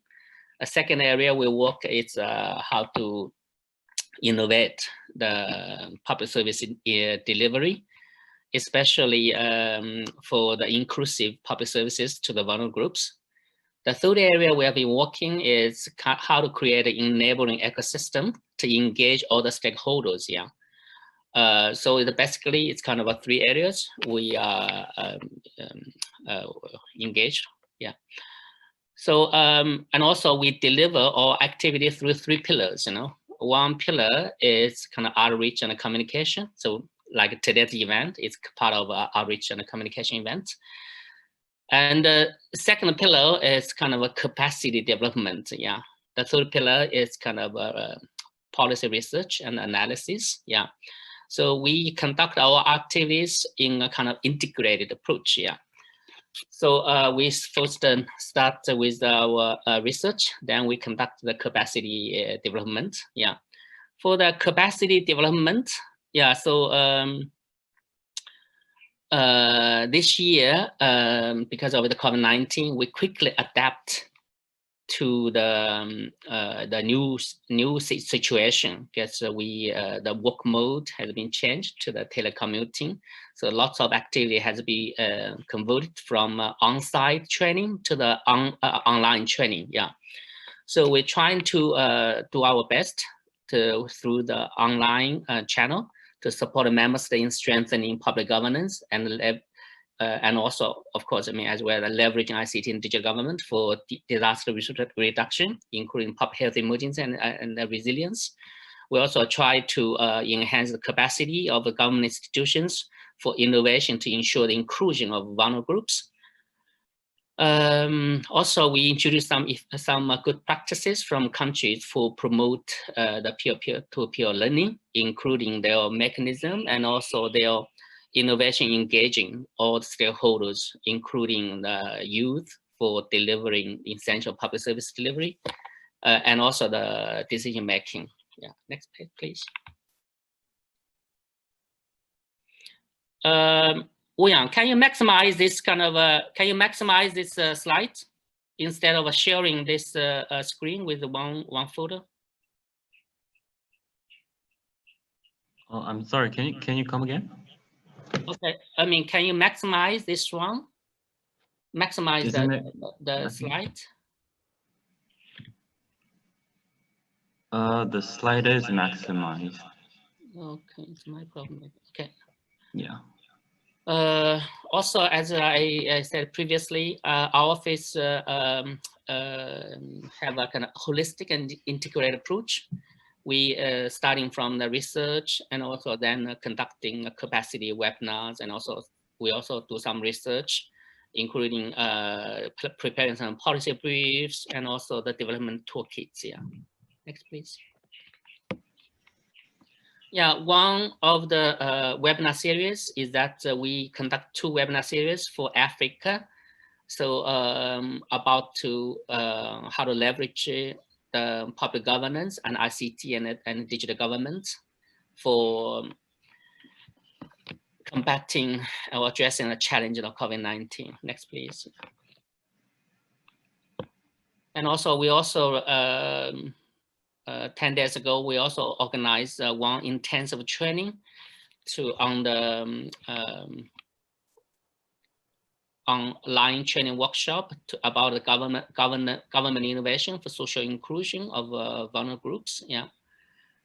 Next, please. Yeah.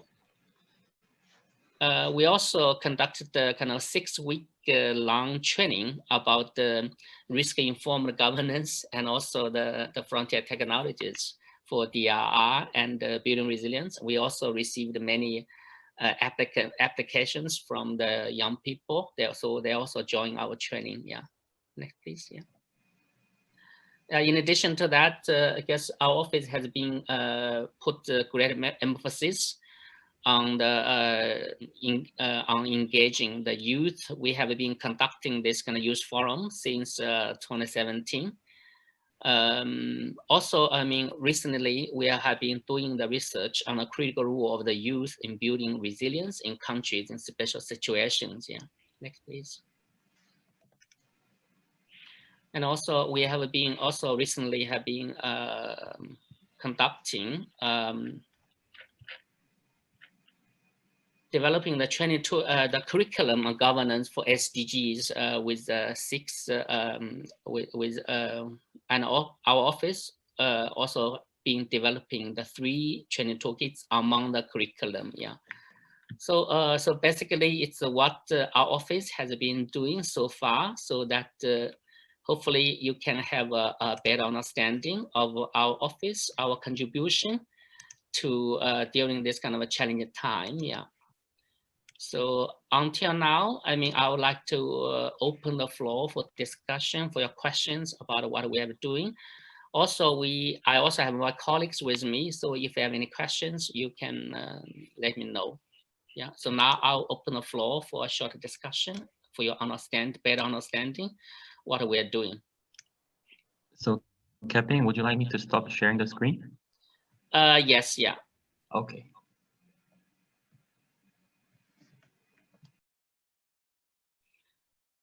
Any question from the floor from our young students?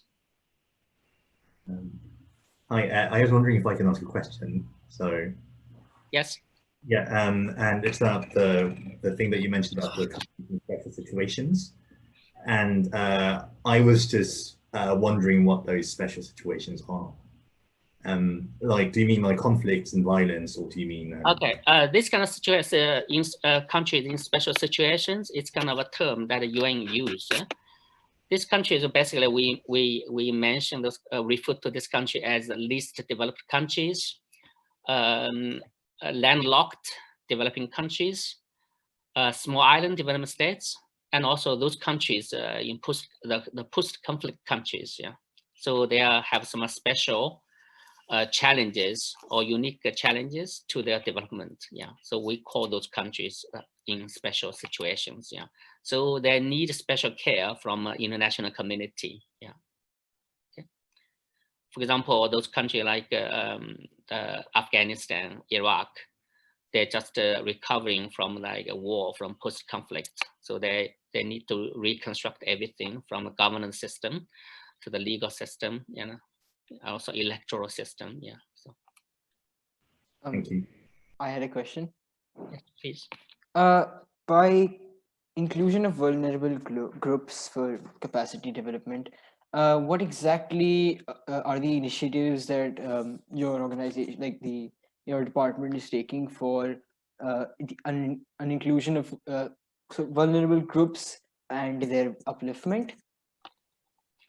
Actually, when we organize these activities, capacity-driven activities, we have some special target audience of participants for this event.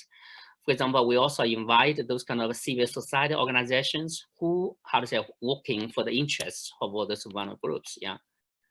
And also, we also invite those kind of officials who are working in the area of like social protection, about the gender equality, about the disaster risk reduction, of course, yeah.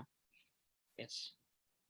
Also, some are from local government, the level, local government officials, yeah.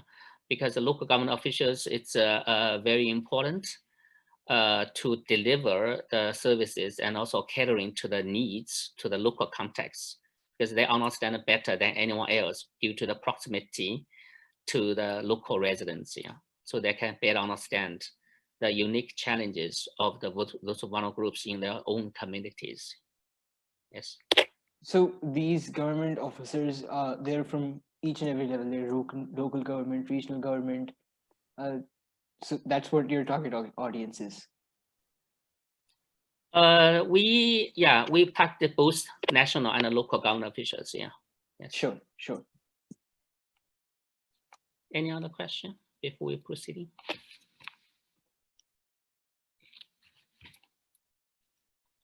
No. Okay. So so hopefully, I mean, even after this forum, I hope that you can still be interested in the work of this office. Okay. So this office is basically we focus on, as I mentioned, that we focus on 3 areas. Yeah. For those kind of innovation, we also do a lot of research and also capacity development activities in the digital government about how to leverage those kind of frontier technology for better services to the citizens, and also how to better engage in the citizens. Yeah. So I hope that you can still be pay attention and also be interested in the activities that conducted by this office. Yeah. So our website has been always been quite dynamic, and also to for facilitating interaction and information sharing with the audience, including your young people. Okay. Yeah. Okay. Uyang, can you continue the slides? Yeah. Oh, okay.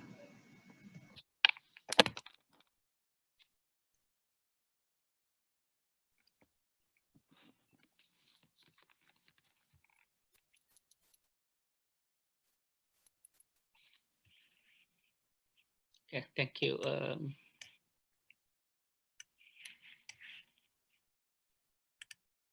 So I would like to mention several points. The first one, with regard to how to prepare yourself to better serve the international community in the future. So first one, I think the most important thing is that you should be fully aware of the major development issues. As this afternoon, Sanjaya, the head of the UNDRR Northeast Asia office, he mentioned that those kind of there are 3 kind of development agendas. Yeah. So I would wish you to have a good understanding those kind of major global development agenda, especially the 2030 agenda. Yeah. Addis Ababa agenda for financing, and also Sendai framework, and also the Paris Agreement. Yeah. And also for the 2030 agenda, we have a progress report, annual report, to track the progress of the 17 SDGs. Yeah. So if you have time, I strongly recommend you to read the progress report of SDG implementation. Secondly, another important issue is about climate change. And also the Paris Agreement. So this kind of hot issue, because it really also affects the industries of those kind of renewable energy, also non-renewable energy sector. If you may recall that currently this kind of US presidential election, there's also two parties, they're also arguing about this kind of a traditional non-renewable energy sector and the new sector like solar energy, yeah. And a third issue is about migration issue, and also those kind of displaced people. So this issue has become a very kind of hot political and social and economic, of course, issue due to this kind of how to say situation in those Libya, Iraq, or those kind of countries, yeah. And also this also affect the human rights of these migrants, and also the impact and the burden of the recipient countries, yeah. Also, migration also affect the remittances, yeah. So you know that the remittances is second only to the FDI, yeah. So it's kind of very high amount of flows of capital for the developing countries, yeah. The fourth issue I would like to call your attention is that about the trends of those kind of global economy and integration. Especially after this kind of COVID-19, everybody knows that there's a kind of big shock to the global supply chains. Yeah, so developed countries finally find that they very highly reliant on certain industries, on China and other kind of developing countries. So there's some concerns about reversal of the globalization. Next issue I would like to you to be care about this about the impact of the fourth industrial revolution to developing countries, yeah, and also the rising inequalities within the country and also between countries. So actually, the AI and other technology, other front technology, have the far-sighted impact on the economy, on the employment market. So so now, especially during the COVID-19, many countries have new policies. So for example, this country, you have a new digital New Deal. The countries had been accelerating the process of the digital transformation. So for those kind of countries who have not yet have the good strategy and policy for the digital transformation, then possibly after the COVID-19 finished, then there will be further lag behind the other countries, yeah. Then next issue I would like to you to be interested about public health emergencies, how the global health partnership to address this kind of public health emergencies, yeah. This kind of very unprecedented and also cause great challenges to the public health the partnership on global health threats, yeah. Next issue is about urbanization, because we all know that now we have more than 60% of the population now living in cities, and also this trend is still accelerating, especially in African countries. The urbanization also causes lots of problems like urban slums, and also about this kind of impact on the government to manage the cities. So the urbanization, smart cities is another important issue I suggest you to care about. The next issue is about youth employment, because many countries, the youth generation have a big proportion of the population. And now Africa is the youngest continent, and also the government really have a good pressure to create jobs for the young people. Also, I mean, for this country, also the unemployment rate for the young people is also very high, also in other countries as well, yeah. So how the government can have this kind of encourage the young people to create their own jobs, their startups, from the governance dimension to encourage the young people to to create job opportunities for themselves, and also how government can partnership with the private sector to create the job opportunity for young people. Then another important issue about the gender mainstreaming and the gender equality, and also about women's empowerment. It's also a very important issue for all the international agencies. Yeah. Finally, also, if you're interested in the feature about international agencies, I would like to encourage you to develop better understanding of the development strategies in those LDCs. For example, for the small island development states, their main challenges about sea level rise, climate change, because these countries are heavily reliant on the sea economy and also on the biodiversity, and also about the tourism, yeah, and also about LLDC, the least developed countries, and those kind of post-conflict countries, yeah. So all these issues that are currently, on the policy agenda of the member states and also for the international organizations, yeah. So I hope you can develop a good awareness of this kind of development issues, yeah. Next, please.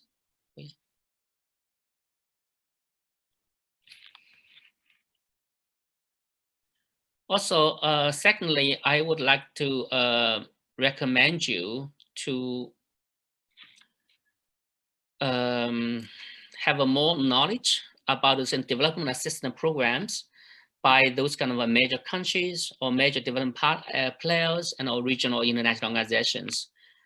For example, the COICA in your country and the JICA, the Japan International Cooperation Agency, the USAID, the UK Foreign and Commonwealth and Development Office. Before it's gonna DPIDG, now it's replaced by this new office, Australian Aid, because Australian aid that provide lots of development assistance to the Pacific small island development states.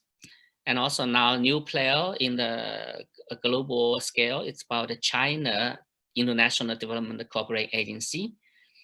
And also in Nordic countries, the SIDA, Swedish Development Cooperation Agency, they're also very active to provide development assistance and cooperation for developing countries. So I would like to strongly recommend you to, if you're interested, to read their annual yearbook to see what's the major concerns, what's the main development programs. And also among those kind of countries, actually public governance is a very important component of the aid programs. Yeah. Meanwhile, I also suggest you to care about those kind of main policy concerns about the Asian Development Bank, the World Bank, the European Union, the OECD, and also those the ASEAN, because your country also has a new southern policy. So you can also take a look at those ASEAN countries, their policy directives, and also about EPIC. So currently ongoing, we have this 2020 EPIC ministerial meeting, yeah. And also some time ago, last week, we also the 10+3 ASEAN countries and plus China, Korea, and Japan, Australia and New Zealand, we signed RCEP. So this RCEP would be the largest trade pact in the region. Yeah. So next, please. Yeah. And also, how can you better prepare for your future career? Of course, you should have a strong academic background. Yeah, you should have a high GPAs, right? And also you should have leadership, develop your own leadership skills, how to empower other people, how to inspire other people. Of course, you should also develop good teamwork spirits. And also you should also have a good drafting skills and presenting skills in English or other languages. And also you should also be fully aware of the new technologies and be technologically aware of the new trend of the technologies. Yeah. And also I also encourage you to participate in activities organized by UN agencies resident in Korea, and also networking with those kind of UN agencies, including this kind of forum. Yeah. And also, if you are already in the 4th year of your university, So you can also apply for the UN internships through the website. And also there's some UN volunteer opportunities, yeah. And also Korea and also several other kind of 33 countries, they have JPU programs. You can also take a look at it and see how can you develop your skills to meet the requirements of the JPU programs. And also the young professional programs at the UN and also other international agencies, you can also take a look at it and see what's their requirements. The UN has, UNDP also has the YPP, the World Bank, and also has the YPP program, yeah. So you can see they check the requirements, then the competency requirements, and see how can you develop your own skills to meet the requirements, yeah. So yeah, so that's what I want to share with you. So now I would like to open the floor for some short discussion with you, yeah. Mr. Kepping? Yes. So first of all, you had mentioned that the division for social affairs is also very actively participating in, you know, the Paris Climate Agreement, and a lot of times I have seen this in the past, even in COP20, as I mentioned in my breakout room. There's a lot of schemes, a lot of initiatives in response, in lieu of green economic recovery. Say, for example, like you'll get a tax benefit if you fund green energy systems in your businesses. But these initiatives taken by governments at even such international forums are often sidelined and are not given enough spotlight. So how can we as the youth generate awareness for such schemes in order to, you know, enhance our transfer to green economic recovery? A good question about COP20, the parties, yeah, their talk. So actually, you know that in the SDGs, we have also one goal about the consumption patterns, right? Sustainable consumption production patterns. And, you know, that's to reduce this carbon emission actually lies in our daily activities, you know. But how about the youth be engaged? I think the Paris Agreement, this kind of climate change talks, they also have a mechanism for the young people to be engaged. But first, you first need to find out what's the engagement mechanism in your country and how the young people association can be meaningfully engaged in this kind of in reflecting the stance to the government officials. Yeah, the different countries have a different mechanism. Yeah, so you can do it through this kind of young people association to be engaged in. Is it possible that I follow up for a question? Because of the time limit, Vishis, if you can address your question maybe via email, that would also be appreciated. No Thank problem, you. no problem. Thank you so much, Kepping, for your excellent moderation and for sharing your insight on how to better prepare oneself to serve the international community. You can share this presentation with the young people, these young kids, because I really spent a lot of time to develop this kind of development list of this development issues. Yeah. So, and also how and develop themselves. Yeah. Yes, Mr. Kepping Yao's presentation material will be shared on our website, so you can download the material at any time. So moving forward, after careful review and consideration, our judges have selected the 9 winners for the awards. Prior to announcing the awards, if maybe the judges have a couple of words to share, some remarks, that would also be appreciated.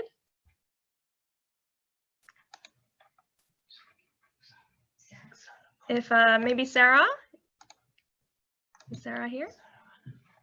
Or Anna? Oh yes, Sarah's here. I think, Sarah, you are muted.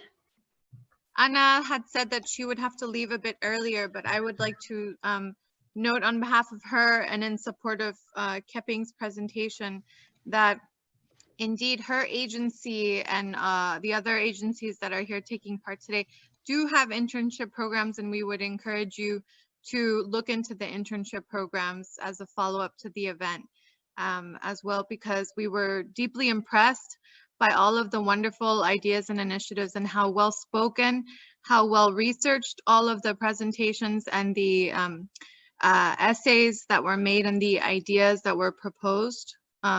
So we were also very impressed by the leadership skills that the different participants demonstrated, and also how proactive they were in proposing and intervening in the discussions.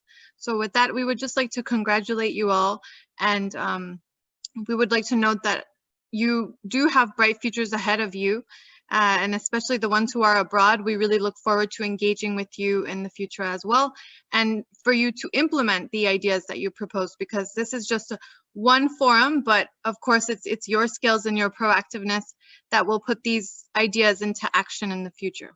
So we really look forward to hearing from you and how you can take all of the ideas forward as well. Thank you so much, Sarah, and thank you to all our other judges. So without further delay, I will announce the award winners. So it is my great honor to present the awardees for the mayoral awards by the mayor of Incheon Metropolitan City. And these awards go to Jiyoung Park, Hyunsung Yam, and Alejandra Carceres. Next, I would like to congratulate the 3 awardees for the ministerial awards by the Minister of Environment. And the awards go to Jae-sung Lee, Taeyeon Lee, and Stephanie Rosario Zarzuela. And last but not least, it is my pleasure to present the 3 awardees for the ministerial awards by the Minister of Interior and Safety of the Republic of Korea. And these awards go to Dong-yeon Daniel Kim, Sarah Yoon, and Soa Kang. So congratulations. And last but not least, the awardee for the special recognition will be informed separately via email after this youth forum. So I wish to offer another round of applause to our bright participants for your dedicated efforts and participation in this forum, also for your passion as young leaders. And we'll ensure that all the participants are rewarded with certificates and gifts, which will all be delivered to you. So may I now invite Mr. Jung-taek Lim, the International Administrative Cooperation Bureau Director General of the Ministry of the Interior and Safety, to deliver the closing remarks. Mr. Lim, the floor is yours. Good afternoon, everybody. I would like to start by expressing my appreciation to all the participants in the forum. Your valuable contributions and active participation made the 4th Youth Forum on SDG implementation a success. It's my pleasure to see a group of talented individuals express their point of view on the issues of sustainable development goals and public governance. The Youth Forum has become a platform to share various innovative ideas to accelerate SDG implementation. I hope that this year's forum provided the opportunity to exchange your ideas and solutions to contribute to building resilience in the context of sustainable and resilient recovery from COVID-19. The COVID-19 global health crisis and its economic and social impacts pose unprecedented challenges, particularly to the youth. Future generations shoulder a majority of the long-term economic and social consequences of this pandemic. Therefore, it's crucial to involve young people in building societal resilience. I call on all of you to keep keen interest in the issue and continue your efforts as leaders. Before closing, I would like to introduce the annual SDG Symposium. This year's event will be held online next week from 24th to 26th. The overall topic is effective and inclusive and accountable public institutions and digital government transformation for resilient recovery and the implementation of sustainable development goals. In this regard, I'm happy to inform you that one of today's awardees will participate in the symposium as your youth representative. I look forward to seeing you all on the screen at the symposium. Stay strong and stay healthy. Thank you. Thank you very much, Director General Lim, for your closing remarks. So on behalf of our organizers, I would like to conclude by expressing my sincere appreciation once again for your commitment to this youth forum, to all our participants, to our judges, as well as our speakers. And I hope that despite this pandemic, we can all stay virtually connected even after this forum. I wish to also inform you that UNDRR will be opening the internship program soon. So if you're interested, please do visit their website and apply. So thank you once again, and I hope everyone stays healthy. And I will now announce the closing of this youth forum. Thank you very much. Thank you so much. Thank you so Thank you so much. Thank you.